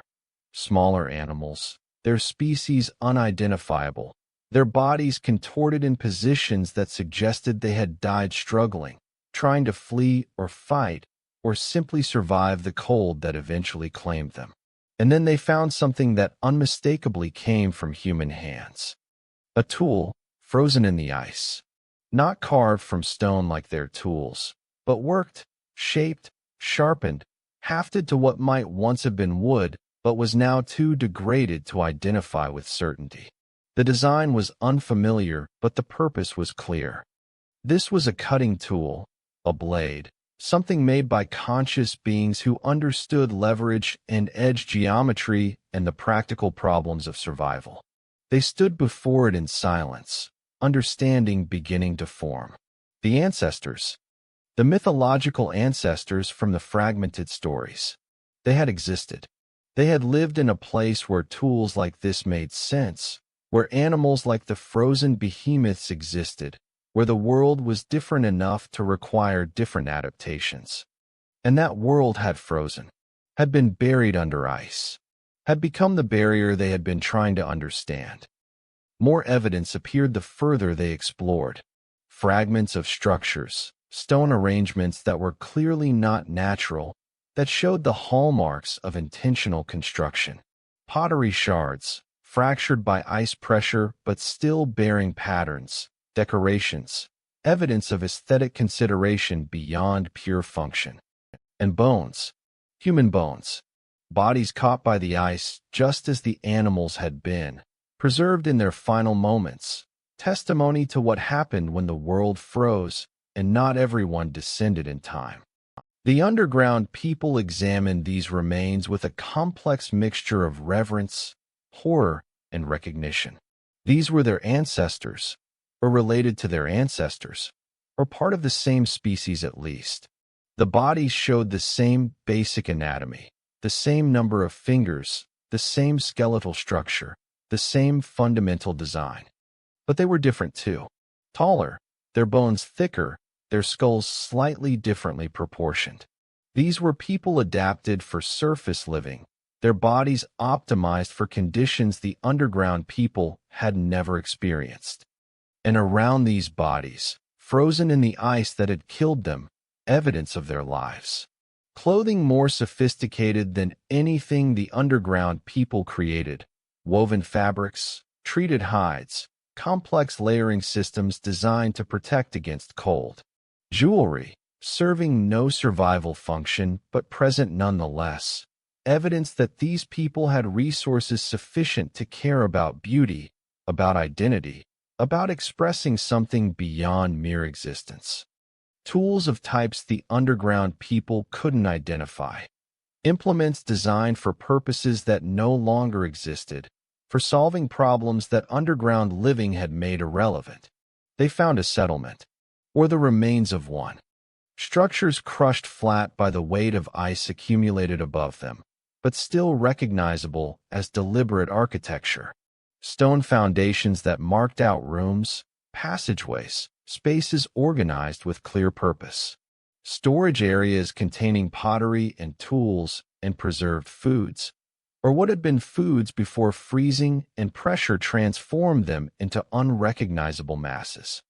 A central structure larger than the others, possibly communal, possibly ceremonial, its purpose unclear, but its importance evident in the care that had gone into its construction. And in this central structure, carved into a stone that had been protected somewhat by the collapsed walls around it, an inscription. Not symbols they recognized, not their language. Languages had diverged too far over the millennia, but clearly writing. Clearly deliberate communication, messages left by people who believed someone might eventually read them. The underground explorers copied the inscription carefully, not understanding it, but recognizing its importance, its potential to be decoded, to reveal whatever these ancestors had thought important enough to record permanently. They explored until the ice passages became too dangerous to continue, until the risk of collapse or of becoming lost outweighed the value of further discovery. Then they began the long descent back to their settlement, carrying evidence, small artifacts they could transport, drawings of what they'd seen, the copied inscription, and most importantly, a transformed understanding of where they came from and what their existence meant. The settlement received this information with reactions ranging from awe to denial to profound disturbance.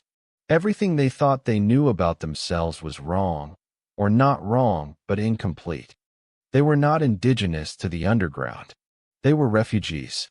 Their ancestors had fled here from a catastrophe above, from a world that had frozen and was apparently still frozen, though perhaps less completely than before if the passages reaching it were no longer entirely blocked by impenetrable ice. Some argued for attempting to reach the surface, to explore whatever remained of the upper world, to see if the frozen conditions had changed enough to make surface life possible again. Others argued for remaining below, for accepting that the underground was their home now regardless of where they had originated, that attempting to return to surface living would be foolish when they had no skills for it, no knowledge of how to survive in conditions so different from everything they knew. The debate continued for generations, because decisions of this magnitude could not be made quickly, could not be rushed. They explored further, finding more ice passages, more evidence, slowly building a more complete picture of what had happened. The surface had frozen. Their ancestors had descended. Millennia had passed. The ice was retreating, slowly, but unmistakably, revealing the preserved remains of the world that had been. And they made a decision, or rather, individuals made decisions that collectively determined the community's direction. Some chose to remain underground, maintaining the settlement, preserving the way of life that had sustained them for longer than memory could reach. Others chose to explore, to map the ice passages, to understand the surface and its changing conditions, to prepare for eventual reemergence if conditions permitted. The two groups didn't split antagonistically. They remained one community with different roles, different focuses, but shared purpose. The settlers maintained the life support systems, the gardens and fires and water management that made underground existence possible. The explorers ventured repeatedly into the ice, mapping, documenting, occasionally breaking through to actual surface where the ice had thinned sufficiently, sending back reports of what they found. Bare rock, returning vegetation, cold but not lethal air, a world harsh but potentially habitable. And slowly, carefully, over generations of preparation, they began to consider what had once seemed impossible: return. Not abandoning the underground. That would remain as refuge, as home, as the place that had kept them alive through the long freeze. But expanding. Returning to the surface cautiously, establishing seasonal camps, testing whether they could adapt back to the environment their ancestors had fled. Some truths persist through ice and time. The truth that humans are adaptable, that consciousness finds ways to continue, that even catastrophic change can be survived if the will to survive is strong enough. The truth that what is lost can sometimes be recovered, that what is buried can be excavated, that what is forgotten can be remembered if enough evidence survives. The underground people stood at a threshold, centuries into a transformation they were only beginning to understand. Behind them, millennia of underground existence, of adaptation to stone and darkness and enclosure. Ahead, the possibility of surface living again, of reclaiming the world their ancestors had abandoned, of becoming once more what they had been before the ice came. The planet itself was indifferent to these dramas. It continued its orbital dance, its cycles of ice and warmth, its patient geological processes. But within those processes, consciousness persisted, found purchase, refused extinction, and prepared, slowly, to emerge back into light. What does it mean for a planet to remember? Not memory in the way consciousness remembers, with intention, with narrative, with the emotional coloring that makes some moments vivid and others fade. A planet has no awareness of what it preserves, no preference for one layer over another, no sense that the traces it holds are history, are evidence, are records of events that mattered to the beings who lived through them. And yet the planet remembers, in its own way, through its own methods, in the slow accumulation of sediment, in the patient deposition of ice layers, in the chemical signatures left in rock, in the fossils that form when conditions align perfectly and bone becomes stone. The planet is an archive that does not read itself, a library without librarians, a record keeper with no interest in records. The ice holds memory.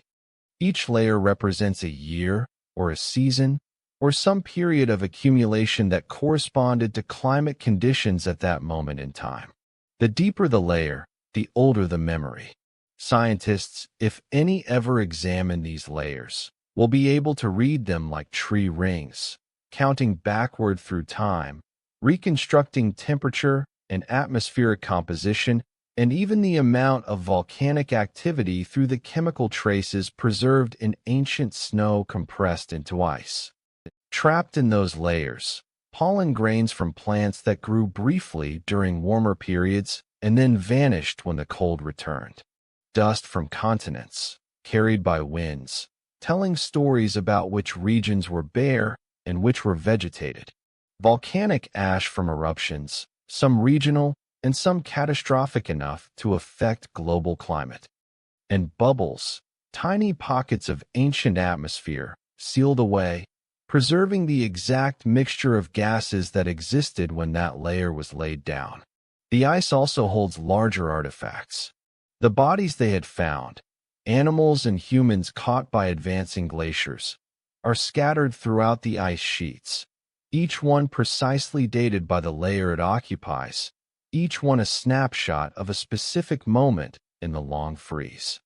An archaeologist examining the ice would find a temporal sequence, the earliest bodies from when the Ice Age began, showing species adapted for temperate conditions, middle layers showing cold-adapted species that evolved or migrated in response to changing conditions, recent layers showing the species that survived to the warming, the hardy ones that persisted through maximum cold. The stone remembers differently. Where ice is organized in clear layers, stone memory is more complex, more palimpsestic. The carved chambers underground are records, not just of what was created, but of how, of the evolution of techniques across generations, of the changing priorities reflected in architectural choices. Early chambers are rough, functional, survival-focused. Later chambers show refinement, aesthetic consideration, the luxury of caring about beauty once basic survival was assured. The final chambers, those carved before decline made such projects impossible, show a different quality again, simplified, efficient, revealing the constraints of diminished population and resources. The carvings themselves are texts that could be read if anyone had the key. The symbols that marked passages, the images that decorated ceremony spaces, the technical diagrams that explained essential processes. All are preserved in stone, waiting for interpretation. Some meaning is obvious. A carving showing water management clearly depicts how to channel underground rivers. But other meaning is lost. What do the abstract patterns mean? What was significant about the specific geometries they favored? What stories are told in the pictorial sequences whose context has been forgotten? The genetic record remembers in ways that no individual can access. The underground people carry in their DNA the history of their adaptation. The genes for light-sensitive eyes, for efficient calcium metabolism in the absence of sunlight, for tolerance of enclosed spaces. A geneticist examining their genome would see evidence of population bottlenecks, of periods when the population became very small and genetic diversity plummeted. They would see the signatures of selection pressure, of traits that became more common because they improved survival in underground conditions. But they would also see the deeper history, the genes shared with surface humans, proving common ancestry. The mutations that accumulated over millennia, each one a clock tick marking time past. The evidence of where the founding population came from, which geographic region, which climate zone, which genetic lineages contributed to the people who eventually descended. The DNA is a record more detailed than any oral history, more accurate than any carved inscription, preserving information the carriers themselves don't know they possess. The underground rivers remember their own history. The passages they carved through stone, the caves they created, the formations they deposited. These are records of hydrological processes extending back millions of years. The underground people lived within a system far older than their species, utilizing caves that were ancient before consciousness existed anywhere on the planet. The rivers that provided their water had been flowing through stone since before the Ice Age, would continue flowing long after, indifferent to the brief period when humans sheltered beside them. Even the geothermal vents that made underground survival possible are records. They mark locations where the planet's interior heat reaches the surface or near surface, through weaknesses in the crust, through volcanic systems, through the complex geology of fault zones and tectonic boundaries. A geologist examining these vents would understand immediately the deep structure that created them, would be able to infer the presence of magma chambers, the movement of tectonic plates, the history of volcanic activity in the region.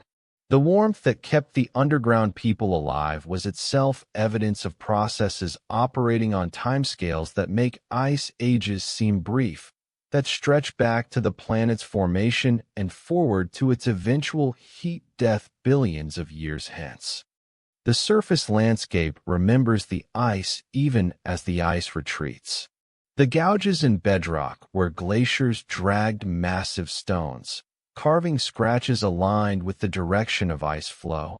These will persist for millions of years unless subsequent erosion erases them.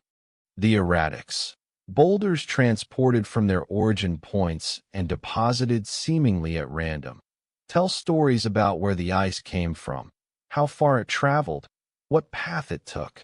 Each erratic is evidence, is memory made stone, waiting for someone knowledgeable enough to read it. The lake beds remember, formed in depressions left by retreating glaciers, filled with the purest meltwater. These lakes accumulate their own sediment layers. Each year, material settles, dust, pollen, microorganisms, whatever the water column carries down to the bottom. These sediments form varves, alternating layers that mark seasonal cycles.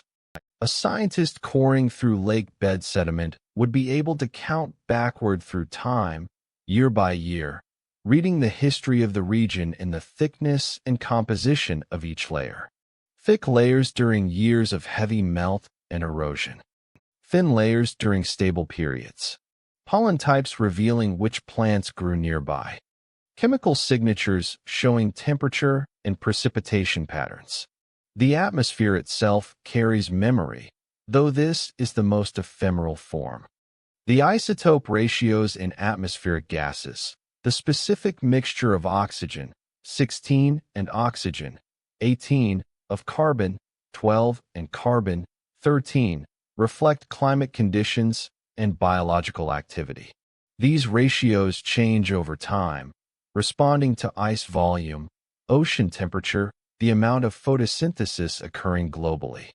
Ice cores preserve ancient atmosphere in their bubbles, but the current atmosphere also holds information about recent conditions, a memory that extends back decades or centuries, depending on what process is being measured. And beneath the surface, in the deep sedimentary layers laid down over millions of years, there are older memories still. Fossils from before the Ice Age, from when the climate was different, when different species inhabited the land. Evidence of previous ice ages. This was not the first time the planet had frozen, though it was the first since humans existed to experience it.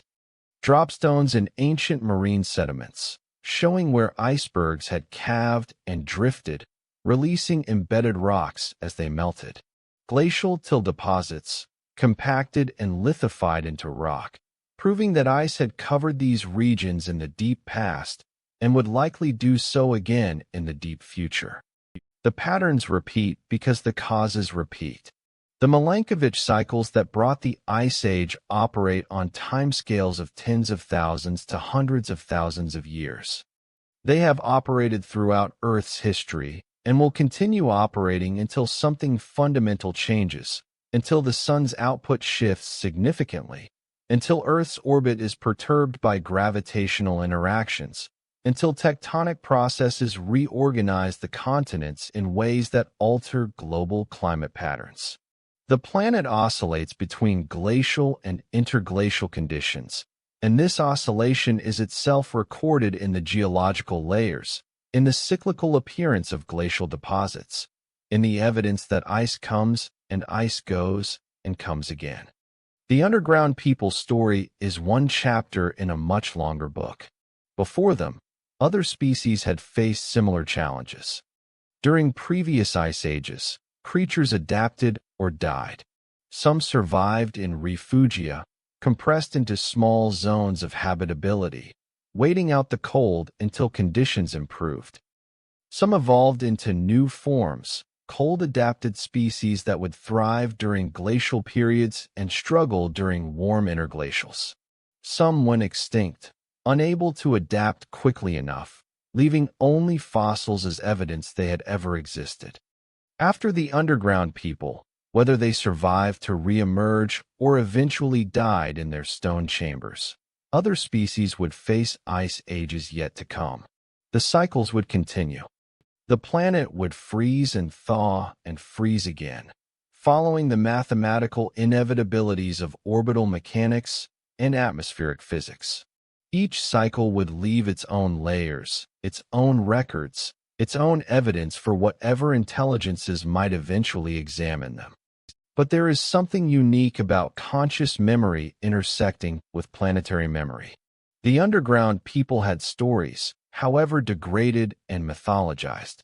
They had intentional records, carvings, inscriptions, knowledge deliberately preserved. When they discovered the ice passages and the frozen evidence of their surface ancestors, they were reading the planet's memory of their own history. They were finding in stone and ice the verification of stories they had thought were myths. This intersection, between what consciousness remembers and what geology preserves, creates a kind of dialogue. The stories point to what to look for. The geological evidence confirms, contradicts, or complicates the stories.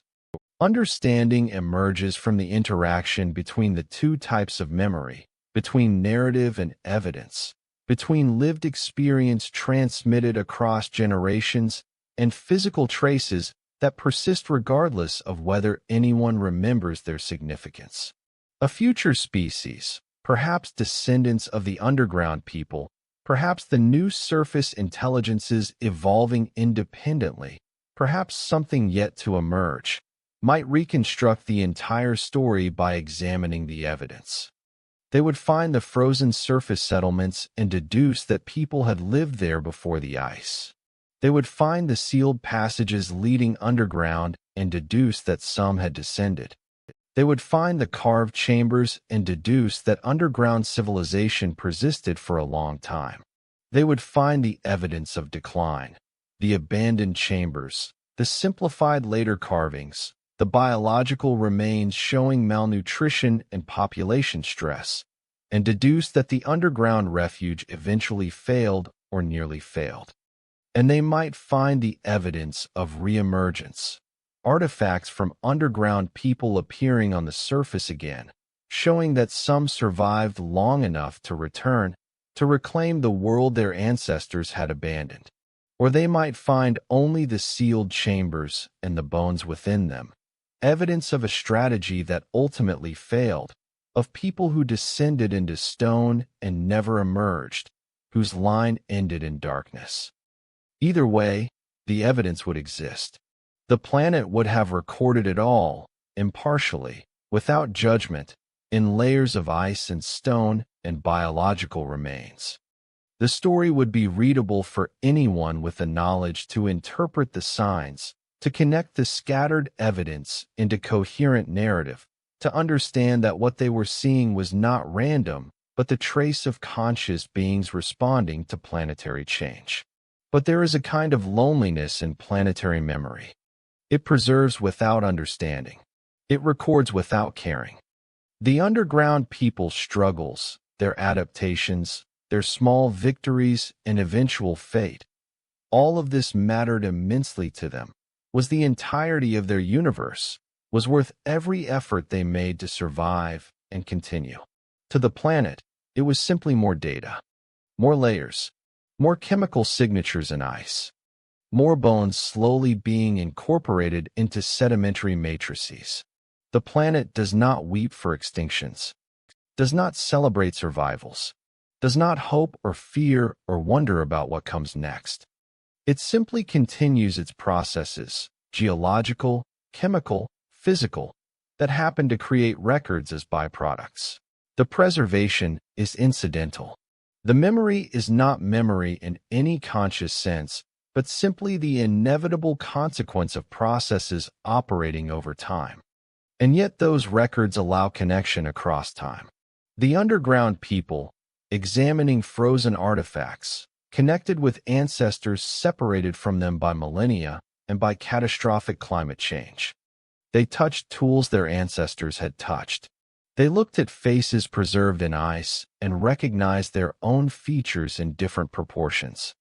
They read inscriptions they couldn't translate, but understood were attempts at communication, at reaching across time toward whoever might eventually find them.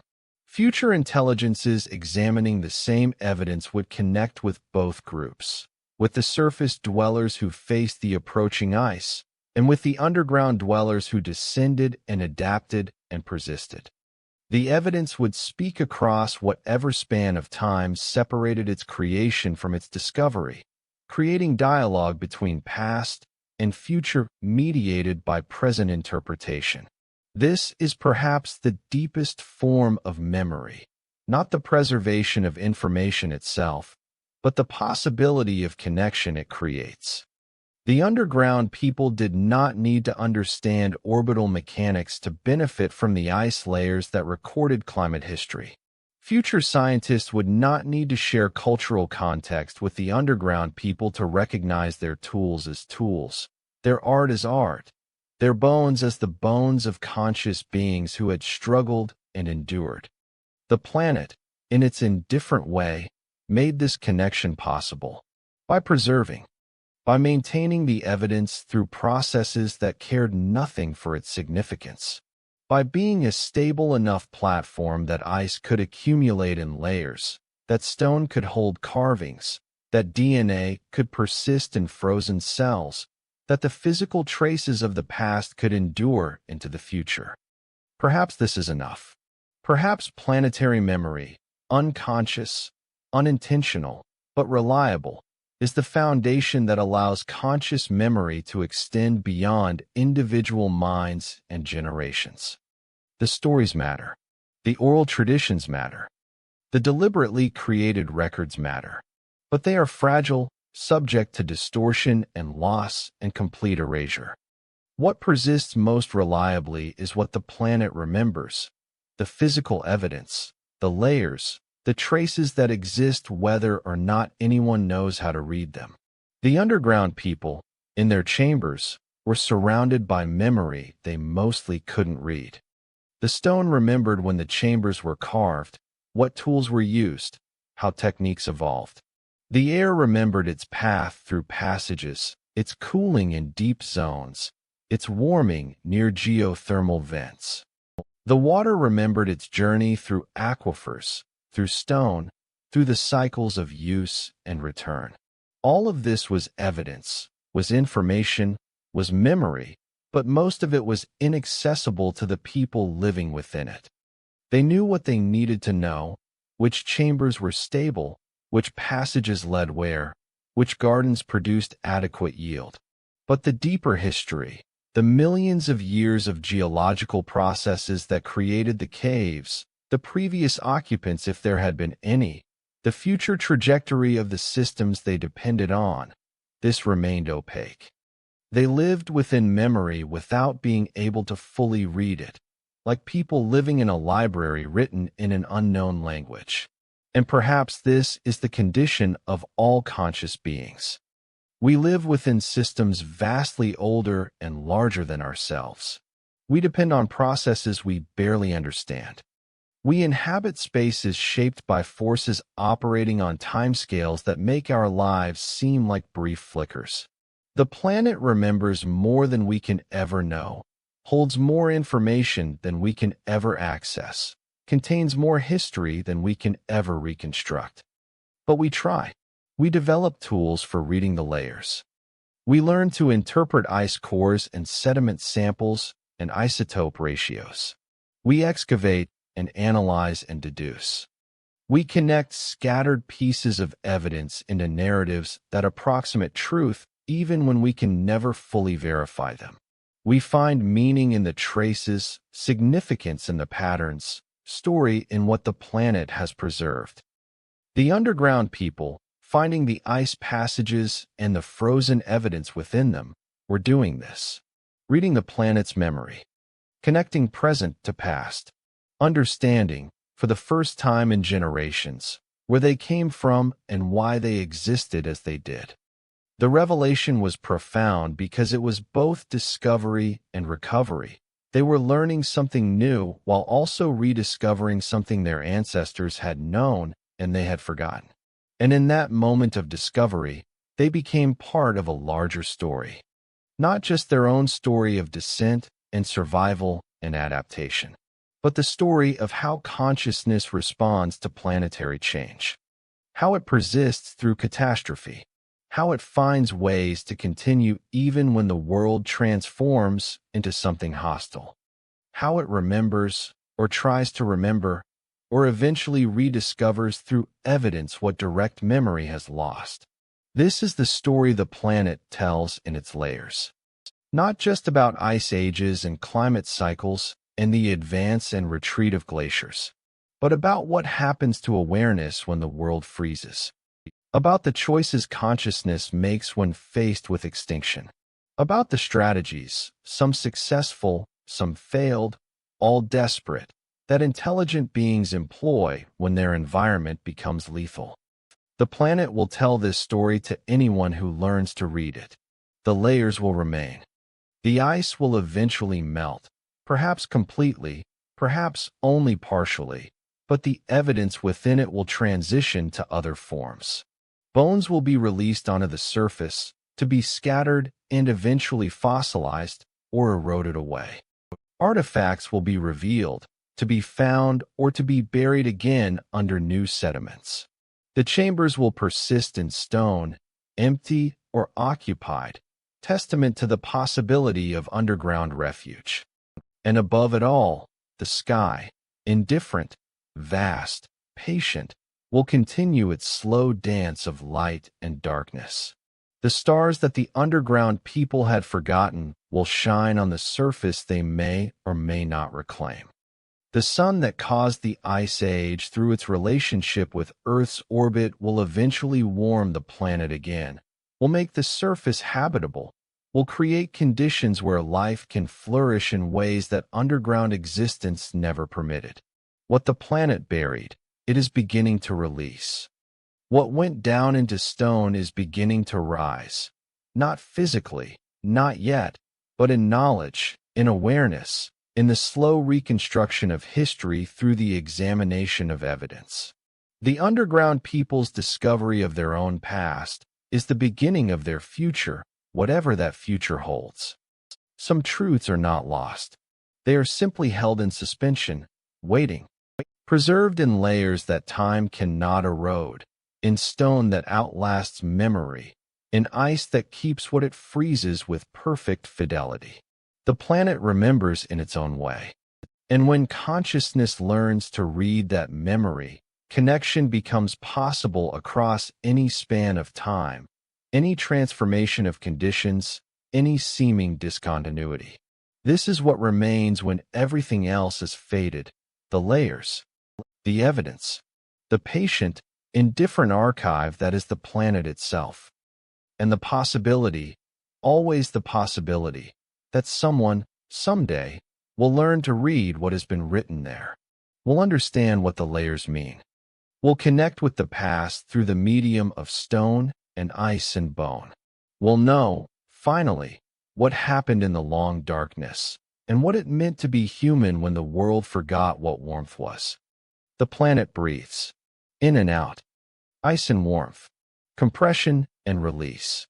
And consciousness, small, fragile, stubborn, persists through the cycles, adapting, forgetting, remembering, continuing, leaving traces that outlast memory but never lose their essential truth: that we were here, that we tried, that we endured long enough to be remembered, if only by stone and ice and the patient indifference of deep time.